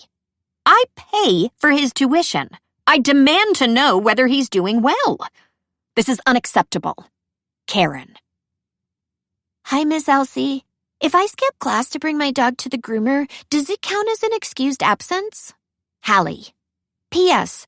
I wouldn't ask, but he really needs a haircut. I roll my eyes, and that's when I notice. Jack's no longer typing. Instead, he's leaning back in his chair, those arms that probably have their own Wikipedia entry, top read in all languages, all day, every day, crossed over his chest. His tattoo remains an obscure mystery, and he stares at me silently, as cloudy and impenetrable as usual. How fitting. I glance at the clock on the wall and inadvertently take in about half of the office, which is large and sunny and tastefully furnished. There's a cactus by the window. I've been here for 3 minutes. Are you bored? He asks, with his stupid, beautiful voice. No, I smile, murderously pleasant. You? He doesn't answer. I believe we're meant to use this time to interview. You seemed busy. Didn't want to interfere. I was replying to an urgent email. I doubt it. I think he was writing the next great American novel, making a grocery list, messing with me. We're supposed to get to know each other better, Elsie. My name, again, from his lips.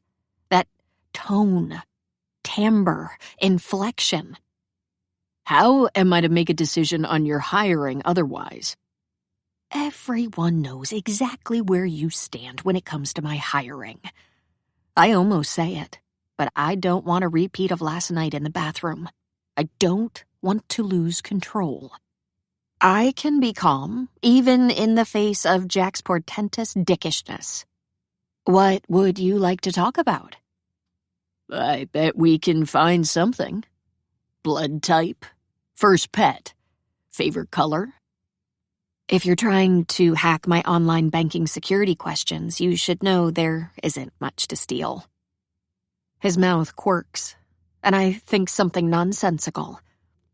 I'd hate him less if he weren't so handsome, even less if he were as charming as a morgue, and even less if I could read him just a little. If you'd rather use the time to rest, feel free. Thank you. I'm not tired. Really? It seems tiresome, being you. I frown. Tiresome? It can't be easy. He taps his finger lightly against the edge of the desk. This thing you're always doing. This thing What does he mean? He's not referring to... He doesn't know about the APE, about the different Elsies. I'm not sure what you're talking about. He nods affably, like I said exactly what he expected me to, and disappointed him in the process. He doesn't break eye contact, and as usual, I feel he's stripped a layer of skin off me. Naked, in the worst possible way. I find myself adjusting the hem of my skirt, which is already at a perfectly acceptable length. It was fine this morning in Dr. L's office. It was fine on a yoga ball. Why do I feel weird now? Relax, then. My grads tell me that chair is quite comfortable. Is Cole one of your grads? Cole is, I believe, Volkov's. He must notice my surprise because he adds, but I wouldn't worry. The Feynman sex quote really had him. The way he says it, Feynman's sex quote, all perfect vowels and hard consonants, makes me hot and cold and wanting to look away, which I stubbornly refuse to do. This is a comfortable chair. I lean back, mimicking his pose. I'm not intimidated. You're not intimidated. We're both unintimidated. I slept in it once after a 48-hour experiment. I'm not going to fall asleep. You could. Yeah, and you could take out a permanent marker and scribble something on my forehead. His head tilts. What would I scribble? I shrug. Do not hire? Albert Einstein sucks? I hate theorists? He steeples his hands. Is this what you think? That I hate theorists? He finds me amusing, or boring, or pitiful, or a mix. I wish I could tell, but I shall die in ignorance. Your students sure seem to. And you think I'm the reason? He sounds genuinely puzzled by that. The audacity. Who else? He shrugs. You're discounting a simpler explanation. Students interested in experimental physics are both more likely to have preconceived notions about theory and more likely to choose to take a class taught by me. Correlation does not equal causation. Of course, I smile politely. I'm calm, still calm. I'm sure the fact that someone they look up to, you, notoriously hates theorists has no impact on their view of the discipline. Do I? His head tilts. Notoriously hate theorists? I regularly collaborate with them, respect their work, admire several. Name one. You. He pins me with his stupid, hyper-seeing look. You are very impressive, Elsie. My stomach flips. Even though I know he's lying, I just didn't expect this specific lie. I doubt you know anything about my work. I've read every word you've written. He looks serious, but he must be mocking me. What do I do? Mock back. Did you enjoy my middle school diary? A hint of a crinkle appears at the corners of his eyes. It was a little Justin Bieber heavy. You broke into the wrong childhood bedroom. I was all about Bill Nye. His mouth twitches. One of the popular kids, were you? Not to brag, but I also played the tuba in the marching band. Lots of competition, I bet. He has a dimple. Only one. Ugh! Tons. But I had an in. Through the D&D club. His laugh is soft, relaxed, lopsided, different from the unyielding expression I've come to expect from him. Even more breaking news? I'm smiling too. Yikes! I bet you weren't half as cool, I say, pressing my lips together, assessing him. The broad shoulders, the strange striking eyes, the casual confidence of someone who was never picked anything but first during PE. Jack was no marching tuba. You held the heads of people like me in the toilet bowl, occupied the janitor's closet with the cheerleaders. We mathletes often do, he murmurs, a little cryptic. Your models are elegant and grounded. It's clear that you have a very intuitive grasp of particle kinetics, and your theories on the transitions to spherolytic structures are fascinating. Your 2021 paper in the Annals, in particular. My eyebrow lifts. I don't believe for a second that anything he's saying is true. I'm surprised you read the Annals. He laughs once, silent. Because it's too advanced for me? Because of what you've done to Christophe Laurendeau. The detached nothingness of his expression slips, morphs into something harsh. Christophe Laurendeau. Not a familiar name? He was the editor of the Annals when you pulled your stunt. And, more recently, my mentor. Jack's eyes widen into something that looks beautifully, unexpectedly like shock. Splendid.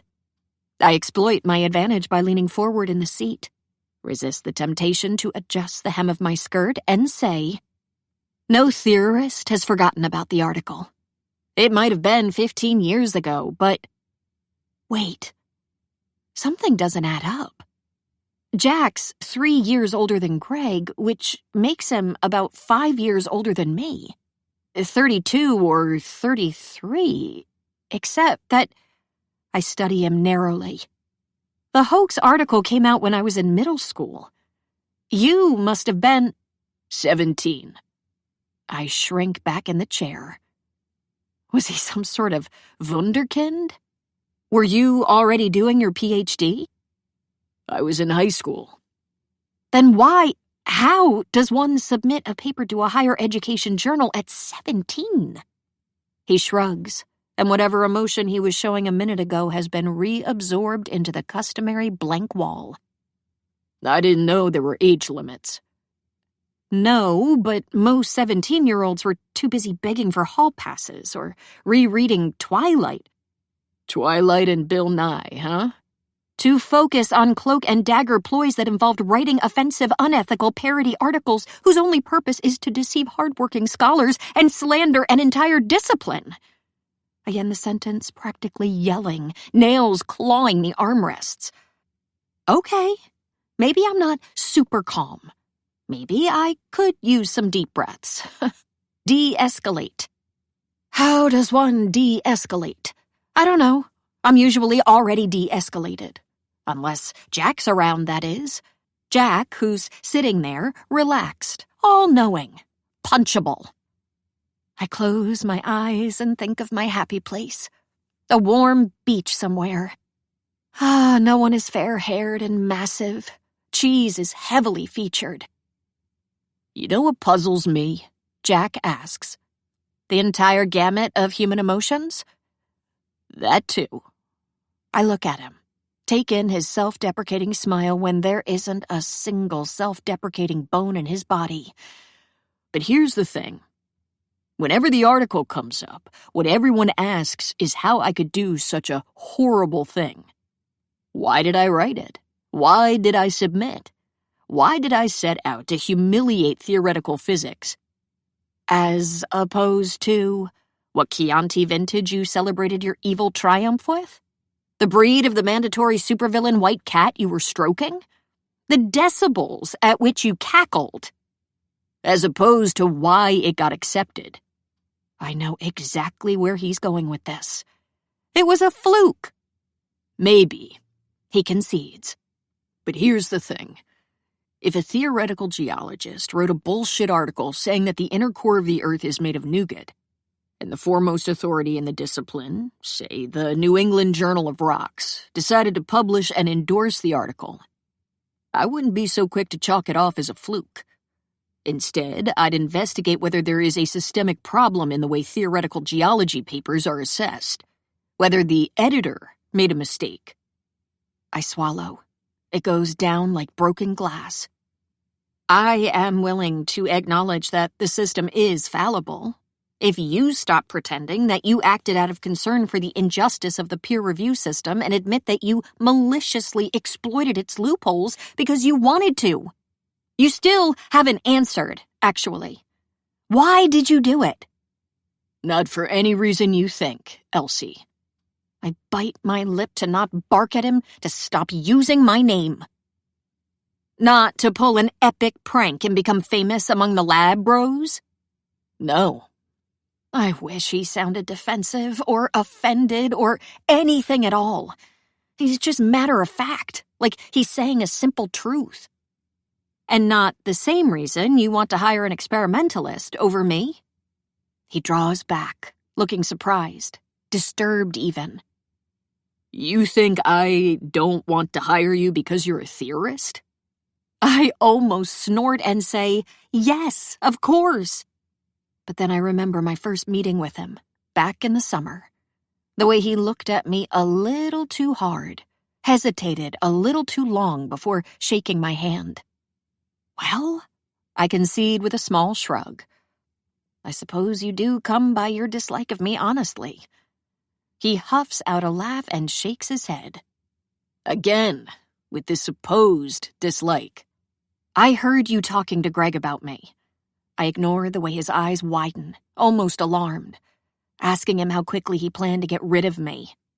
I pull on the hem of my skirt again, and his eyes dart to my knees, lingering for a moment before ricocheting away. I should probably stop doing that. I need a new nervous habit. Nail biting. Fidget spinners. I've heard great things about crystal meth. I've never said. Oh, it's fine. I wave my hand. You have every right to your opinion of me. You think I'm not good enough for him. I don't care. Much. He bites the inside of his mouth. His paw-like hand reaches out to play with something on his desk. A 3D printed model of the Large Hadron Collider.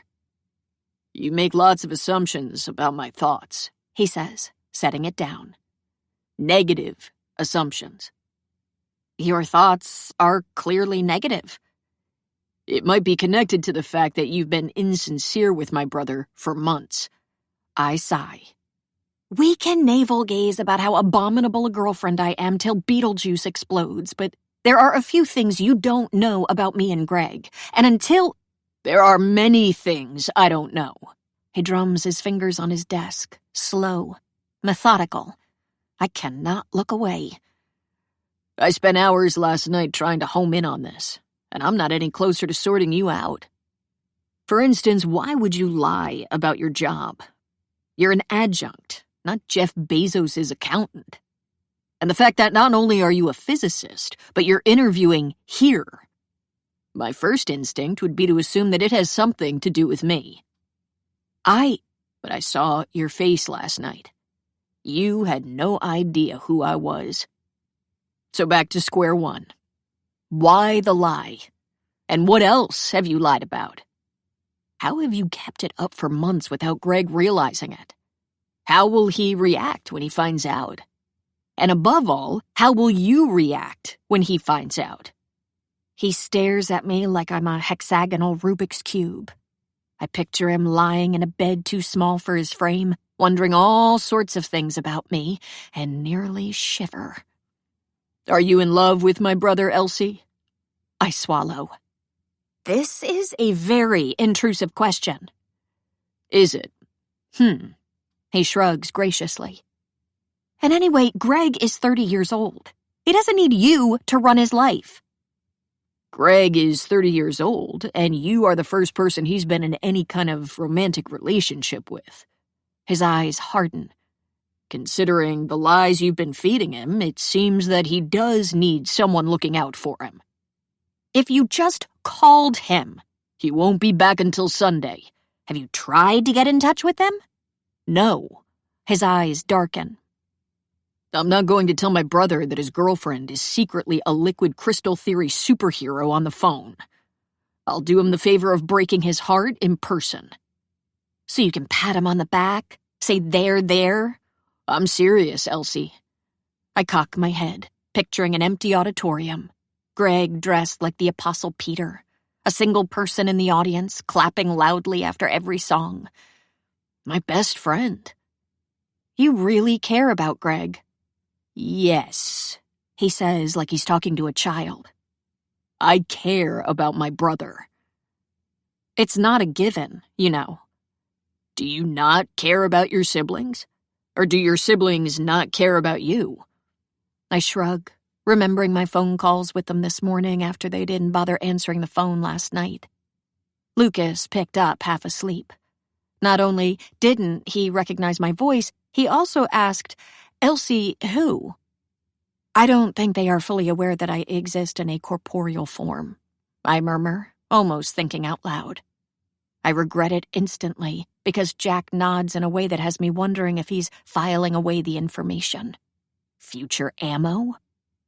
I'm sorry your brothers are assholes. He sounds surprisingly sincere. But given your history with lies, you can't blame me for being concerned about mine. You didn't know that I was lying when we first met. No, I didn't. Jack's expression sharpens. He straightens and leans forward, elbows on his desk. The entire room shifts and thickens with tension. I did know, however, that there is something about you. That you tirelessly study people, figure out who they are, what they want, and then mold yourself into whatever shape you think will fit them. I've seen you play half a dozen different roles for half a dozen different situations, switching personalities like you're channel surfing. and I still have no idea who you are. So I think it's within my right to be concerned for my brother. And I think it's within my right to be curious about you." I freeze. Did he just... He didn't. He doesn't know me. I must have misheard, misinterpreted, misunderstood, fuck! My hands tremble and I slide them between my thighs and chair like a child. I feel bare, head spinning. I blurt out, "I don't know what you..." The phone rings. Jack lifts one finger to signal me to wait and picks up. "Smith Turner." "Hi, Sasha." "Yes, she's here. She was just about to..." "Ah, I see. Yeah, no problem. I can take care of it." I'm too shaken by what he just said. "Mold yourself into whatever shape you think will fit." To eavesdrop. Which makes it all the more stupefying when Jack says, "Volkov's in the middle of something and cannot give you a tour of the department." The faint, crooked smile reappears. "But don't worry, Elsie. I'm happy to take over." 7. Electrical resistance.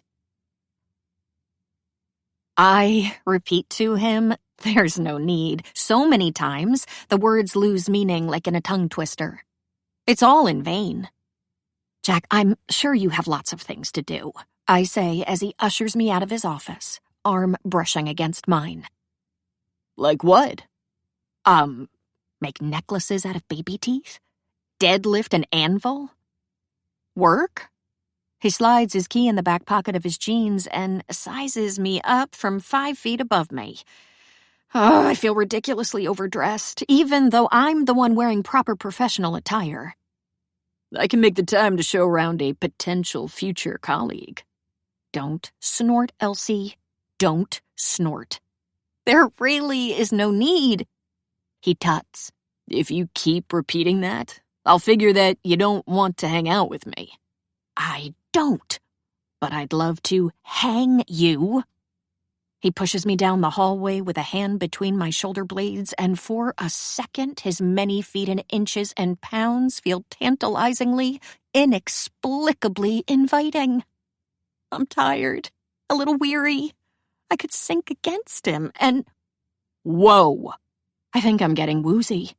Maybe I need to eat. I shouldn't, though. I had vitamin-enriched gummy rabbits between interviews to keep my blood sugar from dropping. Unwise, letting yourself get hangry when you're with someone you daydream of slaughtering at baseline.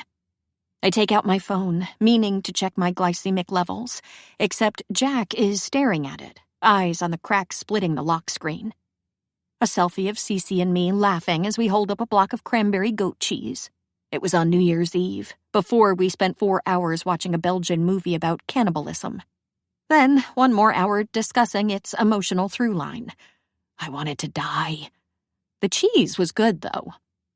My glucose monitor looks fine, but I want to check my pod. I need a minute alone. Maybe I can pretend I forgot something in Jack's office? I turn around to give the door one longing look, and my eyes fall on his nameplate. Where's the Turner from, anyway? Jack gives me a curious glance. I suspect that his leisure pace is faster than my full-on sprint, but he slows down to match me. How gracious. Greg's last name is just Smith. Turner's my mom's last name. And Greg didn't take it? See, this seems like the exact type of information that someone who's in a loving relationship with my brother would already have. Okay, that's not untrue. Where was Volkov supposed to take you? I take my itinerary out of my minuscule pocket. I have to unfold it about 20 times, which seems to amuse Jack. Dick. Wait, it says here that Dr. Crowley was going to give me the tour. I look up, hopeful. You don't need to... Crowley and Pereira are no longer on the search committee. What? The very 2 assholes I overheard in the bathroom? Why? Something came up. They had to step back. He says it in a monotone, like it's not weird that 2 faculty members would pull out in the middle of a search. But I'm happy to take over. He holds my eyes, final, blue-quartered. What does the schedule say? Damn it. Tour of the labs. He huffs a laugh. You sure you want to see those? They're crawling with experimentalists. I stifle an eye roll. I'd love to see the labs. Like I said, I firmly believe in the collaboration between experimental and theoretical physics. And I value... Jack's eyebrow lifts. Subtext, you're full of shit. And I trail off. Should I just show you the offices, Elsie? I press my lips together. Subtext, stop saying my name. Yes, please. The thing about theoretical physics is it mostly involves thinking. And reading. And scribbling equations on a chalkboard. And contemplating a hemlock salad when you realize that the last 3 months of your work don't jive with the Bekenstein-Hawking formula. While writing my dissertation, I spent the bulk of my time in my apartment, staring at the wall, trying to make sense of the segregation of crystals into chiral domains. Every few hours, Cece would poke me with the Swiffer to make sure I was alive. Hedgie was perched on her shoulder, eagerly awaiting the green light to feast on my corpse. We theorists don't really do labs, and the fanciest equipment we need is computers to run simulations. I've never even worn a lab coat, except for the year JJ made me dress like a sexy neurosurgeon for a Halloween party. Even then, it was 80% fishnets. Conference rooms are that way. Jack points to the right. His forearm is corded with muscle. What workout even targets those? About 60% of the department focuses mostly on theory. More, if you include hybrid faculty like Volkov. He gives me a sideways glance. Nice job with the puns, by the way. Did you spend hours Googling dad jokes? Only about 20 minutes. I'm a skimmer. Tell me, do you feel safe here? Safe? If over 60% of faculty are theorists, there must have been instances of slashed tires, defaced mailbox, giant dumps on your desk. Unless you sent every theorist an apology Fudgy the Whale on your first day. Is that an eye crinkle again?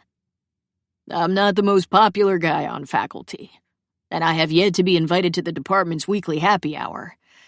But most people are civil. And again, I have nothing against theorists.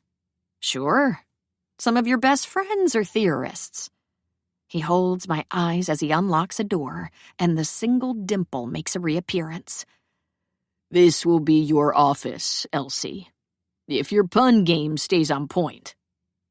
My fantasies of filling Jack with candy and taking a bat to him, do I need sugar? Are derailed by the high window overlooking campus. And the beautiful desk, and the matching shelves, and the giant whiteboard. God, this office is spectacular. I could sit here every day, take in the hardwood smell, sink into a comfortable chair MIT procurement purchased for me, let my brain crunch away connections and expand my theories for hours, finish my manuscript. The one that's been on pause for over a year. I shiver in pleasure at the idea.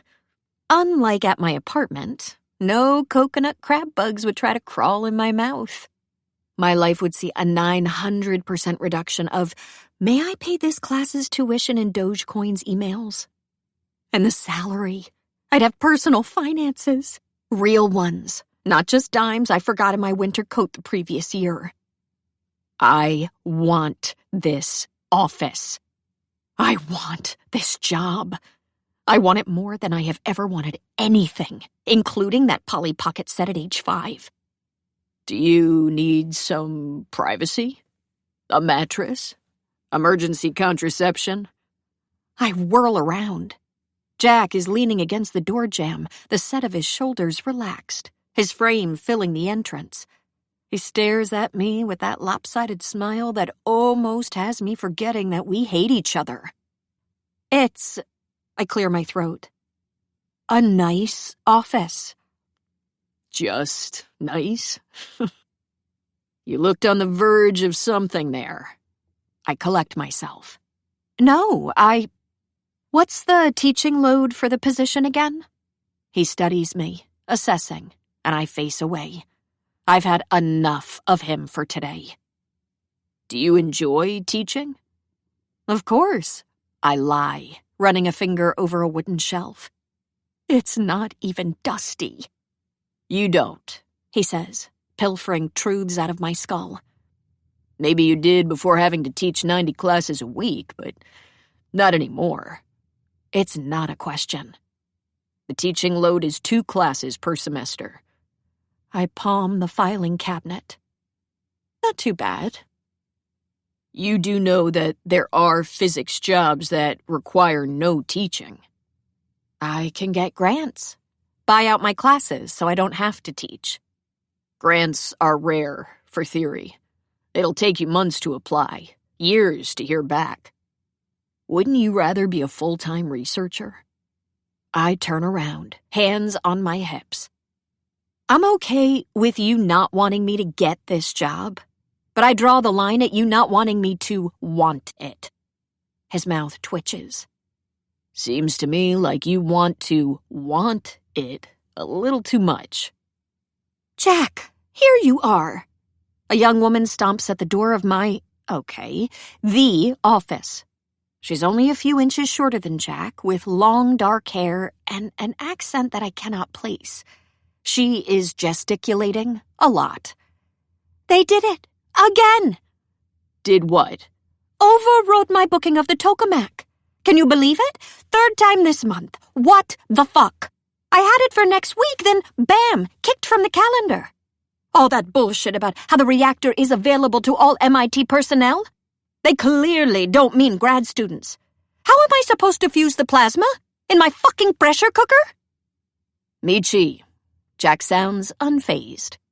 If they want me to superheat gases in my bathtub and blow up my roommate's Pomeranian, I will fucking do it. But the entire point of being employed by MIT was not having to coalesce my own antimatter. This is the worst goddamn place in the universe, and I'm going to quit this program. I should have stayed at Caltech. I should have gotten into Grandma's squirrel feeder's business. Michi. Jack interrupts, his voice just a touch firmer. This is Dr. Elsie Hanaway, one of the candidates for the open faculty position. Dr. Hanaway, Michi is one of my grads. Michi had not realized someone else was in the room.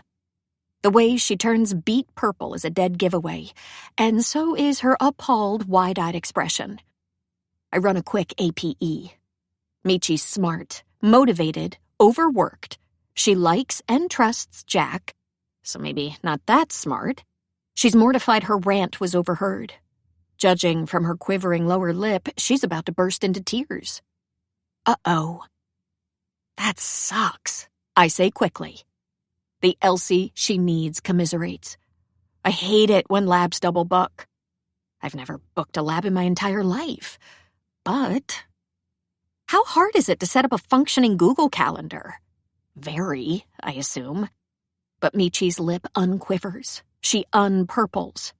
Right? It's not just MIT. Every place is like that. I was a grad until a year ago, and we were always the last to get access to equipment. If by equipment you mean colored chalk. It gets better after you graduate. The lip re-quivers. It does? I promise. I smile reassuringly.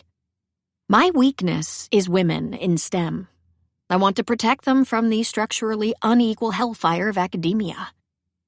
In the meantime, I'm sure Jack will be happy to intercede.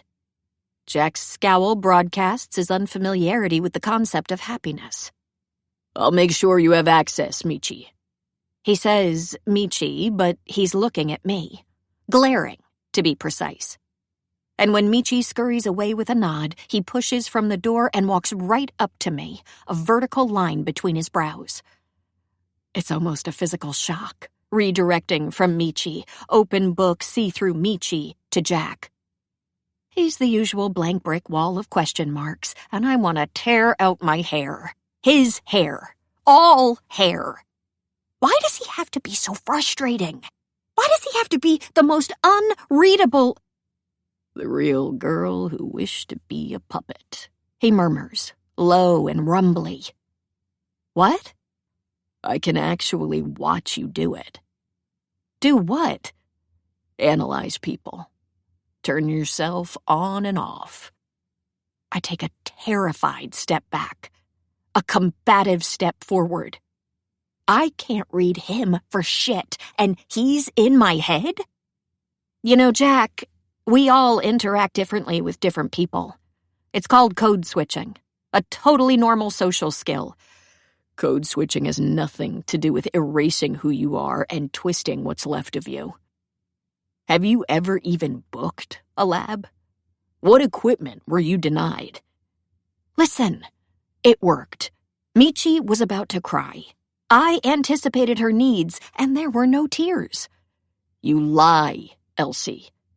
Every single one of your interactions is a lie. He crosses his arms and looms. We're supposed to be on a tour of the department. I feel like he's taking a tour of me. Is this what you do with Greg, too? You code switch a conjured, non-existent persona he fell in love with? No. Jesus. Greg needs to get his ass back from yoga camp as stat as possible. Are you doing it with me, too? His scowl deepens. What? No. I can't even read you. Are you turning yourself into what I want? Is that why whenever I'm with you, His voice trails off, or maybe it doesn't. Maybe I've just reached critical mass. I'm dizzy. My heart's a drum in my ears. There's a single droplet of cold sweat running down my spine, and I'm sure, absolutely positive, that fighting with Jack has burned the last of my glucose molecules. My blood is 0% sugar. Fun! Elsie? Vision's blurry. Where's the wall? I gotta lean against the... Elsie. Hands, muscles, bones, warmth. I'm pressed against something and... Elsie, what the hell is going on? Sugar? So nice not having to stand anymore. Oh, I feel so light. Fast-acting carbs, juice or soda or candy. Can you... There's warm, smooth skin under my palm. Then I'm deposited on top of the desk. My desk. My future desk. Oh, God, I really hope I get this job. I'll put that Bill Nye figurine I like to pretend JJ didn't give me by the computer. My Alice and Bella Funko Pops on the cabinet. A plant on the windowsill. Something vicious and carnivorous. A Venus flytrap, maybe. I'll feed Jack's cactus to her. I'll feed Jack to her. Here. My eyes flutter open. I suspect Jack was gone for a peaceful moment, but now he's back. To witness my misery. Like those arsonists who return to the crime scene to masturbate. Elsie, take it. There's a bottle in front of my nose, full of a dark liquid. I pry it from his hand and take several long gulps. Instant bliss. Well, not instant. Not bliss, either. It takes a few minutes for my blood sugar to stabilize. Even then, I still feel like a cadaver. A bad one that you get when you're in med school and show up late for anatomy lab. Should I drink more? I check my glucose level on the iTwat. Shit. My pod malfunctioned again. Delivered too much. Blood sugar's under 70 milligrams. I'll take 2 more sips, then wait 2 minutes, then... You have diabetes. I look up. Oh, right. Jack's still here, watching me with a half-hawkish, entirely concerned expression, taking up most of my future office in that visceral, present way of his. I need to get going with that Venus flytrap purchase. Mm-hmm. Type 1? I nod. Why didn't you tell me? I take another sip of my soda, which I'm slowly realizing is not Coke, and laugh. Why would I tell you? So you can slip Werther's Original in my tea? Funny you mention that. He doesn't seem to be having fun. Since I've met you exactly 5 times so far, and during 2 of those you suffered from some diabetes-related complication that required my help. 8 more and I get a free sub? He snorts a laugh. With this level of self-sabotaging, you don't need outside help. I evil eye him half-heartedly, too tired to bicker. The only 2 times I've had glycemic attacks in the last year were in your presence. Maybe your superpower is making my pod malfunction. You need to tell Monica. Monica's not going to like me any less because I have diabetes. I think? His eyes harden. You think I want you to tell her to diminish your chances? You're shitting on your chances all on your own, with the fainting around and the easily disprovable lies. I'm concerned about your health. I take full responsibility for my health, and it doesn't affect my work. I'm not required to share my status to... You almost passed out. My pump malfunctioned. It's old and shitty, and I need a new one. But they're prohibitive without health insurance, so... Does he look guilty? Maybe. Maybe it's just resting frown face. Does Greg know about the diabetes? How socially acceptable would it be for me to burst into Greg's corporate bonding retreat and drag him back to Boston by the ear? He doesn't need to know. Jack's lips thin. Is this part of your game? My what? This weird thing where you delete and remake yourself. You are obsessed. And disturbingly right. Are you into conspiracy theories? Lizard people? Fictional Finland? I take another sip. God, this is bitter. The label on the bottle is in a foreign language. What is it? Volkov's favorite drink. What? He has his brother send a few cases over from Russia that he rations and cherishes like liquid gold. That's the last bottle. I'd do a spit take if I could bear to drink another sip. What? Don't worry. I'll mention that you really needed it, Elsie. He won't mind. Much. No.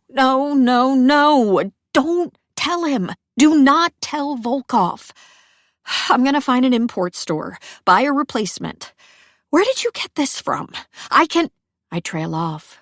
Jack's dimple is back. He's smiling. Evilly. It's not really Volkov's, is it? He shakes his head. I hate you, I say without heat. I know.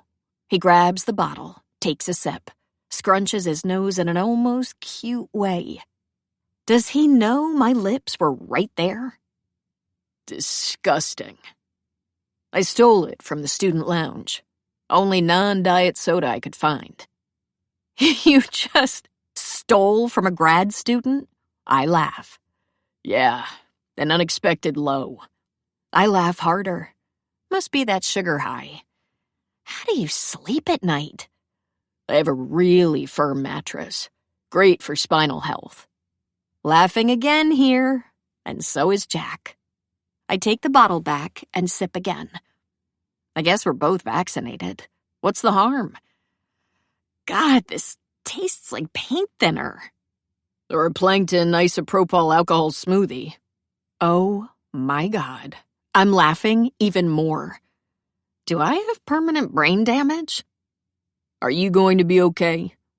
His voice is suddenly softer, more intimate. He's really standing closer than we need to be. At least he'll catch me if I fall again. Yeah, I just need a second to recover. Last sip. Is this compost juice growing on me? Maybe it's just this place. The mid-afternoon sunlight warming the hardwood floor. The shelves waiting to be filled with my books. And another second to marvel at the splendor of my future office. Jack shakes his head and smiles, almost wistful. Sorry, Elsie. It won't be your office. The thought is blood-curdling. You're not sorry. And you don't know the future. I'm out punning you, Jack. The teaching demonstration, it went really well. And I didn't even steal Volkov's mother's milk. I have a chance. He studies me for a long moment, silent. Then asks again, "Will you be all right?" "Yeah, I just need a second to—" "No, I mean, will you be okay? If you lose Greg, because I will tell him about you. And if you don't get this job, will you still be fine?" I can immediately decipher his tone. Then I do and burst out laughing. He's worried. He seems genuinely worried about my well-being and state of mind. Which is surprisingly nice and maybe a tad amusing, until I realize why. He's convinced that I'll fail. And that makes me feel something. A mix of anger and fear and something else, reminiscent of the carefree joy that comes from dancing on the graves of enemies who dared to underestimate me. What will you do if I get this job, Jack? I lean forward. My face is a couple of inches from his. Pull out your hair, ask for the manager, leave the department and become a Zumba instructor? He doesn't pull back. Instead, he watches me even more intently, like I'm a critter in the palm of his hand. And I contemplate the possible scenarios, the same ones that must be filling his head too. Jack Smith-Turner and Elsie Hannaway, esteemed colleagues, office neighbors, academic foes. Oh, I could make his life so hard. Spread the rumor that he wraps his entire mouth around the water fountain. Put a nest of killer cicadas in the lowest drawer of his desk. Push him outside bare-eyed during an eclipse. The sky's the limit, and I want to see him suffer. I want to see him lose. I want to see him sweat it. I want to see him cry because he lost and I won. But perhaps I won't. Because if you get the job, he leans close. That slice of eye burns bright blue and his mouth curves. I'll make do. While crying yourself to sleep because I'm not George? Not everyone wants you to be someone else, Elsie. He's wrong about that, but I can smell his skin. It's good in a way that's primeval, almost evolutionary. I hate it. And I definitely wouldn't want you to be George. And why is that? He presses his lips together. He's even closer now, surprisingly earnest. It would be a waste. A waste of what? Of you. My heart skips, stumbles, restarts with a gallop. What does he even... Jack! Dr. Hannaway, here you are. My meeting just ended. Volkov appears in the doorframe. I'm so sorry for running late. Jack has taken a step back. No problem, he says, looking at me. I just hope you wore something reflective. A moment of silence. Then Volkov registers the pun and starts wheezing. Oh, Jack, you, he chortles. Jack's already walking out of the room, but he stops in the door for a long glance and a low, "Goodbye, Elsie." After a beat, he adds, "It was a pleasure." 8. Friction. What do you mean you think we should leave them be? Mom's voice is so shrill, I glance around to make sure no one overheard her through the phone. Dr. Voigt waves at me before slipping inside the auditorium, the one where I'll give my research talk in 15 minutes. And my stomach flips, omelet style. It's just, Lucas is very stubborn.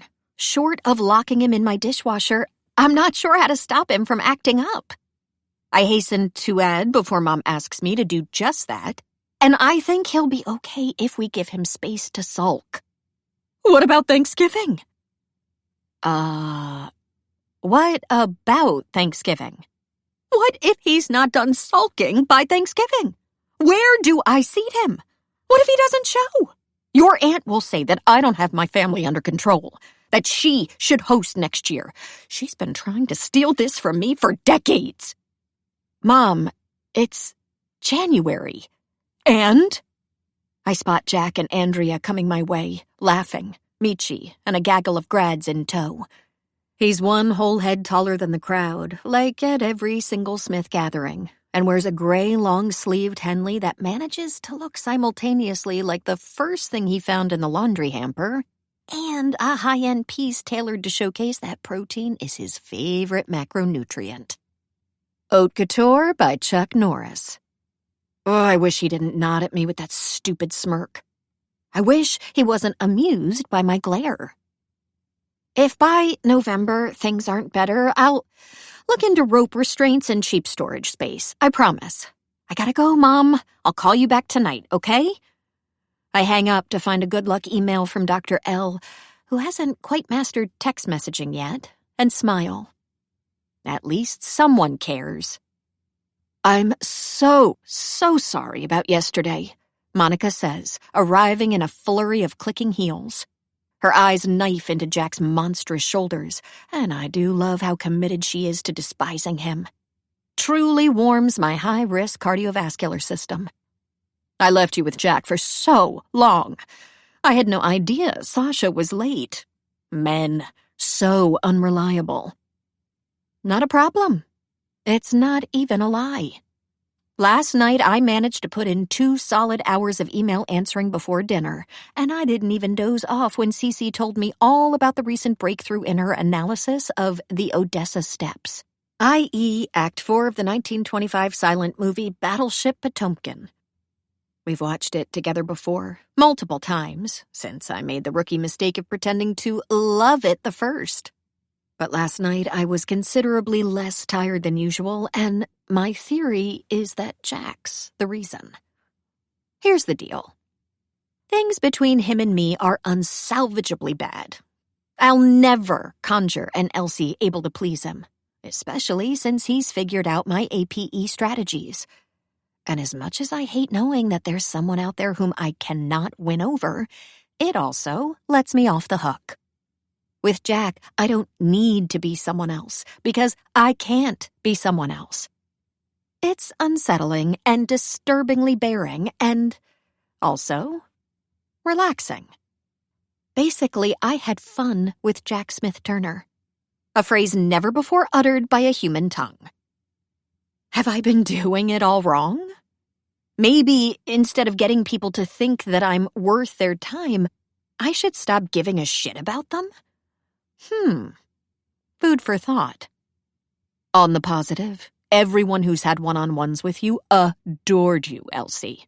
Monica grins. And the students, glowing feedback. I think we got this in the bag. You just need to nail this research talk. No pressure. On it, I smile. Her hand settles warmly on my shoulder. You'll be such a wonderful asset to the department.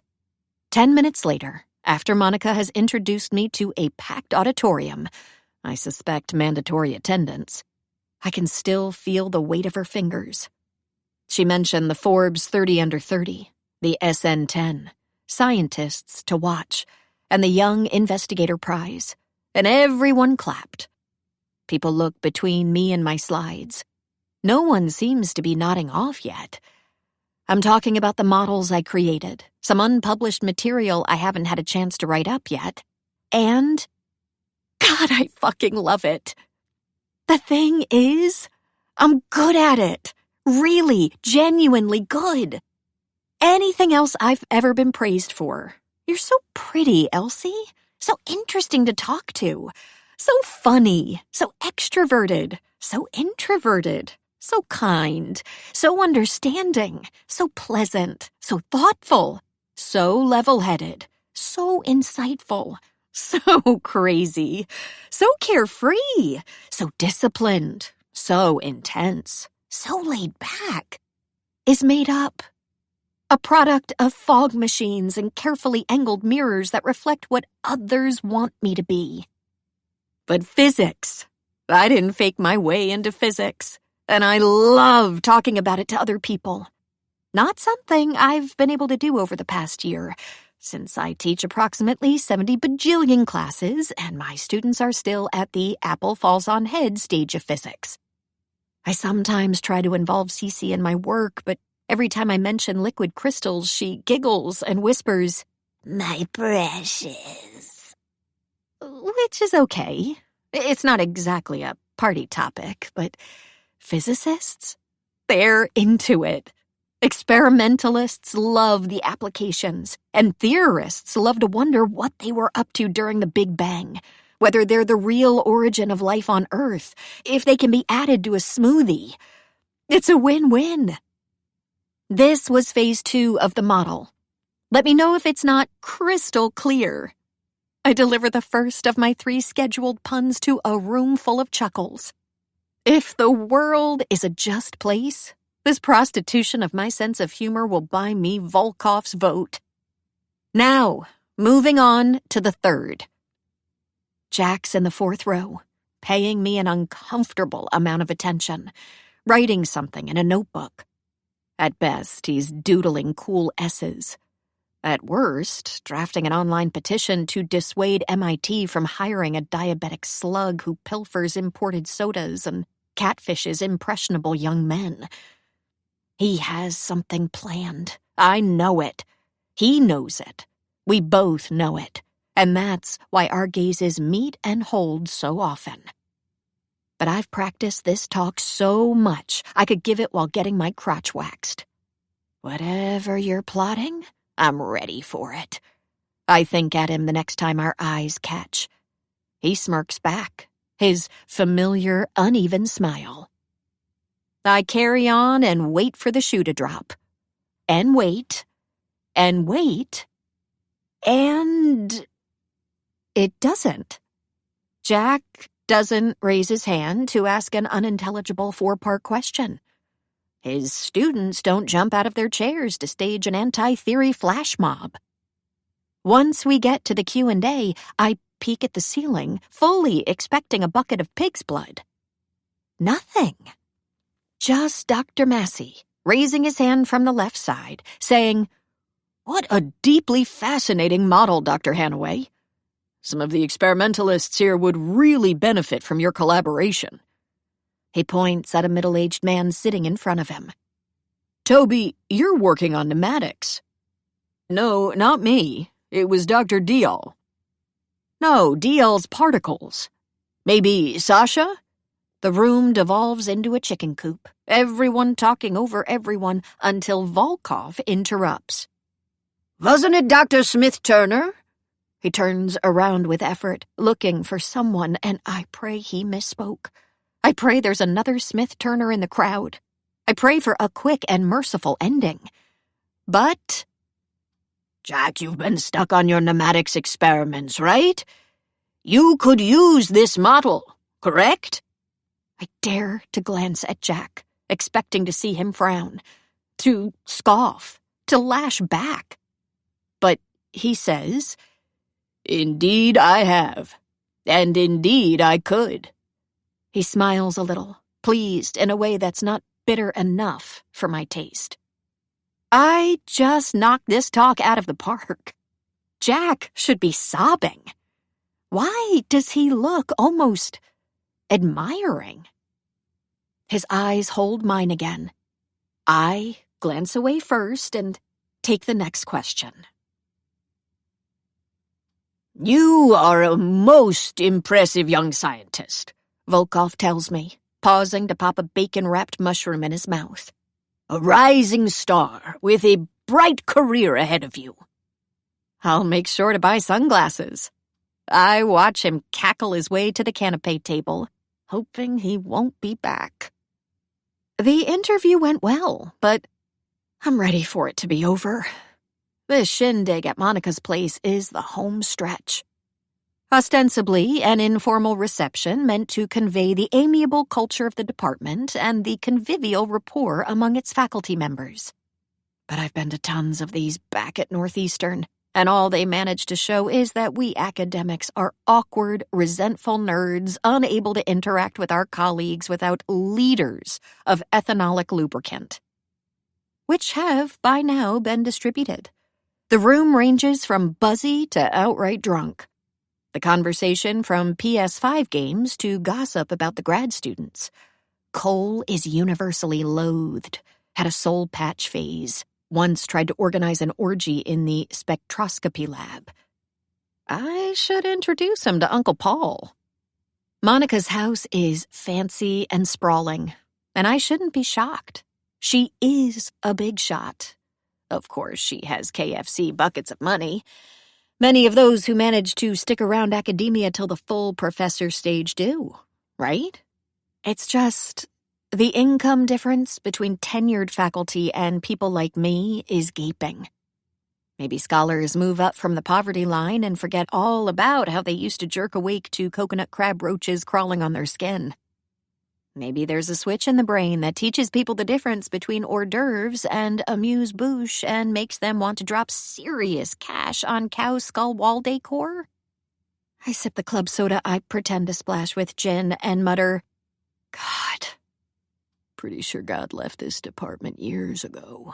Someone whispers above my ear. I turn and it's Jack. Of course, it's Jack. The electron to my nucleus, constantly spinning around me in the most annoying of orbits. He's so close I have to tilt my chin, and from this perspective it strikes me again how handsome he is. Like a picture in an airport store that sells fancy perfume. Stop frowning, he orders, and at first I automatically smooth my forehead. Then I frown harder. Don't tell me what to do. Come on, Elsie. The corner of his lips twitches. I didn't even ask you to smile. He's standing in the door, one hand on each side of the doorframe. His biceps brushes against my hair, but I won't step out of reach. I was here first. Also, I'm clearly 12. Did you need something? Just checking in. Making sure you've eaten enough. I roll my eyes. I did. Thanks, Daddy. My blood sugar is at 120 milligrams. I'm killing it. Thought so, since you're not lying face down on Monica's. He glances at the rug beneath my feet, and his nose scrunches. Dead Dalmatian? I think it's cowhide? Ah, that explains the skulls on the wall. They really... I clear my throat. Tie the whole room together? You think she killed them herself? Why? Afraid you're next? Of course. Monica's terrifying. I laugh. There's nothing Jack can do to make me look unhireable now. We're just two friendly archenemies chatting at a party. No one's paying attention to us, which feels oddly nice. Isolating, but restful, because Jack expects nothing from me. Are you and Andrea dating? I ask, because I can and I'm curious. No. He seems surprised. Why? I shrug. I see you together a lot. That's who he was chatting with while Volkov soapboxed about competitive duck herding. We're friends. We collaborate. We're the only two faculty members under 35. He takes a sip of his beer. I don't date much. Right. That's what Greg said, too. What bugs me is, I'm positive that Andrea, an otherwise brilliant woman, thinks Jack's a nice guy. And that Michi thinks he's a good mentor, judging by how comfortable she feels interacting with him via meltdowns. About anyone else, these would be green flags, but I know better. So, I say, your pneumatics experiments are going poorly? Indeed. How did you know? Oh, Right. You were there when Volkov announced my repeated failures to obtain decent results to a 300-person auditorium. The self-deprecating smile is back, and so is the dimple. I don't want to laugh again, but it's hard. I've had a long day. I kind of liked it. In fact, I think I had an orgasm when it happened. I bet. His eyes darken around the blue wedge. On a scale from taking a CrossFit class to writing parody articles as a form of activism, how mad are you that someone suggested you use a model of mine? What's a CrossFit? And why would I be mad? My lab discussed the application of your model in our meeting today. I lean back to search his eyes. What? Michi bragged to everyone that you guys are friends. She followed you on Twitter, I think. I don't have Twitter. I did tell her you probably aren't at SmexyLC69. Wait, are you serious? Are you really going to apply my model? Of course. But it's a purely theoretical model. He shrugs. We've been stuck for months. And it's brilliant. And like I told you multiple times, I've always incorporated theoretical models and collaborated with... Stop. I turn to face him directly and get half-wedged under his arm. We look like we're about to embrace. In a Game of Thrones stab-you-while-I-hug-you way. Listen, Stop this, please. I don't know what you want from me. I've been adjuncting for a year, and it sucks so much. So much. I just want a job in a good department to continue with my research. You deserve it, he says quietly. I feel the words for irony. Find no trace. Stop it, I repeat. I don't know what game you're playing, but... Game? He scowls. I just said that I hope you get the opportunity to continue your work because you clearly are one of the great minds of our generation. I tense. I don't need your condescending praises. He shakes his head. His hand comes up to my chin, straightens my face to better study me, which he does for endless seconds before asking, What happened to you, Elsie? Excuse me? I feel flayed alive when he looks at me like that, stripped to my bones. Every time I mention that I admire your work, you become dismissive and combative. No, I don't. Or do I? Maybe if you didn't spend half your time reminding me that I'm on par with a skanky villain from a mid-2000 CW show, I am able to multitask. He sounds not upset, but on his way. Not his usual detached self. I can admire you as a scientist and at the same time resent what you're doing to my brother. Allegedly doing to your brother. And am I being needlessly antagonistic? No. No, Jack and I are antagonists. Insulin and glucagon. Rey and Kylo Ren. Galileo and the entire Catholic Church circa 1615. It's hard to believe that you respect me when all I know you for is dissing the very people who do my job and advocating for George to be hired. That has nothing to do with you and everything with George, who you know nothing about. Right. Maybe if I met him and heard all about his 1.5 publications, I'd withdraw my application in cowed admiration. Jack's eyes widen. What? He bites the inside of his cheek. Elsie, you're operating on some pretty big assumptions. Elsie, here you are. Monica crosses the cowhide toward us. She looks at me, then at Jack, then at me again. I thought you might need some saving, she murmurs in my ear. Judging from his half-smile, Jack heard too.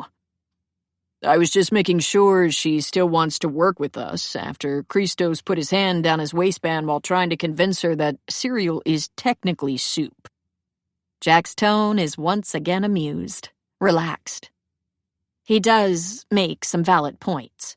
I interject before Monica field dresses Jack on the cowhide. Monica, this evening has been so lovely. Thank you so much for having me in your beautiful home. But of course. Have you met my family? Your husband, yes. His research is fascinating.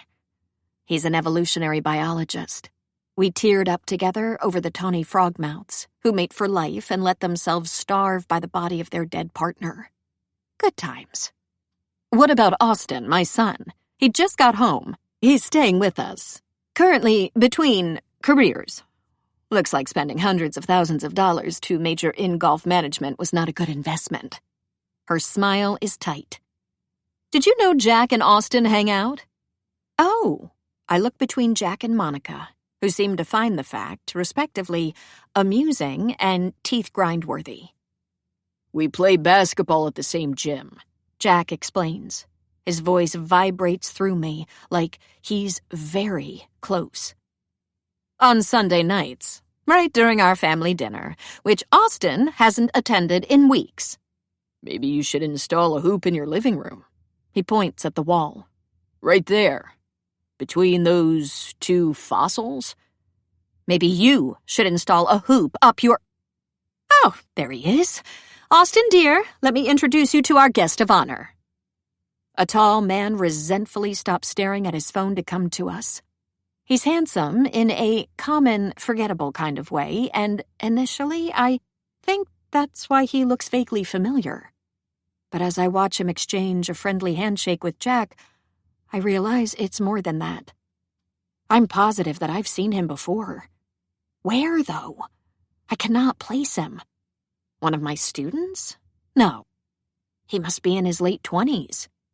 Then it hits me. When Monica says, Austin, this is a future potential colleague, Dr. Elsie Hannaway. Because Austin's response is to give me the once-over, snort, and then say, No, she's not. And that's when it occurs to me that the last time I met Austin Salt, he offered me $70 to have sex with him. 9. Escape velocity. Fuck. Oh, it was my 5th or 6th date through Faux 4 years ago, and Francesca, the app manager, was scrambling to find someone last minute. The client doesn't even want a preliminary meeting, she told me over the phone. I was running across campus, from an astroparticle seminar to an intro to physics TA meeting, frantically dodging gaggles of undergrads. All he needs is arm candy. His words. It's the formal inauguration of a new golf course and he wants to impress his boss. If someone asks, you met through friends a couple of months ago and work in insurance. Background check's good and he'll pay extra for short notice. You in? Rent was due in a week and I had a grand total of 2 rotten bananas in the fridge.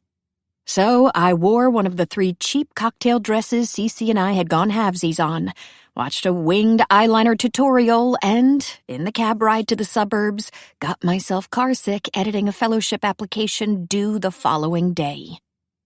Austin had gelled back hair and answered the phone with, Talk to me. Not a bad client as much as an absentee one. Arm candy seemed to be code for pretty wallpaper, which meant that my job was to sit at our table, smile widely when he introduced me as Lizzie, and wonder why the fancy asparagus crepes were decorated with strawberries. There was lots of downtime, which I used to do some grading, phone hidden under the expensive linen tablecloth. At the end of the night, he gave me a ride. We chatted about the hows and whys of golf till we got downtown, at which point he offered me $70 to have sex with him. I said no. To be fair, he started lower. And to be fairer, I had to say no several times, peppered with a few yeses when questions veered to, Are you serious? And, Are you saying people pay you to just look hot next to them? And, Are you really going to act like a bitch? I wasn't too scared because we were on a non-deserted sidewalk. I turned on my heels and ignored him as he yelled, "You're not even that hot. Your tits are tiny and your makeup is shit."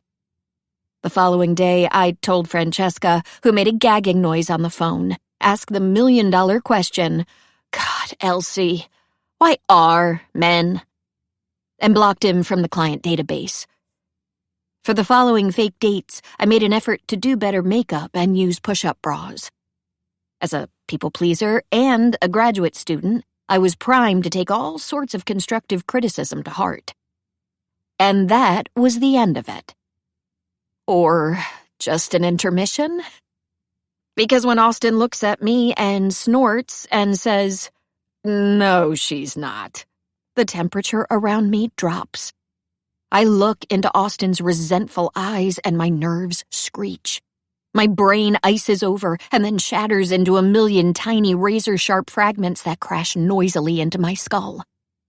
I know that I am fucked. Well and truly fucked. Monica gasps. "For God's sake! Voight's about to spill his wine glass on my Fendi chair." She scurries away, and I cannot breathe.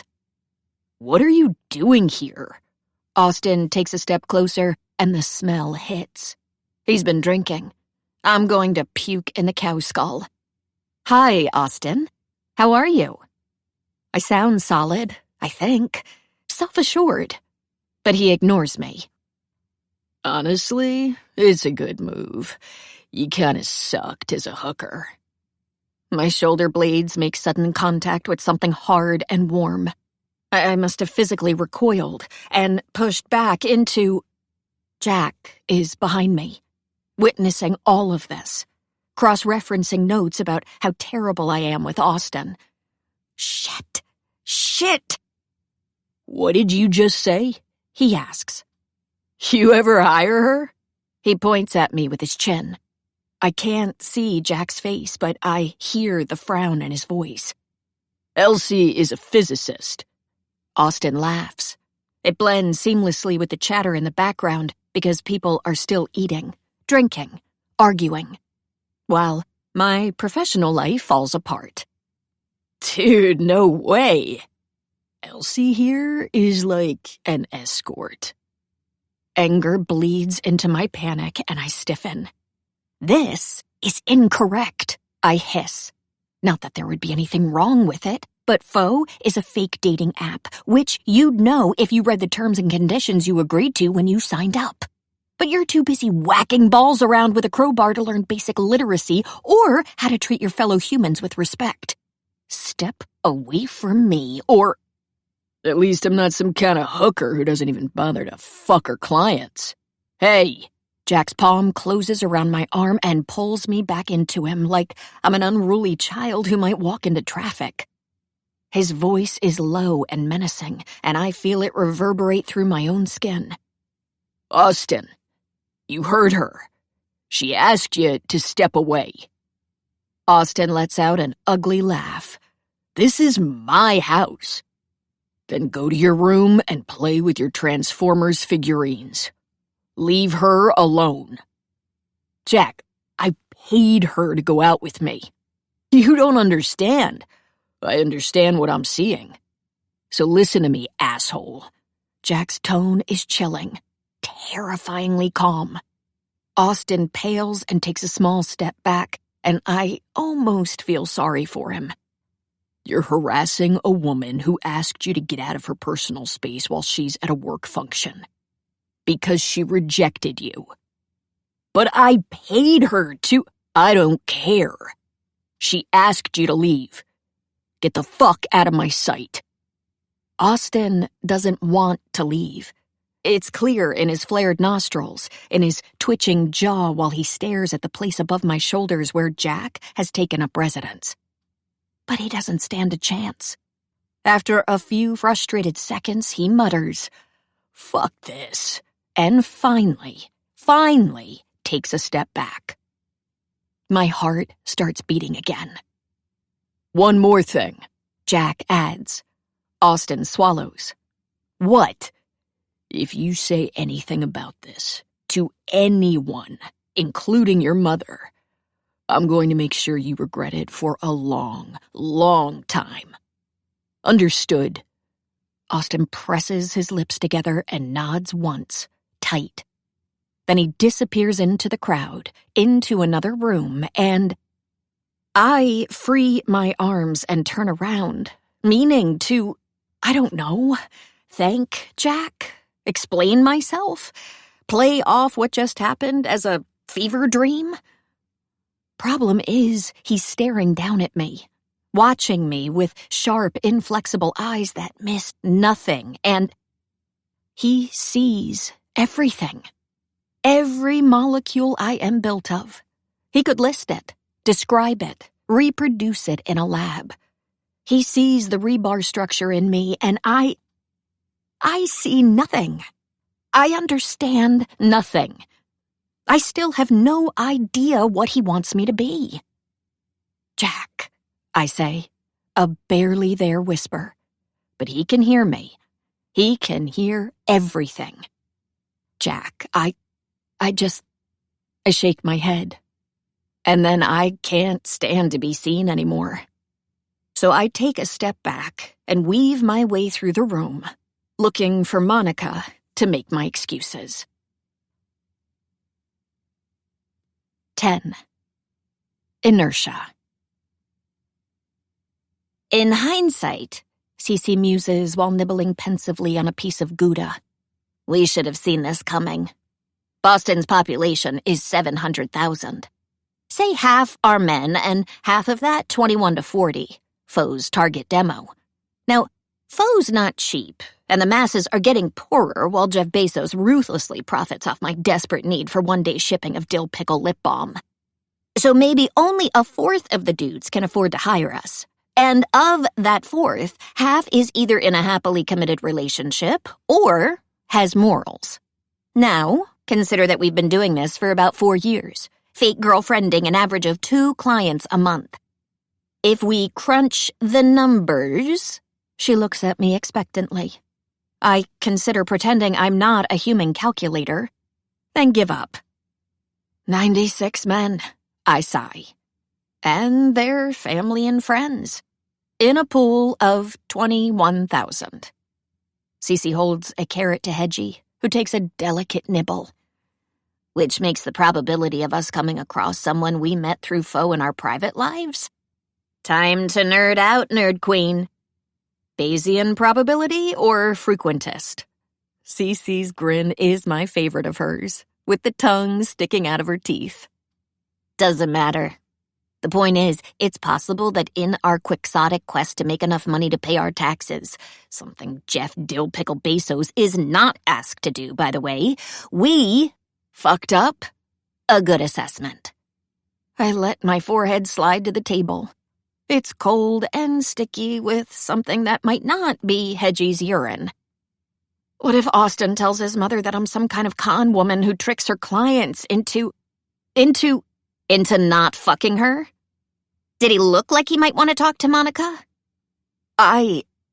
Once Jack was done with him, he just looked scared. Shitless, one might add. But also angry. And angry people do angry, stupid things. Like climbing on top of a toilet in the men's restroom with Jack Smith Turner's hands pressed into their waist. Or forgetting to monitor their glucose levels. God, what a shit show of an interview. At least the most disgraceful moments happened behind the scenes. Yay for semi-private humiliation. I don't know. Either way, as a mother myself, Cece says with a meaningful glance at Hedgie. If my douchebag kid came to me whining that the rising star of theoretical physics denied him an $70 hand job, the audacity of that bitch, I'd exclusively be angry at my douchebag kid. I straighten and sigh again. The Gouda's predictably gone, so I pick up the carrot and take a small bite, avoiding Hedgie's corner. Though, why? Really? How bad could toxoplasmosis be? Not nearly as painful as the way Jack stared at me after everything. Like he could break me down into the smallest diatomic molecules with a look and a handful of words. Better take my chances with the salmonella. I need to talk to Jack. Explain what Austin said. Cece scoffs. You don't owe him anything. He helped me, though. Without him, He stood up for you when some shit-faced man-boy verbally harassed you, Elsie. It's the bare minimum. The bar's so low you could pick it up and beat him with it. Okay. So maybe I don't need to talk to Jack. I want to, though. I want to explain to him that what? Really, what? He must have put together that what I'm doing with Greg is similar to what I did with Austin. And if he hasn't, didn't I decide 2 days ago that I don't care what he thinks of me? That he's a lost cause anyway? If I don't get the MIT job, I'm never going to meet Jack again. And if I do, we'll be cordial, distant enemies. He's still the nutsack who turned 17 and decided to declare war on an entire discipline, my discipline. So he's the one guy I can't read. The one person who can't be APE'd. All the more reason to never voluntarily interact with him again. I just don't know why it scorched into my stupid brain that last glance he gave me as I stepped out of Monica's home. And the earlier one, when he grabbed my chin and studied me like I'm something unique. My own Cartesian coordinates. What happened to you, Elsie? I square my shoulders. You're right. Greg's the one I need to talk to. Warn him that Jack might ask questions. Give him time to prepare answers. Greg's the reason I was keeping secrets all along. He's the one who deserves protecting. In the meantime, no more foe. I look at Cece. Should you quit too? You'll be on the job market once you're done with your thesis. What if this happens to you too? It won't be until next year. We might be dead by then. Would be nice, wouldn't it? We exchange smiles. I must say the situation is making me reconsider foe. Then again, the number of dollars in my bank account is making me reconsider my reconsiderations. She taps her chin. It's a good reason to keep working with Kirk. I frown. Kirk? Yeah, that guy who... I know who Kirk is. I just thought... You've been talking about him a lot, and you refer to him by his first name. How else should I refer to him? Historically, your clients have been, Big Nostrils Jim, Nod Anderson Cooper, Doomsday Prepper Pete, Anchovy Breath 1, Anchovy Breath 2, Deep V-Neck, Anchovy Breath 3. I get the gist. Kirk is always just Kirk, which has me wondering if... Whoa, her eyes widen dramatically. Am I being attacked? In my own home? No, At my own table? I shake my head. No, on my own chair that I retrieved from the curbside and that used to have bedbugs and maybe still does? No, I didn't mean to. I notice Cece's sly smile. You're evil. She laughs. Is Greg still on that hippie retreat where you pay to weed their flower beds? When's he coming back? And when is the search committee voting on the candidates? Is she trying to change the topic? I have no idea. I don't even know if George has already been interviewed. Greg should be back by the weekend, but he'll have tons of messages, and he'll see a million texts from you. He'll call the second he turns on his phone. You'll calmly explain what happened, and you'll come up with a plan together. Don't worry about it, okay? I nod. As it turns out, Cece is right. I do get a call from Greg the moment he comes back to civilized society. But she's also wrong, because things don't go the way she predicted. Not at all. Not even a little bit. My first thought when I read unknown Boston number is that I'm going to be offered the job. It must be the sheer depth of my desperation making an optimist and a fool out of me. For a moment, I see myself holding back tears as I accept an appointment letter. I would like to thank the academy, my roommate, and the girl who runs the What Would Marie Do account. My rocks during the harrowing years of grad school. I owe this to you. It makes the fall back to reality that much harder. Do you know someone named Gregory Smith? Whoever's on the other end of the line sounds so angry, I briefly forget how to talk.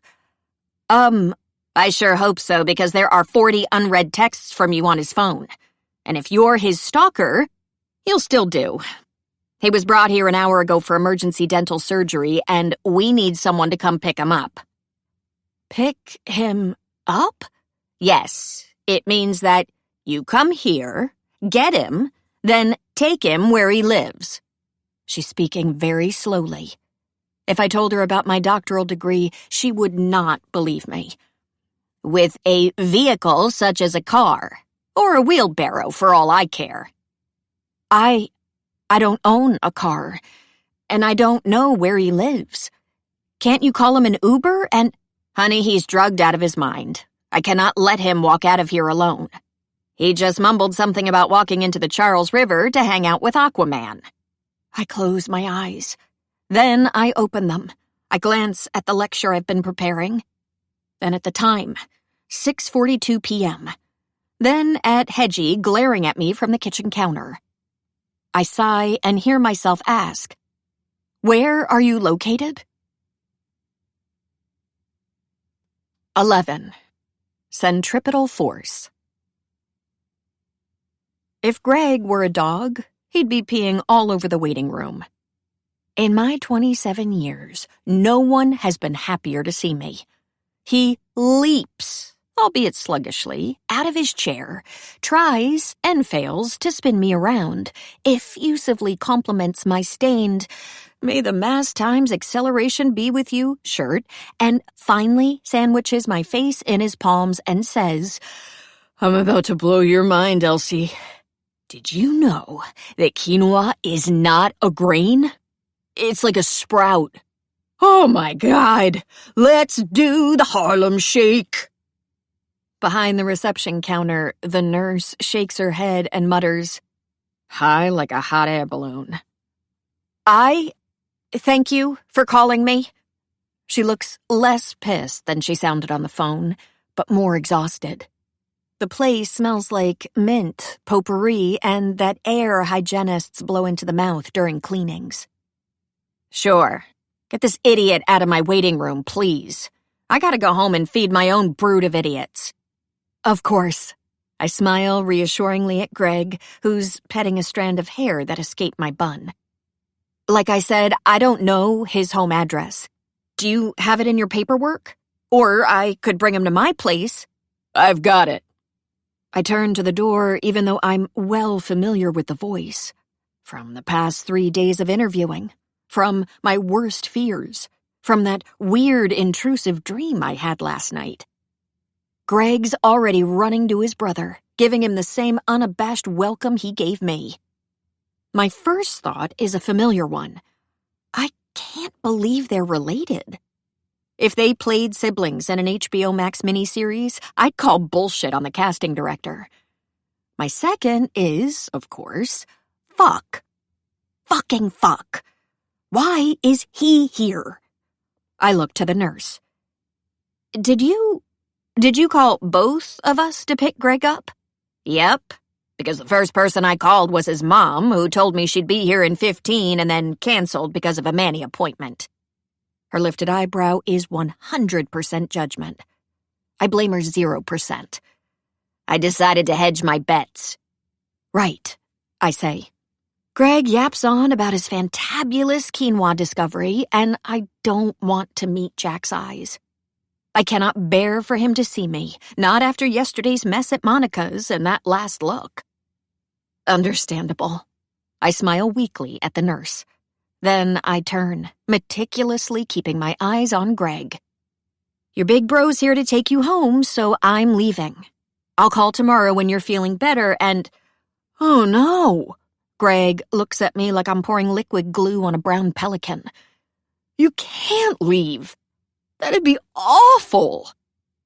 But you have to come.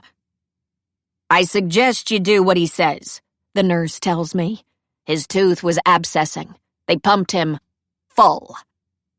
Greg, Come on, Elsie. I'll pay the usual rate. No, Shit. I chance a look at Jack, expecting to see, I don't know, a sneer of disgust, the usual smirk, a SWAT team barging from behind him to handcuff me for solicitation. But he's waiting patiently, hands in the pockets of his jeans, the dark blue of his shirt pulling out the color in his eye. He's not wearing a coat because he's physically unable to feel cold. Born without thermoreceptors. A tragedy. Sure, I'll come for a bit. Let's go, Greg. I turned to the nurse, whose interest perked up at usual rate. Is there anything we should know? Here are his meds, starting tomorrow morning. Just put him to bed to sleep the drugs off. And don't let him make any major life decisions for the next 4 to 6 hours. No puppy adoption, no MLMs. Also, I Googled it. Quinoa's a seed. Greg gasps. We should get a puppy. Jack presses his lips together, but the dimple is right there. My car's this way. I'll drive you to the Humane Society. Buckling Greg up in the backseat of Jack's hybrid SUV takes so long, I contemplate never having kids.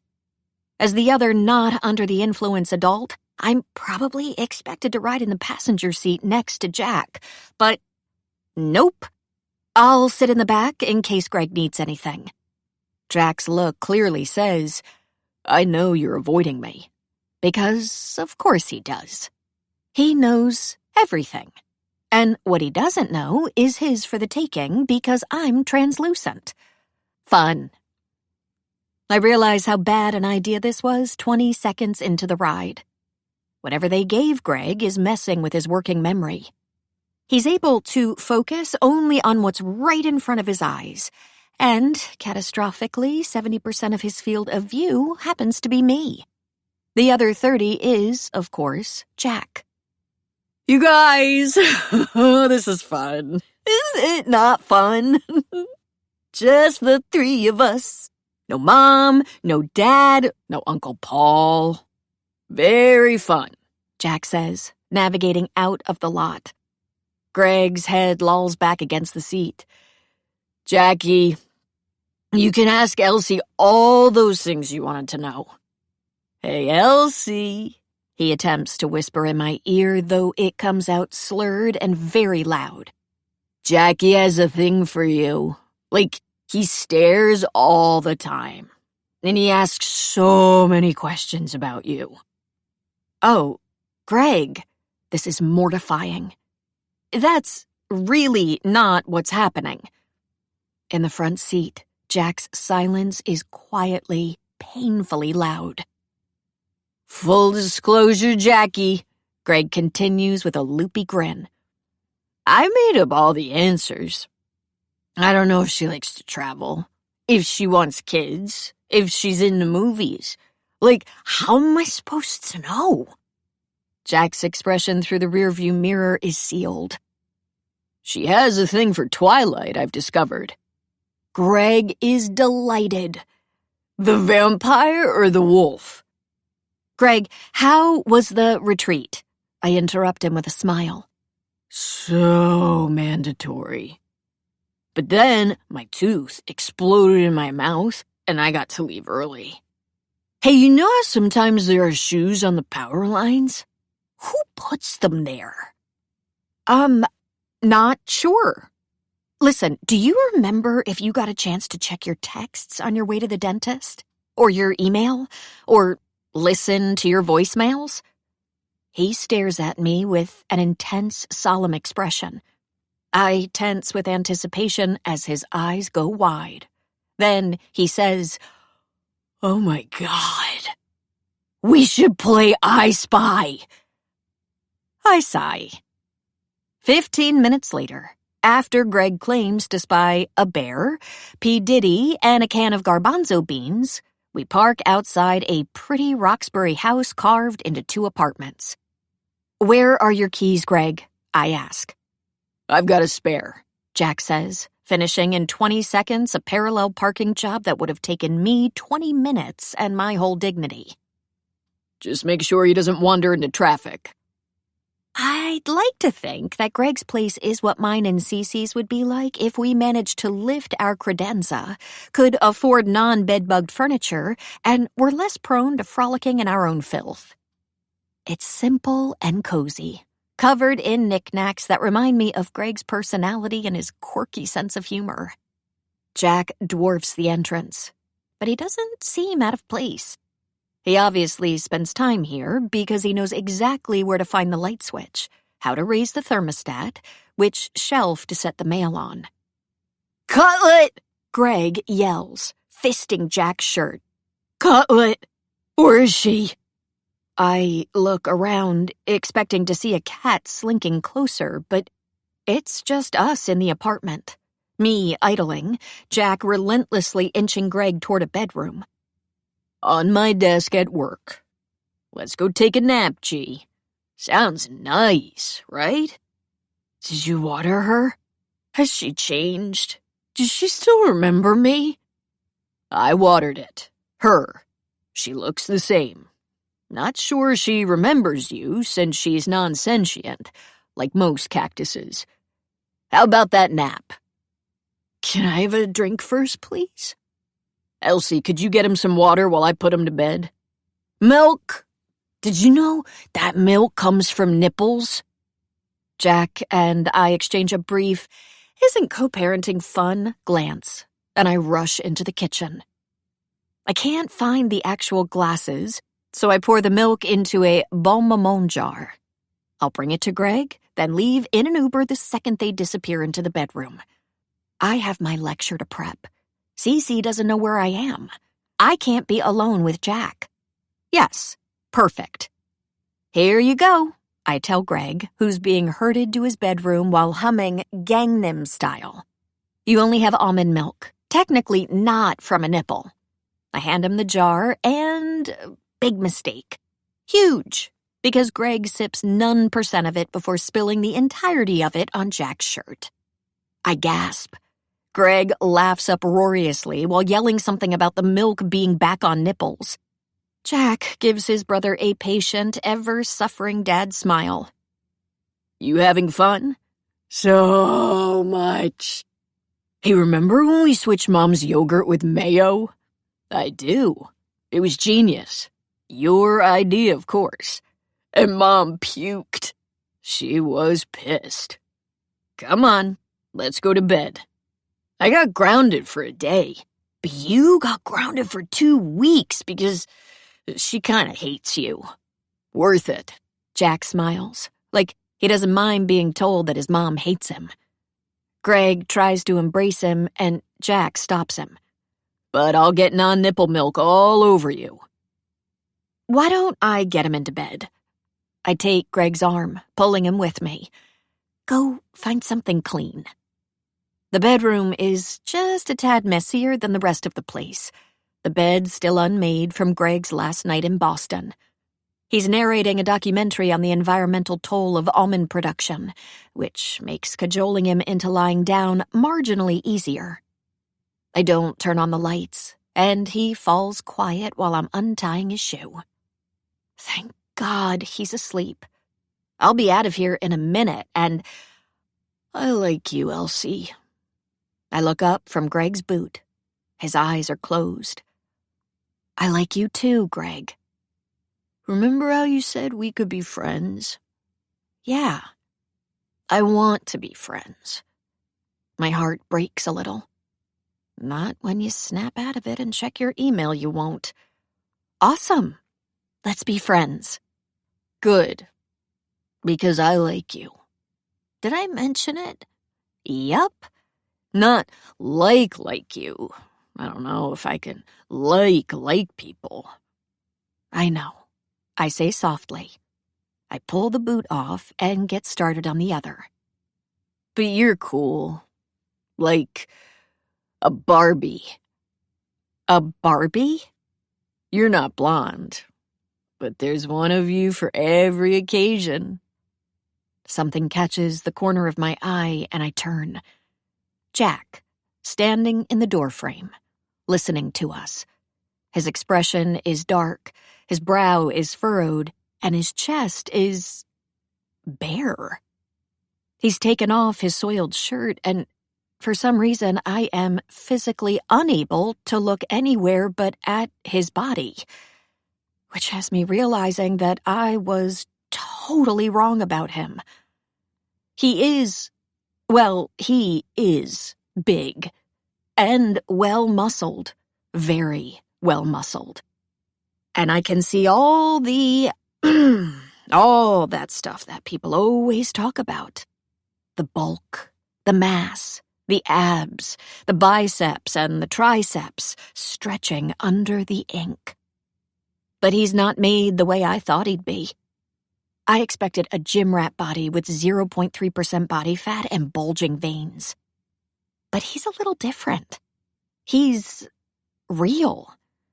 Imperfectly, usefully strong.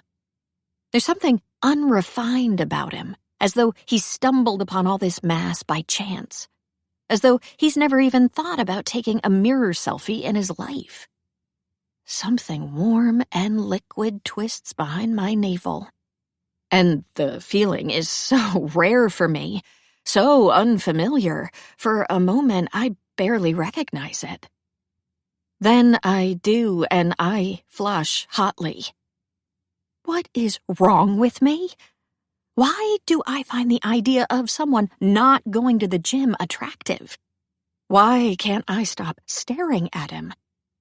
And why is he staring back? Jack clears his throat. He turns to reach for something to wear in Greg's dresser, and whatever's happening between his shoulder blades looks like a religious experience. "Elsie," Greg mumbles from the bed. I'm grateful for the reminder to look away. "Is soy milk from a nipple?" "Oh, no." My voice is hoarse. Breathing's hard, but marginally easier once Jack walks out of the room. "Soy's a bean." "You're so wise. And full of layers. Like an onion? Like a yogurt, with the fruit on the bottom." I smile and drag a quilt over him. "Let's play a game. I'll go in the living room, and we're both going to count however high we can. Whoever counts highest wins." I have vague memories of Mom making Lucas and Lance do this. Of course, like everything with Lucas and Lance, it always devolved into them fighting over who could count the highest and waking up the entire house. "What a shitty game," Greg yawns. "I'll kick your ass." "I bet." I close the door between 13 and 14. Jack's waiting on the green Lawson couch, wearing a too-tight hoodie that's probably tent-like on Greg. The mysteries of genetics. He doesn't look up. He sits motionless, elbows on his knees, staring at one of Greg's colorful, artsy wall prints with a half-vacant, all-tense expression. My stomach sinks. He's pissed. Really pissed. I've seen him amused, curious, annoyed, even angry last night with Austin. But this, he's furious. Because I'm here. Because he thinks I extorted his brother. Because I overfilled the milk jar. There's going to be a whole messy confrontation. And after the last 3 days, I'm not even sure I want to avoid it. Listen, I take 2 steps toward him. 1 back, 2 forward. If we have to argue, we might as well be close. Keep the volume down to avoid waking Greg. I run my sweaty palms over the back of my leggings. I know I haven't been exactly truthful, and I assume you're figuring out what's going on between Greg and me. But this entire shit show is reaching a quantum entanglement spontaneous parametric down conversion decoherent stage. And I'm asking you to wait till Greg feels better to have a frank conversation with him. Jack opens his mouth, no doubt to unleash his wrath. And then he doesn't. Instead, he closes it, shakes his head, and covers his eyes with his hands. Oh, fuck. What is this? Jack? No answer.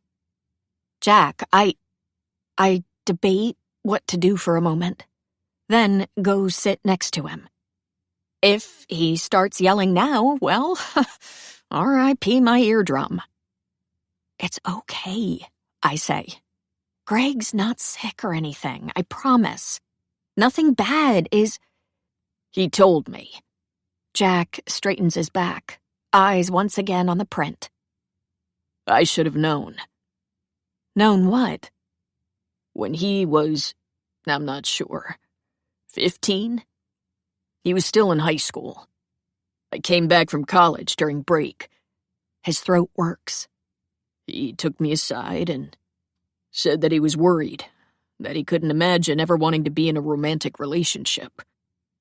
And I told him he shouldn't worry, that it was still early and he'd find someone, that it was normal to be nervous before becoming sexually active, that he should just keep an open mind. And then something jumps in Jack's jaw. He closes his eyes. And then I asked to watch Battlestar Galactica together, like a total fucking asshole. I never came out to anyone in my family, Greg once told me. I think I tried once, kind of. But then I chickened out and... I don't know. It's better this way. Have you ever heard of the ACE aerospectrum? I asked gently. I'm being gentle to Jack, apparently. He shakes his head, eyes still closed. Well, some of it is what Greg told you. But there's more. Lots of complexities. There are good resources online that you might want to look up before you guys have another talk. And I think he's still trying to figure himself out. Many of us are, I nearly add. But it's more of myself than I'd rather show. Fuck. Jack turns to me. His expression is... Devastated is the only word that comes to mind. If he started slapping himself, I wouldn't be surprised. He should have punched me in the face. I open my mouth, close it, then think, what the hell? Would it make you feel better if I punched you in the face? His eyebrow lifts. Would it make you feel better? Oh, a lot. He lets out a silent, wistful laugh, and my heart squeezes for both Smith brothers. Jack, you were a kid, an ignorant, and an asshole. And okay, you're still two of these things. I lift my hand. It hovers for a few seconds by his shoulders while I contemplate the insanity of me voluntarily offering physical and emotional comfort to Dr. Jonathan Smith Turner. Endothermic hell must be super cooling. Your apology isn't mine to accept. But I know Greg cares about you as much as you care about him. His shoulder is tight and warm under my palm. Solid. He was paying you to pretend he was in a relationship. So my family would get off his back? I press my lips together and nod. He swears softly. If it makes any difference, he wasn't paying me to... Not that there would be anything bad with it, but we didn't... I flush under his eyes. Fuck? I flush harder and nod. I'm usually pretty matter-of-fact when it comes to sex. Not sure why Jack brings out the blushing adolescent in me. It's a performance of sorts. I do it for lots of men. Like Austin, who, by the way, was by far my worst client. By parsecs.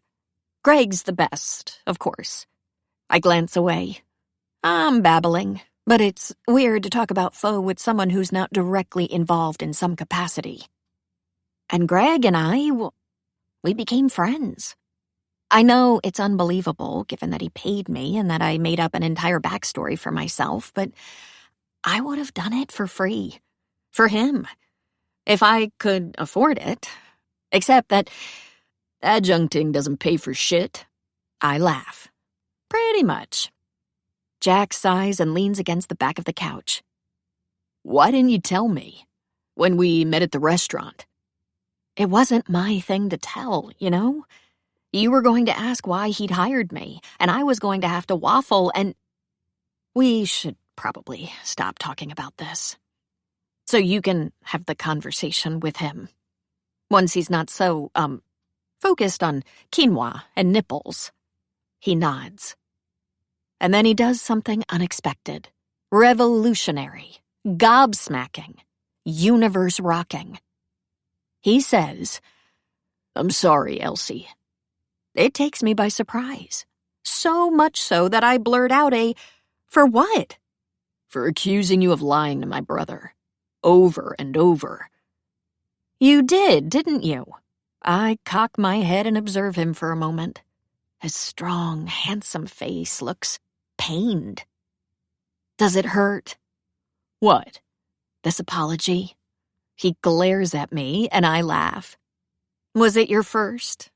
Did I pop your apology cherry? Apology retracted. His expression shifts into something inward, like he's finally processing an important, crucial, weighty piece of information. Like something's shifting in his worldview, and the universe around him needs to be adjusted for it. I wonder what that might be till he focuses back on me and says, You and Greg never dated. He doesn't. There is something hesitant to it, like he needs to hear me confirm it, to make sure it's true, sculpted into stone. Nope. He's not into me. Never has been. I nearly roll my eyes. Ya happy? Yes. His tone is dead serious, and I snort, standing up. Time to leave. Shall we Grubhub champagne and cupcakes? Celebrate that I won't be polluting the shades of the Smith estate? He gives me an odd, long look. You think that's the reason I'm happy? What else? He shakes his head but doesn't elaborate. Instead, he stands too, following me to the coat rack by the entrance. Did Greg ever tell you I was a physicist? Nope. Well, yes, but it didn't register because projectile vomiting was involved. Don't ask. He also didn't know I was a physicist because we're usually stingy with personal details. Fake last names, fake professions, an extra layer of protection, you know? We? There are several of us. Fake daters, that is. We work for this app, Faux, available for Apple and Android. Android version's so buggy, though. I need to stop babbling. Jack's looking at me like I'm a Higgs boson about to give him a lap dance. Is that how Austin found you? Sadly, yeah. I bite my lower lip. Do you think he told Monica about my alternative academic career yet? He won't. How can you be sure? After you left, I followed up with him. Jack's features are a bland mask, unreadable as ever. You'll be fine. How do you know? Trust me. I have no idea what that means. I want to ask, but his tone sounds final, and anyway, shouldn't you want Austin to tell Monica? So George will get the job, and you guys can bro out in the MIT restroom? Do aromatherapy together and discuss who has the biggest hadron collider? George will get the job anyway. And we won't be doing that. A wild dimple appears. Everyone knows yours is larger anyway. His eyebrow cocks and I turn to the coat rack. Shit. Did I say that out loud? I can't believe your mom refused to pick Greg up for a mani. What a jerk. She's not. She totally is a jerk. Come on, who? I meant she's not my mother, and she wouldn't appreciate you saying otherwise. Okay, edgelord. That's a bit dramatic. We all have issues with our parents, but Caroline is not my mother. Not biologically, nor in any other way. I turn back to him, What? My mother is dead. Greg is my half-brother. I stare at him for a long stretch. Then I close my eyes. Fuck. Fuck? Fuck. I scratch my head. I just hate it when I act like an asshole without even wanting to. He laughs. Don't worry. Like you said, she's a jerk. Dad's no better. Still, I'm sorry about your mom. I didn't know. I'm not surprised. He shrugs in his impossibly tight Suffolk hoodie. No one talks about her. That explains it, though. Explains what? Why Greg's such a sweetheart, and you, dimple on. And me? I look away, flushing. Nothing. Anyway, I rummage in my coat pockets for my phone. Greg's settled down, so I'm going to call an Uber. So, Jack asks conversationally, what came first? I look up. The fake girlfriend enterprise. He sounds genuinely curious. Or the myriad of different Elsies you impersonate. Was it on-the-job training, or had you been modifying yourself before? I don't... Oh, there's no point in arguing with him. Not when he's not even wrong.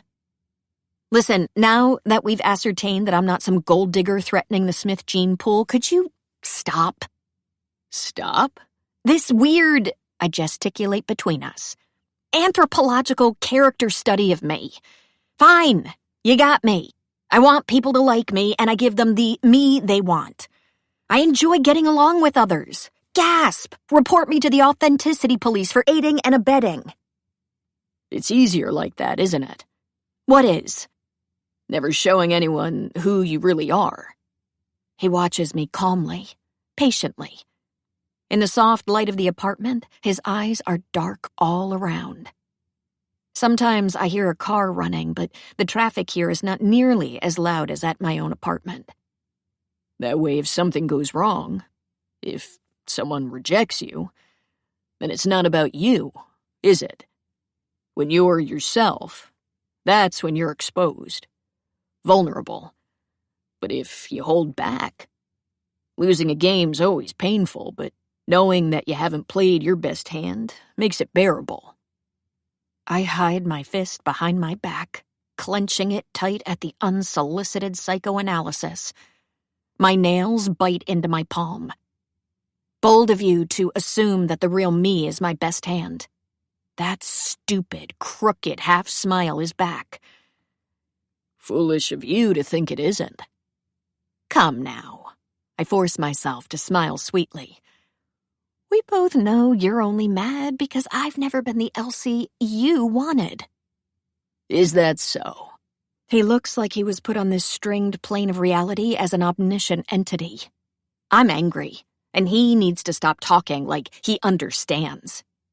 It's your own damn fault, Jack. Why? Because you, I point my finger in his face, don't give me anything. Everyone else does. Something to latch on to, something I can use to be the person they want. But you're not putting out signals, and that's why you're not getting the VIP treatment like everyone else. So quit whining, please. I see. His hand, warm and calloused, closes around my wrist and pulls my index finger from his face down to his chest. He covers the back of my hand with his palm, and what the hell is he? Have you considered that maybe you're already the way I want you to be? That maybe there are no signals because nothing needs to be changed? I scoff. Here he is, the Jack I've come to know and loathe. Right, sure. Once again, he says, tone oddly gentle. What happened to you, Elsie? Seriously? What happened to... My hand is still under his. I lift my chin, bringing our faces that much closer. This is what happened to me, Jack. A little over 6 months ago, I go meet my date's family for the first time. And maybe we aren't really together, but you know what? It doesn't matter. What matters is that since the very start, my date's brother is an absolute prick. He keeps staring at me like I'm Ginger Spice crashing the royal wedding. He asks his brother questions about me because he thinks I'm inferior and unworthy. He acts unfriendly and suspicious whenever I'm around. I think we can both agree that, given the opportunity, he'd want to change the shit out of me. The last part comes out more aggressively than I meant, but whatever. I'm mad now, growing exponentially madder as I watch Jack nod slowly, as though considering my words. Well, that's an interpretation. Heat radiates through me from his grip. It warms my belly, licks up my spine, reminds me how close we've somehow gravitated. It's facts, I hiss. You're a physicist, Elsie. You should know better than to throw around the word fact when quantum mechanics exists. What's your interpretation, then? He says nothing for a long moment, as if collecting his thoughts or deciding whether I'm worth his words. Then something shifts. The air in the room becomes thicker. His Adam's apple bobs, his eyes fix on mine, and he starts talking. A little over 6 months ago, I go to a family birthday expecting the usual night of misery. I'm only there for my brother because I can count on 2 fingers the relatives I care about, and he's one of them. We usually stick together. But this dinner is different. My brother brings a date, a woman he's never spoken about. Weird, since we talk nearly every day. The family, especially his mom, are thrilled. Jack's grip on my hand shifts, softens. My fingers are still on his chest, half pressed against his heart. My own has begun to thump in a hesitant, bracing way. She's beautiful. The girl. Really beautiful. There are lots of beautiful women in the world, and if you can believe it, it's not something I usually notice. But I'm paying more attention to her than I otherwise would. Someone pulls Greg away before he has a chance to introduce me yet, but I watch her touch my grandmother's go board and pick up one of the stones the traditional way, index and middle finger. I watch her sneak a bite of cheese. At some point, I'm almost sure she says something that no one but me understands as a Heisenberg principle joke. And then, when my brother comes back, that's when it starts for me. Because I watch her run interference between him and my family in a way I've never managed. And believe me, I've tried. I've spent 30 years of my life trying to protect him from their bullshit. And this girl, she just does it better. I've never seen him so... Happy's not the right word, but he seems at ease. And as the night goes on, I can't stop looking at her. And I realize something. She's hypervigilant, constantly thinking 2 steps ahead, anticipating others' needs like people are equations that need to be solved in real time. It's subtle, but it's there. And he shrugs, free hand coming up to scratch the back of his neck, like he's still puzzled. My chest is getting heavy, the air in my lungs suddenly leaden. That night I get home, go to bed, cannot sleep till I admit to myself that I'm jealous. Or envious. A mix. My brother's settling down, keeping secrets, and we're close, so I'm not used to it. And the girl, maybe it's how good she is with the person I care about the most. Maybe I have a type and she just happens to embody it. But, well, I'm reacting to her more than I can remember ever doing. With anyone. I'm having some complicated feelings, but I force myself to get over them, push them out of my head. I am, briefly, successful. Then there's Labor Day. She passes out in my arms. No explanation. She acts like nothing happened and goes back to that personality twisting of hers. She does beg me not to tell Greg, though, and it has me wondering if this is not a solid relationship. His voice is getting lower, deeper, and his eyes move into the middle distance like he's taking a step backward inside himself. Our hands must have shifted because my palm is flat under his. I wonder whether he's aware. I wonder why I don't pull free. And that's when I realize how much of a piece of shit I am. Because she's obviously good for my brother. But I am relieved that their relationship might not go anywhere. And I'd love to lie to myself and come up with a valid excuse. But the truth is, it's because I'm a shithead. It's because I want her for myself. I don't even fucking know. I want to take her to dinner, make sure she's relaxed, make sure she doesn't feel like she needs to think 2 steps ahead. I want to know why she can hold a go stone. And I really, really want to... Well, I'll spare you the graphic details. I'm sure you can imagine. His smile is small and rueful. My stomach is tight, tied in a million knots, and I'm hot all over. Avoiding her is the best course of action. I don't mind skipping family functions, and my brother never talks about her. It's like he forgets that she exists, which is weird because I can't stop thinking about her. I ask questions, even though I shouldn't. I have a couple of really wrong, really messy dreams about my brother's girlfriend. When I see her again after a while, at my grandmother's birthday, it's not any better. It's worse. But I'm never going to act on it. It'll go away. I know it. When I find out that she's not who she said she is, I'm mad. Really mad. Because Greg's the best person I know and does not deserve this shit. But I'm also a little relieved. He looks at me again.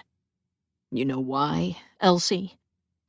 There's something disarmingly, devastatingly self-confident about Jack. About the way he laid out all these facts without hesitating, as though owning his feelings is first and second nature.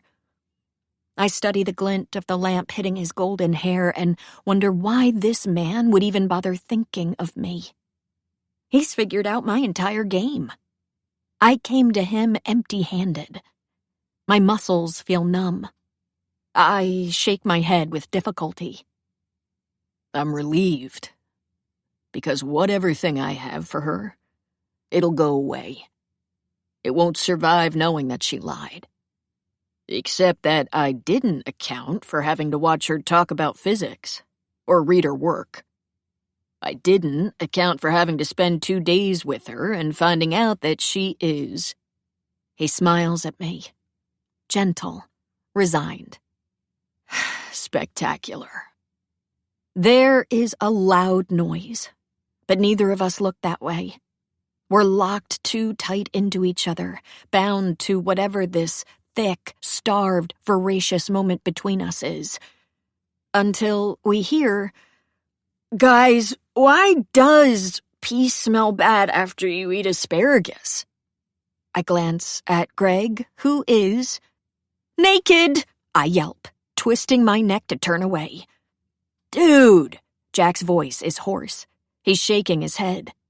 "Where the hell are your clothes?" "Lost them."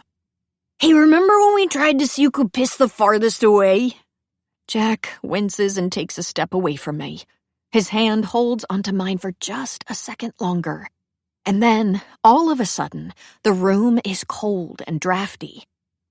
I should probably... I start. He gives me a weighty look. "Go home." "Yup." I find my phone while Jack whispers, "Let's take this to the bathroom, buddy." and I slip out as I hear something about asparapy. No, thank you. The second the front door closes behind me, I slump against it. I take a deep breath and stare for a long, long time at the glow of Christmas lights the neighbors forgot to take down. 12. Collision. Inelastic. From dupont.camilla@bu.edu. Subject: Macbeth reflection paper.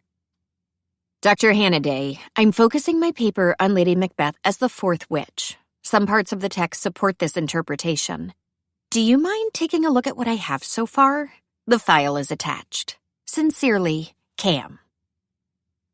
From martinash3@umass.edu. Subject: Who is cute? You, Doc. You cute. You really cute. You so cute.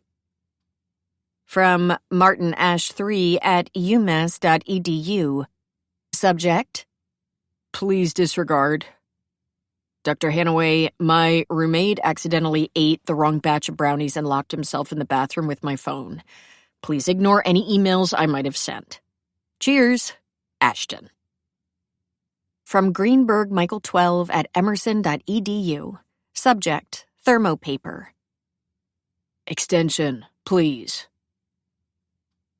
The following week is soul-crushingly busy, with both the run-of-the-mill grind of adjuncthood and catching up on the work I missed during the interview. No worries, though. In between proctoring exams and teaching the wonders of the Fraunhofer diffraction, I still carve out opportunities to agonize over whether I got the job. When I'll know whether I got the job, how I'll know whether I got the job, and who'll tell me whether I got the job. See? Excellent multitasking skills. Almost as though I'm not a human disaster juggling 7 subclinical mood disorders at any given time. The iTwat becomes my faithful companion, lest I miss a call, an email, a text message, a Vatican smoke signal informing me that my days of pain are gone. Welcome to MIT, Elsie, says Monica's disembodied voice, ready to groom me as her successor. You're now particle of the physics department. Volkov guffaws, hands on his belly. I hear you stole George's job, Jack tells me, clucking his tongue from a whole foot above me, smiling only with those beautiful, genetically improbable eyes of his. You and I should really learn to get along. It's all in vain. Whenever I pick up, it's telemarketers. Phishing scams reminding me to pay a warranty on the car I do not own. Lucas calling to bitch about Lance. Lance calling to bitch about Lucas. Mom calling to bitch about Lucas and Lance. On one memorable occasion, Dana calling to ask my opinion on whether my brothers would agree to have sex with her at the same time. Why is everyone so into threesomes all of a sudden? I ask, and then hastily walk away when the secretary of the UMass Biophysics department looks up from the exam she's archiving. I try to call Greg, but he doesn't pick up or answer my texts, which sends me into an additional spiral of anxiety. I've ruined his life. He'll hate me forever. But I can't force him to accept my apology, so I sublimate the nervous energy into refreshing my email. A beloved, if fruitless, hobby. No MIT.edu address appears in my inbox.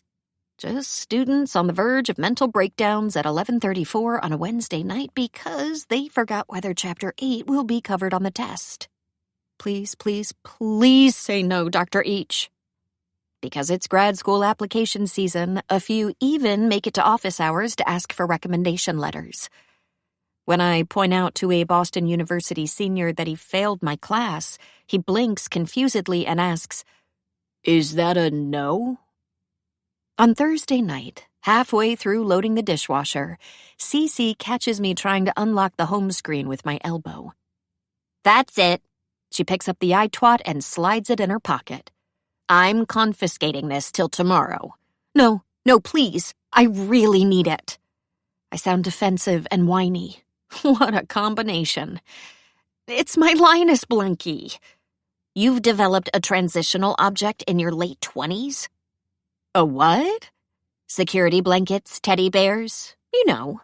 That stuff kids latch onto when they're anxious. They're called transitional objects. Where do they transition you to? She gives me a consternated look. The merciless ravages of adulthood. It actually helps, not being able to stalk the social media of the entire MIT search committee for one evening. Monica posts only about the papers her grads publish anyway. Volkov hasn't been active since 2017 when he retweeted a "Thank God Newton wasn't under a coconut tree" meme. George, if that's his real account, is all about pics of his lunches, which look annoyingly delicious.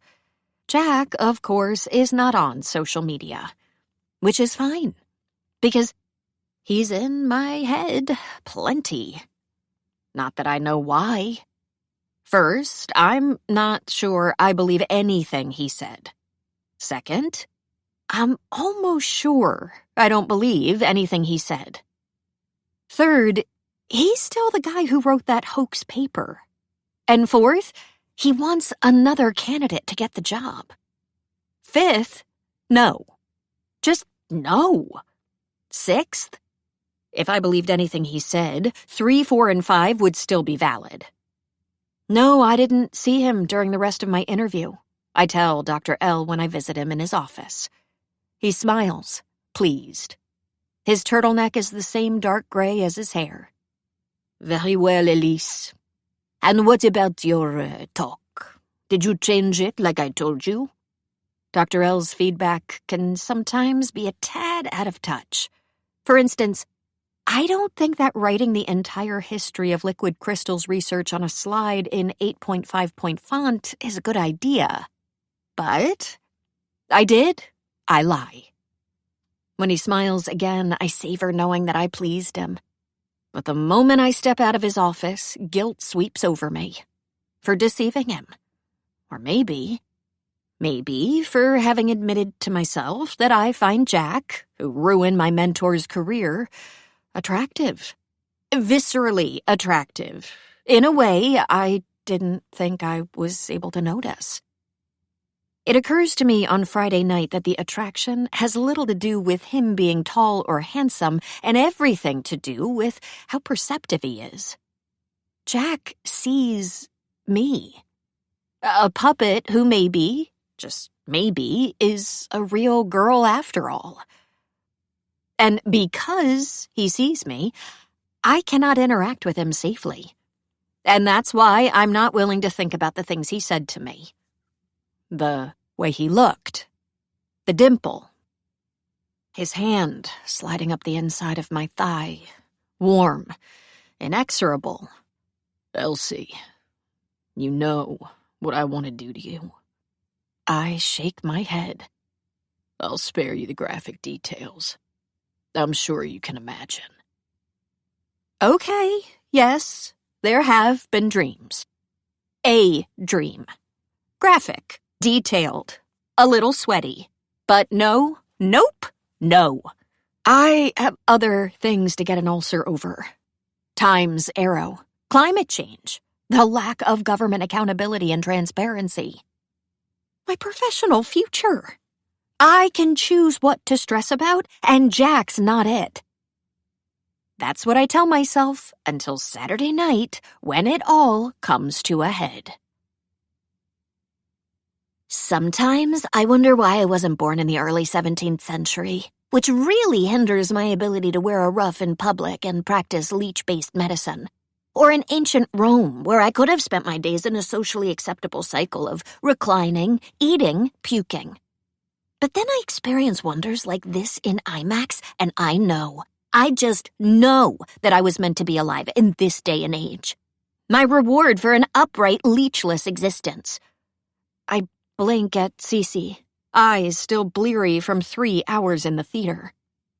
When we walked inside, the sun was up and the last week's worth of snow had finally melted.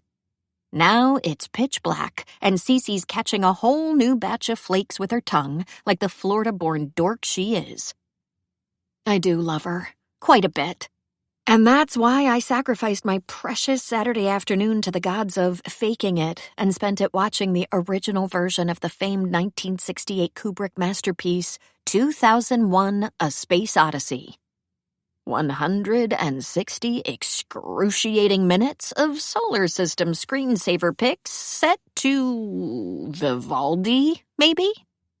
With movies like this, who needs waterboarding?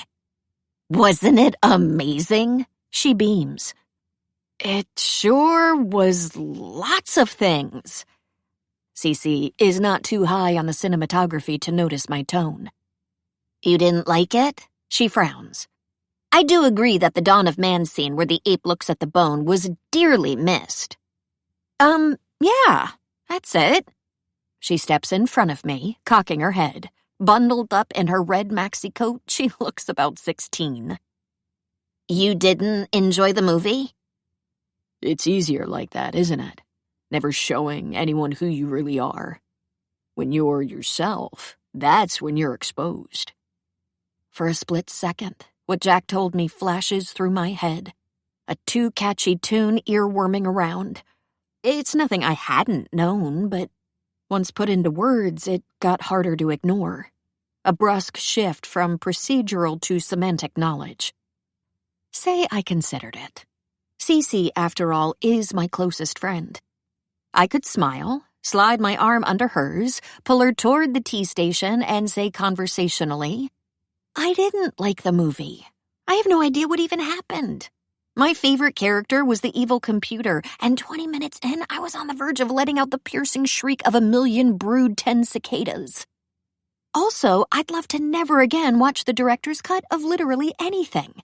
In fact, I'd rather spend an afternoon staring at my student loan portal, the one that makes me burst into tears once a month. And since we're at it, the other day I caught your hedgehog defecating on my pillow. My tea is next. The thought of admitting any of this makes my right side ache. That ulcer, probably. I still slide my arm under Cece's, but what I say is, it was sublime. The journey of man's consciousness into the universe. The eventual passage of that consciousness onto a new level. It's a line from Roger Ebert's 1997 review of the movie. I memorized it this morning. Unparalleled, she beams, then squints. It's the job. That's why you're Blurg. I'm not Blurg. Am I Blurg? Yes. Are you worried about the job? No. No? Well, I concede. Yes. She stops me in the middle of the sidewalk. You'll get it. You did great. Cece's in a good mood from watching slow-mo space ballet, and I don't want to spoil it. I smile. Very optimistic. Maybe we should watch another movie when we get home. She tugs at my sleeve. Something light and funny. Modern Times or The Great Dictator? Laughter is the best medicine. I think antibiotics are the best medicine. Unless it's a viral infection, in which case I stop because someone behind me is saying my name. The worst thing is, I know exactly whose voice it is because it's burned into my auditory cortex in a way that signifies certain neural damage. But I turn around anyway, and there he is. Jack. In his black North Face coat, which is familiar by now. With his broad shoulders and light hair and inexplicable gut-felt presence. Taking up more room than he should on the sidewalk.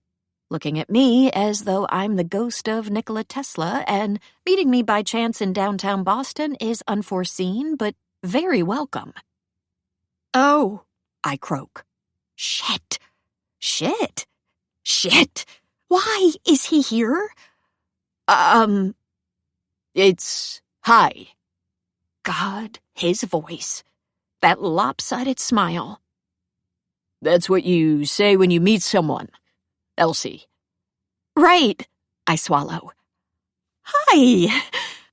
My first thought is that I've conjured him. By thinking about him 40 times a day, up to and including seconds ago. The second, I must be cursed. All I want is to excise Jack from my life. But I'm just like the Australopithecus afarensis in 2001, trying to frolic in the prehistoric veldt, forever doomed to be hunted by an alien monolith. I think I dozed off. The third, he's not alone.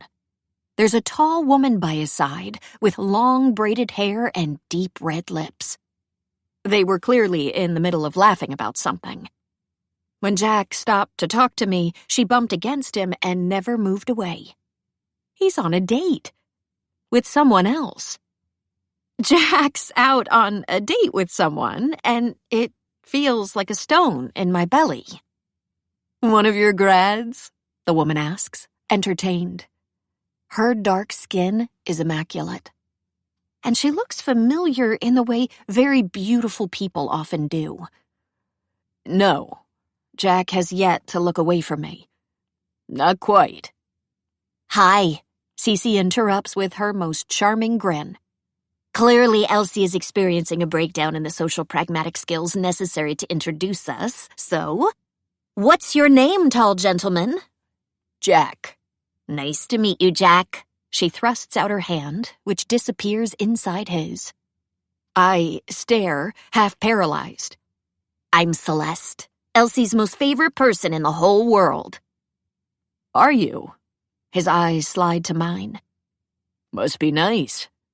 He's still half smiling, like this is making his Saturday night. Well, you know, it's hard work, lots of cheese sharing, and I did just take her to watch 2001, which she loved. Oh my God, the most beautiful woman in the world is delighted. We were in there too. Stunning, right? A masterpiece. Despite Jack's commentary on the predictability of the Evil Space series arc. He lifts one eyebrow. I got bored. You always get bored at the movies. She presses her shoulder against his. I have to confiscate his phone and poke him awake. Because you always take me to see boring movies. She pinches his arm through the coat. If it were up to you, we'd only watch Jackass. It was once. Once too many. He shrugs, unbothered. I cannot stop looking at the two of them framed by the snowflakes. The easy banter. Jack's obvious affection. The woman's fingers still around his sleeve. Something slimy and cold presses behind my sternum.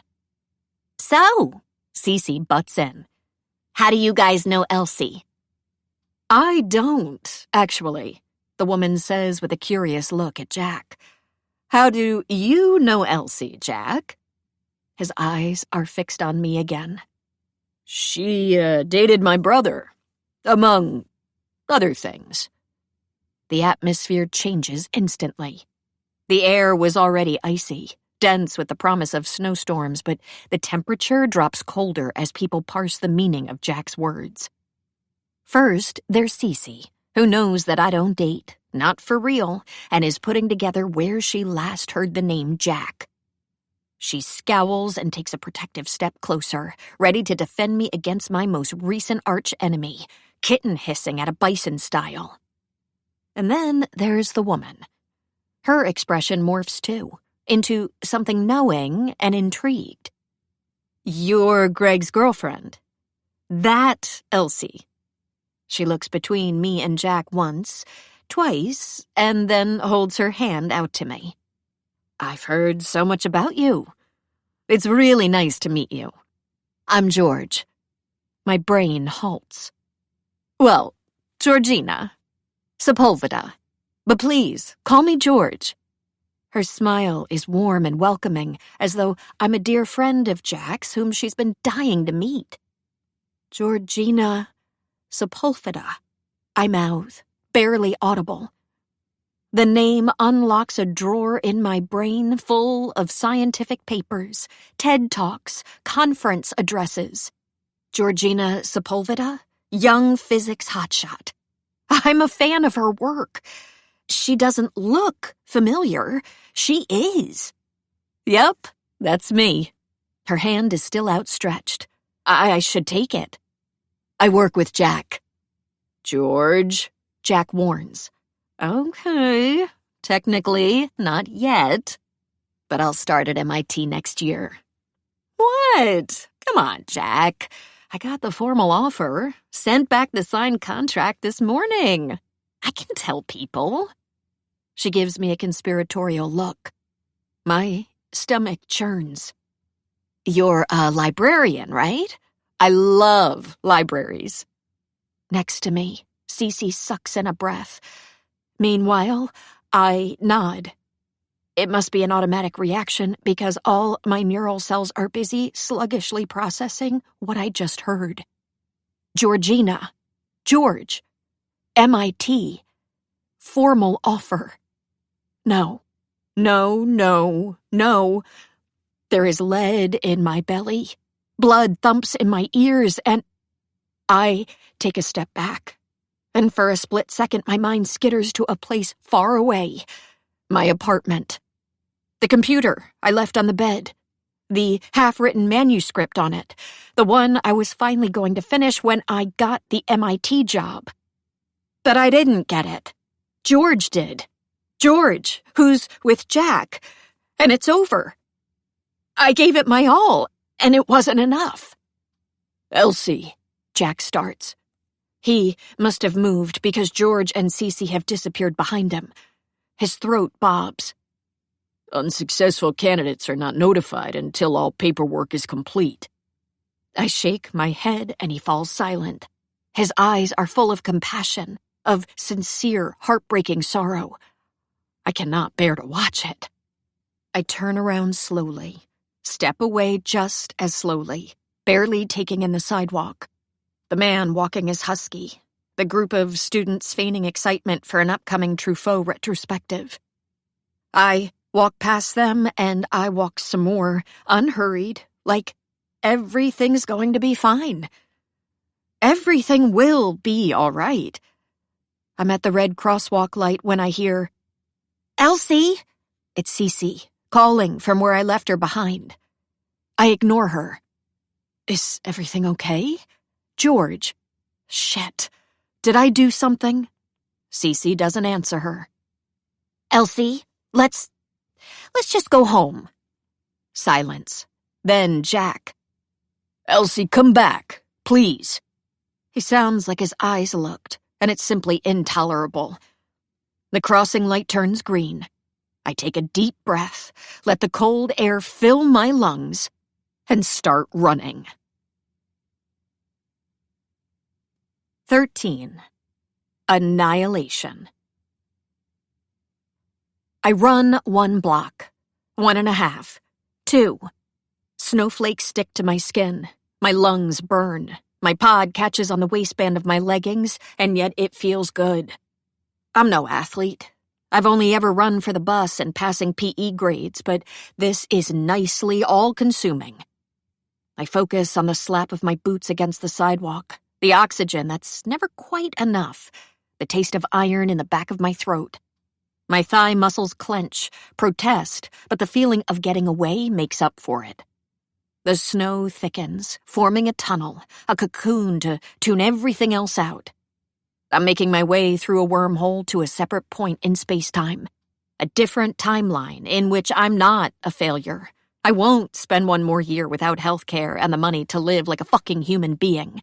I won't disappoint my mentor and my friend and... Fingers close around my wrist.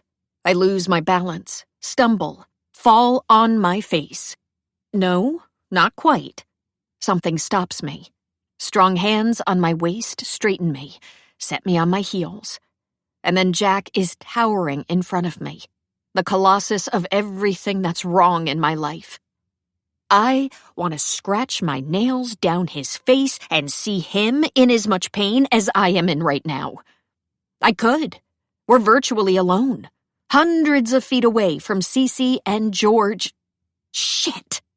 I just ran away from them like I'm fucking bananas, like I'm an entire fruit salad. You weren't supposed to find out like that, he says, barely winded. I cannot breathe. Fuck this shit. I'm never exercising again. She has no idea you were the other candidate. You were supposed to be notified on Monday. Fuck you, I spit out. Jack is taken aback, and so am I. Did not expect for that to come out of my mouth, but in desperatio veritas. We share a second of surprise, then he collects himself. It was never going to be you, Elsie. His tone is not unkind, but it's not compassionate either. Like he knows I could take neither. Volkov and his team were never going to vote for you because... I walk around him, but he grabs my wrist. Because it was never a fair competition. I told you that George would get the job. It was just posturing. It was not. I told you as much as I could without divulging confidential information. This entire search was mishandled, and making you aware of who the other candidate was a huge misstep on Monica's part. Well, clearly I had no clue who George really was. He exhales. Elsie. A flake settles on his cheekbone, right under the slice of blue. It instantly melts. Elsie, you never stood a chance. I hate you. That's fine. Hate me. But know this. It was a bad faith interview. He takes a step closer. His warmth makes the chill bearable, and I hate him for it. Elsie, I am sorry. Bullshit. Elsie, do you even realize what this means for me?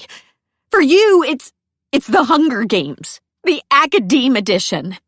But this is my lousy future and everything I've worked toward for my entire adult life. I needed that job. I know. No, you don't know. I press my hands against his chest and push him away. He doesn't budge, which makes me explosively mad. You don't know what it feels like to have a chronic condition and no health insurance. To have to be perfect. To have to be on all the time because everyone around you expects you to be. And it's pretty fucking hard to be perfect when you're working 15-hour days for no money at a job you hate. You're not experiencing any of that, so you don't fucking know how You're terrified. You're overwhelmed. The job market is at its worst, and you don't know if there will be openings next year. Believe me, I can relate. Oh, really? You can relate?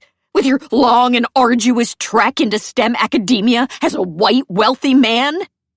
He leans forward. His hand closes around my upper arm. Do you think I'm happy about this? You got exactly what you wanted. I did. His face hardens. And a bunch of things I did not want to. Oh yeah? Like what? Humiliating another theoretical physicist? Installing your girlfriend down the hall so you can get laid between classes? Enough. I recoil. His voice is harsh, and it gives just enough pause to process the words that just tumbled out of me. Oh, God. Oh, my God. I know Georgina Sepulveda. I know her work. I know how incredibly shitty academia has always been to me, a woman in physics. And I just did the same to another woman in physics. A woman in physics whom I've admired for years. What the hell did I just do? Who the fuck is this person inside me? I am so sorry. My hand flies to my mouth to muffle a sob. I'm so sorry. It's not even true. None of it. I've read her articles. She's amazing, and... It's okay. Jack's expression is back to soft. Like I'm not the protocluster of all assholes. No, I shake my head. No, she doesn't deserve any of it, and... Fuck! My throat burns with guilt and something that feels a lot like shame. My cheeks are icy and wet, very wet. I press the heels of my palms into my eyes, but the tears keep coming. Elsie, it's okay. You have every right to be upset. No, it's not okay. I'm being unreasonable. And none of this is Georgina's fault. And as terrible as you are, it's not your fault either. I'm the one who fucked up the interview and— Another sob. He heard this time. No way he didn't. You shouldn't let me talk to you like this. He is silent for a moment. Then I feel him take a step closer. He doesn't touch me, but his coat brushes against mine, a muted swishing sound. I like it, actually. I look up. There's a faint smile on his lips. You like being yelled at? I like to see you. When you're not trying to be someone else. I'm actually hiccuping, like a 3-year-old with a bruised elbow at the monkey bars. I bite the inside of my cheek to make it stop, but it's a lost battle. Like my entire stupid life. I can't imagine why. I like rare occurrences. I need to leave. I can't stand here, shivering, being snowed on in the middle of the sidewalk, with Jonathan Smith Turner, bawling like I'm on an onion farm, but crying my heart out and thoroughly humiliating myself in front of a professional rival takes up all my energy, which means I can't leave. It's cold, He says, like he's reading my mind. I live 5 minutes from here. I sniffle, unsure how to answer. Bully for you? But then he adds, Come over. I must have shown some kind of reaction because he continues. Not for anything you're thinking. Come over so I can warm you up. I want to explain what happened with the search. No, I'm not. No. I'll answer your questions. Tell you exactly what happened. I can't. His hand comes up to cup the back of my head, like he wants to make sure that our eyes are locked for this, that we understand each other. Elsie, if I let you go right now, you're just going to replay the whole interview in your head and reach the misguided conclusion that it's your fault you didn't get the job. And you're never going to let me talk to you again. His expression is painfully honest. How does he know all this stuff about me? I don't even know it. Maybe I'll just blame it on you, I sniffle. He huffs out a laugh. There she is. I'm sorry. I know you want to help, but I can't talk now. I'm crying. That's fine. No, it's not fine. Because I almost never cry. A sob. Which means that I have no idea how to stop. Then you can cry forever. No, don't want to cry. And I left Cece behind. And I need to tell Dr. L that I didn't get the job. And you need to let Georgina know where you are. And I'm fucking freezing. I hate this city. And I hate being a physicist. And I hate Volkov's stupid puns. And his arms are wool and iron around me. Perfectly warm, perfectly solid.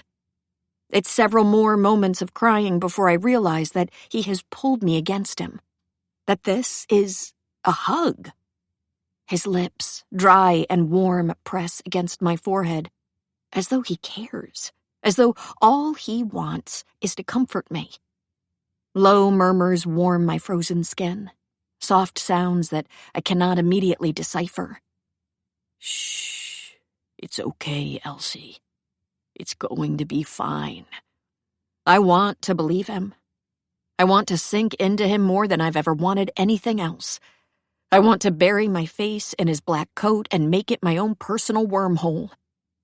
Instead, I keep crying huge, silent tears, curl my fingers into the fabric of his sleeve, and hold on tight. This is the worst. My lowest yet. And not only is Jack Smith Turner witnessing it, I also don't have it in me to mind too much. So when he says, Let me get you warm. Let me do this one thing for you. and his hand slides down to take mine. I allow him to guide me wherever he wants. 14.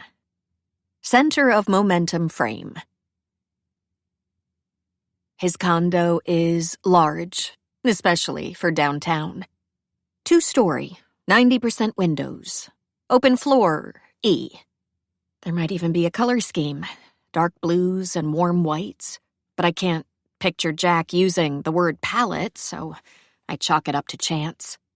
Still, the place is clean and uncluttered enough that I automatically take off my shoes at the entrance, then pad my way after him to the open-plan kitchen, hoping Jack won't notice that my socks match in pattern, stripes, but not color, pink and orange. I wish there were hints that he's a closeted brony or an avid collector of genital casts. But this place screams, I might be an unmarried man in his 30s, but it's not because I don't have my shit together. Then again, he might be unmarried, but he's not quite single. I sit gingerly at the wooden dining table and eye a bowl of fresh fruit. Books and printouts of journal articles stacked neatly on the breakfast island. Jack's large back, his muscles bunching under green flannel as he putters around the stove, quickly types something on his phone and sets a mug on the counter. The snow is picking up, giant flakes swirling under the streetlight, and getting home is going to be a bitch. I could splurge on an Uber. Shouldn't, though. This is weird. So weird. I should be too devastated to feel awkward, but like I said, I'm an excellent multitasker. Able to experience the existential dread seeping into my unemployed bones and to fantasize about crawling into a golf hole out of sheer embarrassment. Even worse, I'm so damn cold. I wrap my hands in the tear-sticky sleeves of my cardigan, slide them between my thighs, and close my eyes. I take a slow, deep breath. Another. Seconds or minutes later, porcelain clinks against the wood. I blink up, and Jack's forearm is there, with its roped muscles and the light hairs and that cut of tattoo peeking from under the rolled-up sleeve. I've seen him half naked, and I still don't know what it's supposed to be. Hot chocolate, he says gently, as though I'm a skittish kitten. It smells delicious, of sugar and comfort and heat. I watch a handful of marshmallows float happily around the top, and my mouth waters. Do you know? I start, then shake my head and fall silent. Food can be such an ordeal when your pancreatic cells have left the chat. I remember my last year of middle school, at Chloe Sampson's birthday party, the most amazing sheet cake with buttercream frosting. Before eating a slice, the diabetes havers, i.e. me, needed to know exactly what was in it, to counteract it with the appropriate dose of insulin. But who knows what's in a slice of Costco cake? Not me, and not Mrs. Sampson, and not the Costco website or the customer service hotline, which Mrs. Sampson called while 15 starving teenage girls glared at me for holding up the party. And, well, the point is, I've learned to say no to unexpected sugar, no matter how tasty looking. People don't like nuisances. Thank you, but I'm not thirsty. You need the carb count? Jack sets the package with the nutritional info beside it. To adjust your bolus? I tilt my head. Did you just use the word bolus? Sure did. He takes a seat right across from me. Even the chairs in his house look too small for him. How? I went to school. I know words. He seems amused. You went to school for words like centripetal and brittleness and Rusland optical depth. The only people who know stuff about basal insulin and bolus are doctors. How fortunate then. Medical doctors. And people with diabetes. He stares for a moment, then says, I'm sure others do too. Families of people with diabetes. Friends. Partners. His voice is deep and rich, and I need to look away from the way he's studying me. So I take out my phone and quickly check my insulin, pretending I can't feel his eyes on me. I lift my t-shirt to make sure that the pod didn't get dislodged in the single act of exercise I engaged in during the last decade, and honestly, I can't remember the last time I did this in front of someone who isn't Cece. I want to ask Jack if he read up on diabetes after finding out about mine, but it's possibly the most self-centered thought I've ever had. I have about 40 new notifications across 5 apps, all from Cece. Cece, where are you? We're going to the Starbucks across from the theater to wait for you guys to come back. Please let me know you're okay. I know this sucks, but I'm with you. We can do this. We'll move into a basement. I'll pick up more faux dates. You'll be my sugar baby. Jack texted George and told her you're okay. She seems to think he's trustworthy, but IDK. He looks like an oak tree on steroids with a 6'8" wingspan. Is he even human? Elsie? Question mark. Worried face emoji. I answer with a quick, I'm fine. With Jack. Go home, please. When I look up, Jack is staring. I clear my throat. Bad faith interview. What does it mean? His expression darkens. That would be any interview in which the outcome is, for whatever reason, pre-decided. Like positions that are advertised as open when they're meant for a specific candidate. The MIT position was created for Georgina? I feel a pang in my chest. More complicated than that. The position was originally left vacant when James Bickart, an experimentalist, retired 2 years ago. He was, I believe, 3 million years old. I chuckle despite myself. Sounds about right. You know the type. Lots of tweed, lots of distrust toward computers, lots of opinions on girls who wear nail polish despite the distraction of their male peers. I was still at Caltech, but I heard some stories. The position should have been refilled immediately, but there were issues with the budget. Then, my grandson and I moved here. He pushes the forgotten mug closer.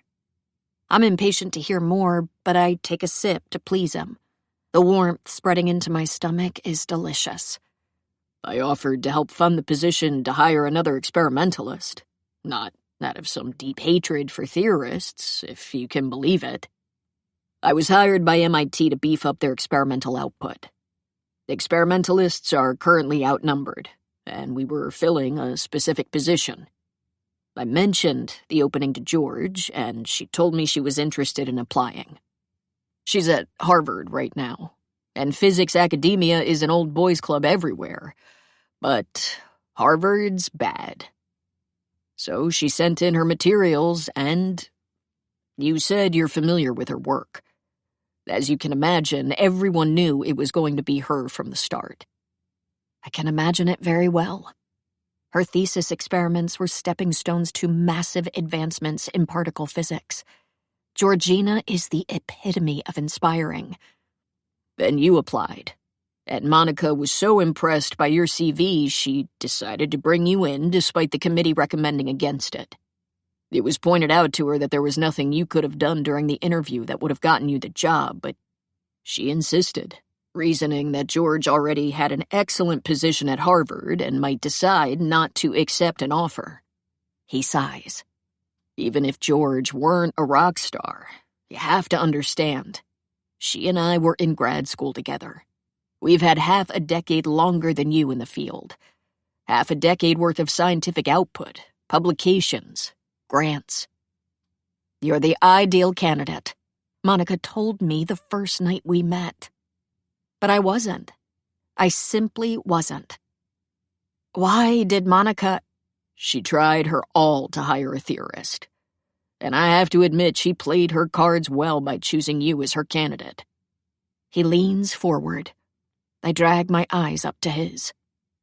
Elsie, I was there for the final vote. George won because she was best qualified, but everyone in the department was impressed with you. Which doesn't surprise me after I saw your talk and read your articles. Right. I press my fingers into my eyes. My articles. They're excellent. And also, I look at him. Also? He wets his lips like he needs time to phrase something. sometimes when I read them, I can almost hear them in your voice.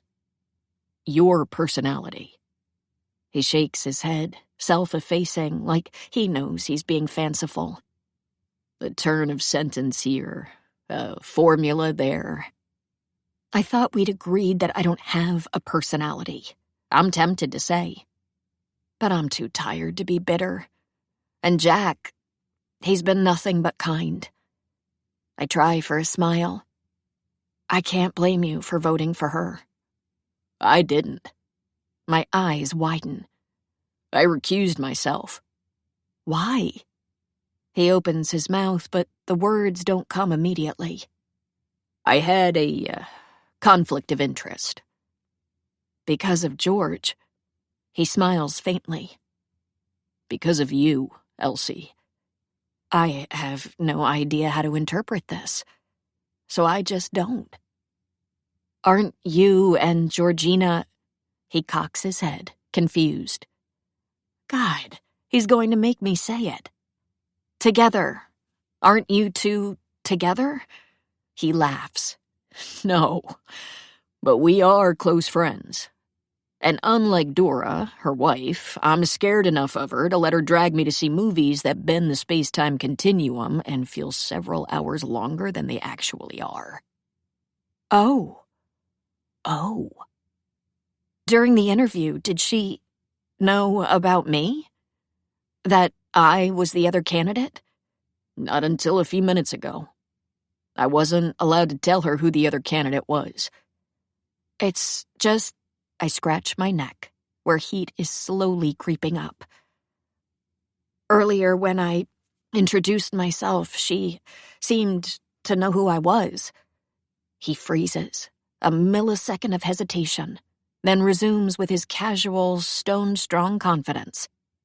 I did talk to her about you, but that was long before your interview. I told her that Greg was finally seeing someone, and that I was struggling. Because you disapproved. Elsie. His tone is patient but firm. I understand if you are uncomfortable with what I told you. But I've never lied to you, and I'm not going to start now. His eyes hold mine like a vice. I was attracted to someone I shouldn't have been attracted to. I felt guilty and frustrated, and I confided in George. There's a frog in my throat. An entire ecosystem. 5 astral planes. Something glows and pulsates inside my stomach, and I don't know how to even begin to respond. Luckily, I don't have to, because Jack adds, Greg wanted to meet with you this week. I asked him not to. Why? Because I had to tell him that you wouldn't get the job. He wasn't sure he wouldn't slip up, and I was planning to be the one who explained everything. I feel myself smile. Not a good liar, is he? I'm surprised he didn't blurt out about your arrangement on your first date. Yeah, me too, actually. How is he? Good. Fine. The tooth healed. We talked about him. Honestly, he didn't insult me nearly as much as he should have. Lucky for you, you found me. Your resident nutjob, screaming abuse on the sidewalk. Elsie. He's doing that intense eye-holding thing again. It's fine. Nothing about this is fine, and it likely won't be for a long time. But I nod anyway and stand. Right. Sorry, again. Thank you for explaining everything, and for the hot chocolate. I should go home before the snow gets bad. He turns to one of the million windows. Looks bad already. It does. The outside's a whiteout of flurries, and my post-crying jag exhaustion is swallowing me whole. Maybe I can throw a smoke bomb and disappear into the quantum vacuum. Before it gets worse. He stands too. I'll drive you. What? No, the roads aren't safe. I'll just take an Uber. He lifts one eyebrow. With Cece, I add, checking my phone. No need to put you in danger if... I trail off and go through my texts. Cece. George assumes you're staying with Jack? Does she know something I don't? Uber surge pricing is insane. George offered to drive me home, but we need to leave now or the snow will strand the car. Please text me to reassure me that he's not making sausages out of your small intestine. I squeeze my eyes shut for a second. This is fine. It's okay. You need a new phone, Jack says quietly, glancing at the cracked screen. I need a new job. I'll take the bus, actually. You think buses are running? Hopefully. I attempt to smile. He's been nothing but kind, and he deserves a smiling, less than depressive Elsie. Unless you'd like me to camp out on your couch, I joke. Nah, you can take the bed, he says without pause, like he's been thinking this through. He can't have been. You're not serious. I'll even change the sheets. Why? He shrugs. It's been a while. I meant, why do you... Because you're cold, Elsie. He steps closer and I can feel the hot glow of his skin. Because you had a rough night, and probably a rough month. Because it's not safe. And because I like having you around. I should probably try to process this, but I am so tired. Do you have a spare room? I do. No bed in it, though. And according to my friend Adam, my air mattress sucks ass. Is that where you keep the skeletons of theorists? He smirks, doesn't deny it. I'll take the couch. That's where I fall asleep reading theory articles every night anyway. Maybe it's a jab, but it makes me laugh. I glance at the sectional, which could comfortably house 3 of them, and looks cozier than my childhood bed. I'm really not in the position to refuse this, though I make a last-ditch effort. I wouldn't want to put you out. Elsie. I hate it when he says my name like that. A little stern, amused, annoyed. Like I should be past my bullshit, even though I'm neck-deep drowning in it. Okay.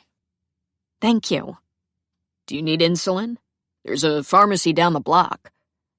Apparently, I now discuss my med supply with Jonathan Smith Turner. Wild. I just changed my pod. I'm good. He nods, and then, I guess it's happening. I'm staring at his back and following him up the L-shaped staircase, like the neutron star of helplessness I've been reduced to. I try to picture waking up tomorrow, squirting his toothpaste on my finger, making my way downstairs, nonchalantly complimenting his orthopedic pillow, then throwing out a "laters" before venturing out into the blinding white.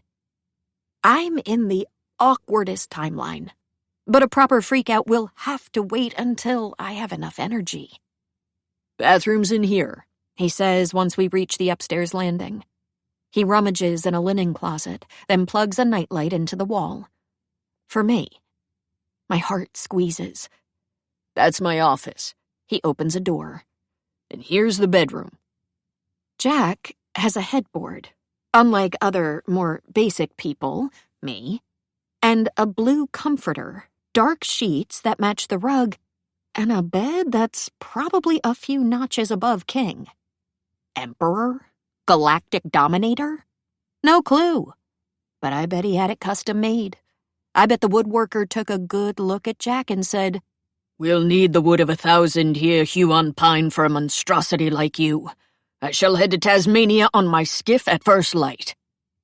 The rest of the room is tidy and uncluttered. No dirty boxers draped over the leather chair by the window. No Cliff Bar wrappers on the floor. The window takes up the entire east wall, and there's one single piece of art. A framed picture of the Large Hadron Collider. The end cap of the compact muon solenoid. A futuristic mechanical flower. It's beautiful. I know that Jack did some work at CERN, and maybe he took it himself. "I'll change the sheets," he says, brushing past me toward the dresser, and I realize that I've been staring. "Oh, don't. I'm not exactly picky," and I clear my throat. "Whatever, it's fine. We can both sleep in here. I mean, the bed is huge." He's giving me his back, but I see the moment the words land. The drawer is half open, and his movements stutter to a stop. Muscles tense under his shirt, then slowly relax. When he turns around, it's with his usual uneven smile. "Seems like a lot for you," he says. A bit strained, maybe. There's no dimple in sight. "A lot?" "Going from running away from me to sleeping in the same bed in under 1 hour." I flush and look at my toes. "I'm sorry. I didn't mean to run. And I'm not, coming on to you. I'd love to sound sharp and indignant, but it's just not where I'm at." "We've established that you don't need to come on to me, Elsie. Do you want something to sleep in?" "Oh," I shake my head. "I'm good. I'm wearing leggings anyway. I figured that if I had to suffer through 2001, I could at least be comfy." "I thought you loved the movie." I give him an appalled look. Jack leans against the dresser, arms crossed. "It's what your friend said," he explains. "Oh, no.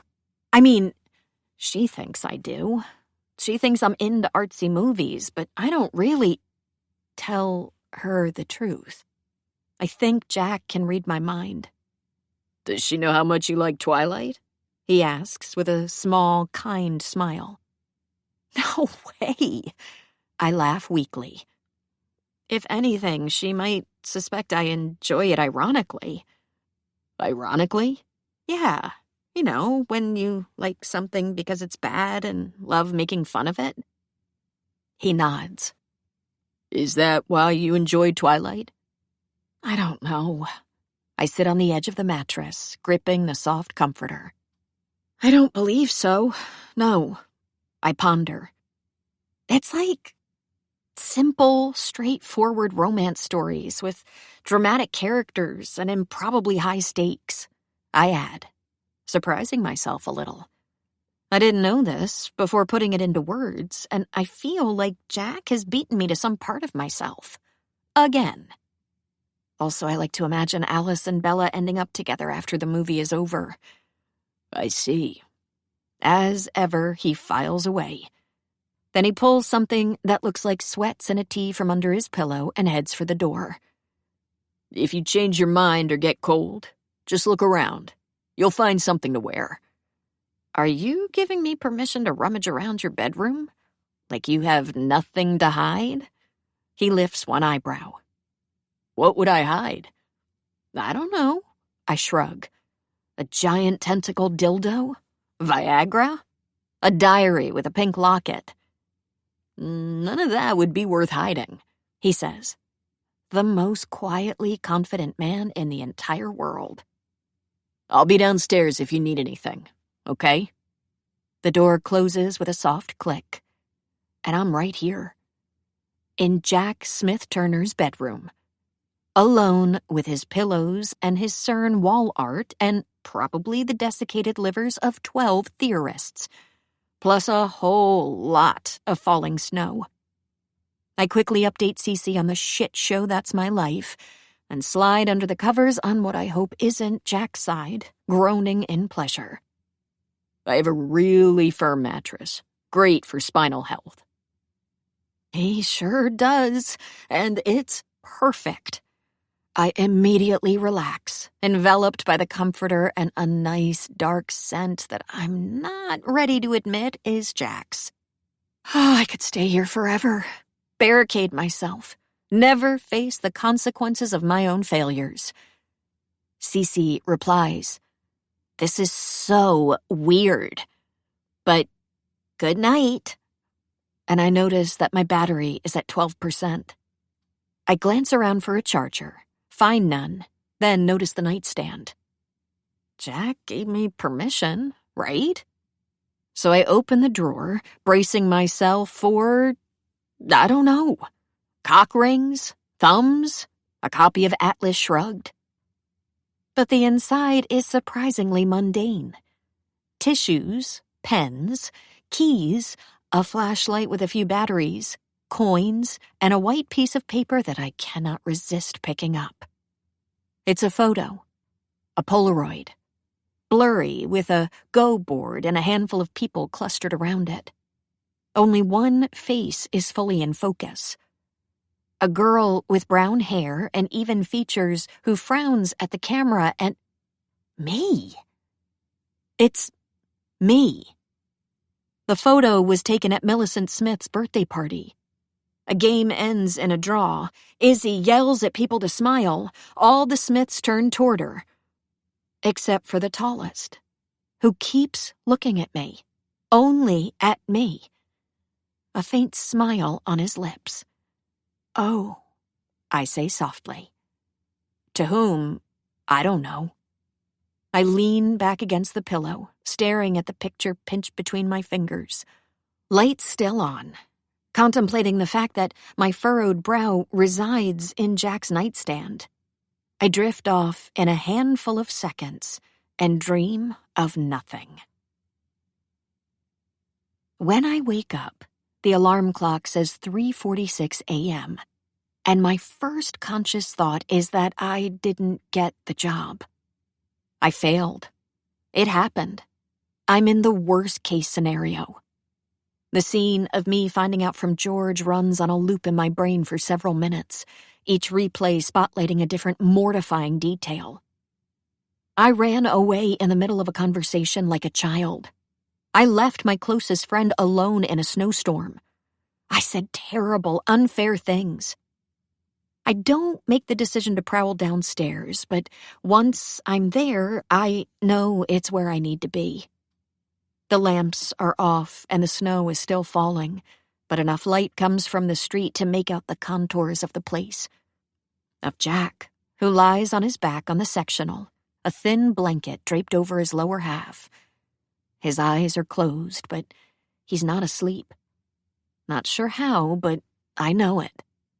And he knows that I know it because when I step closer, he doesn't move, doesn't open his eyes. But he does ask, "Do you need something?" His voice is scratchy, like he did sleep at some point.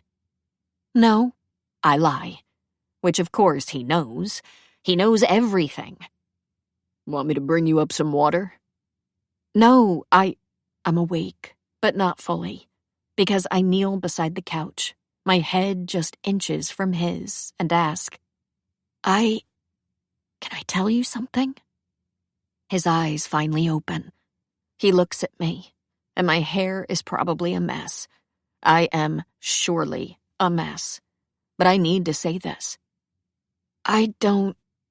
When I said about George getting the job because she's your girlfriend, or friend, because of some weird political intrigue, it was unfair of me. Despicable. And I don't believe it. And it was awful of me to... Elsie.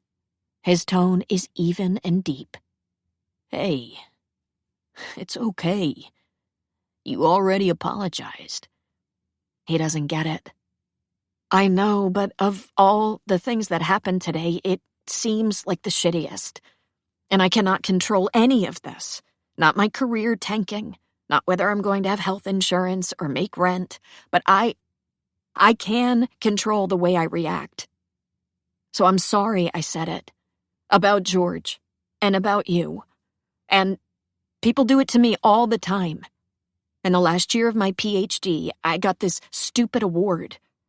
When I walked into the student lounge the following day, other students were saying that it was only because I was a woman, and I felt like total shit. And I really didn't think they were right, but for a second, I wasn't sure. For a second, they made me doubt myself, and I don't want to be like them. Hey, Jack shifts and then does something I don't fully understand. Somehow he pulls me up, and somehow I'm on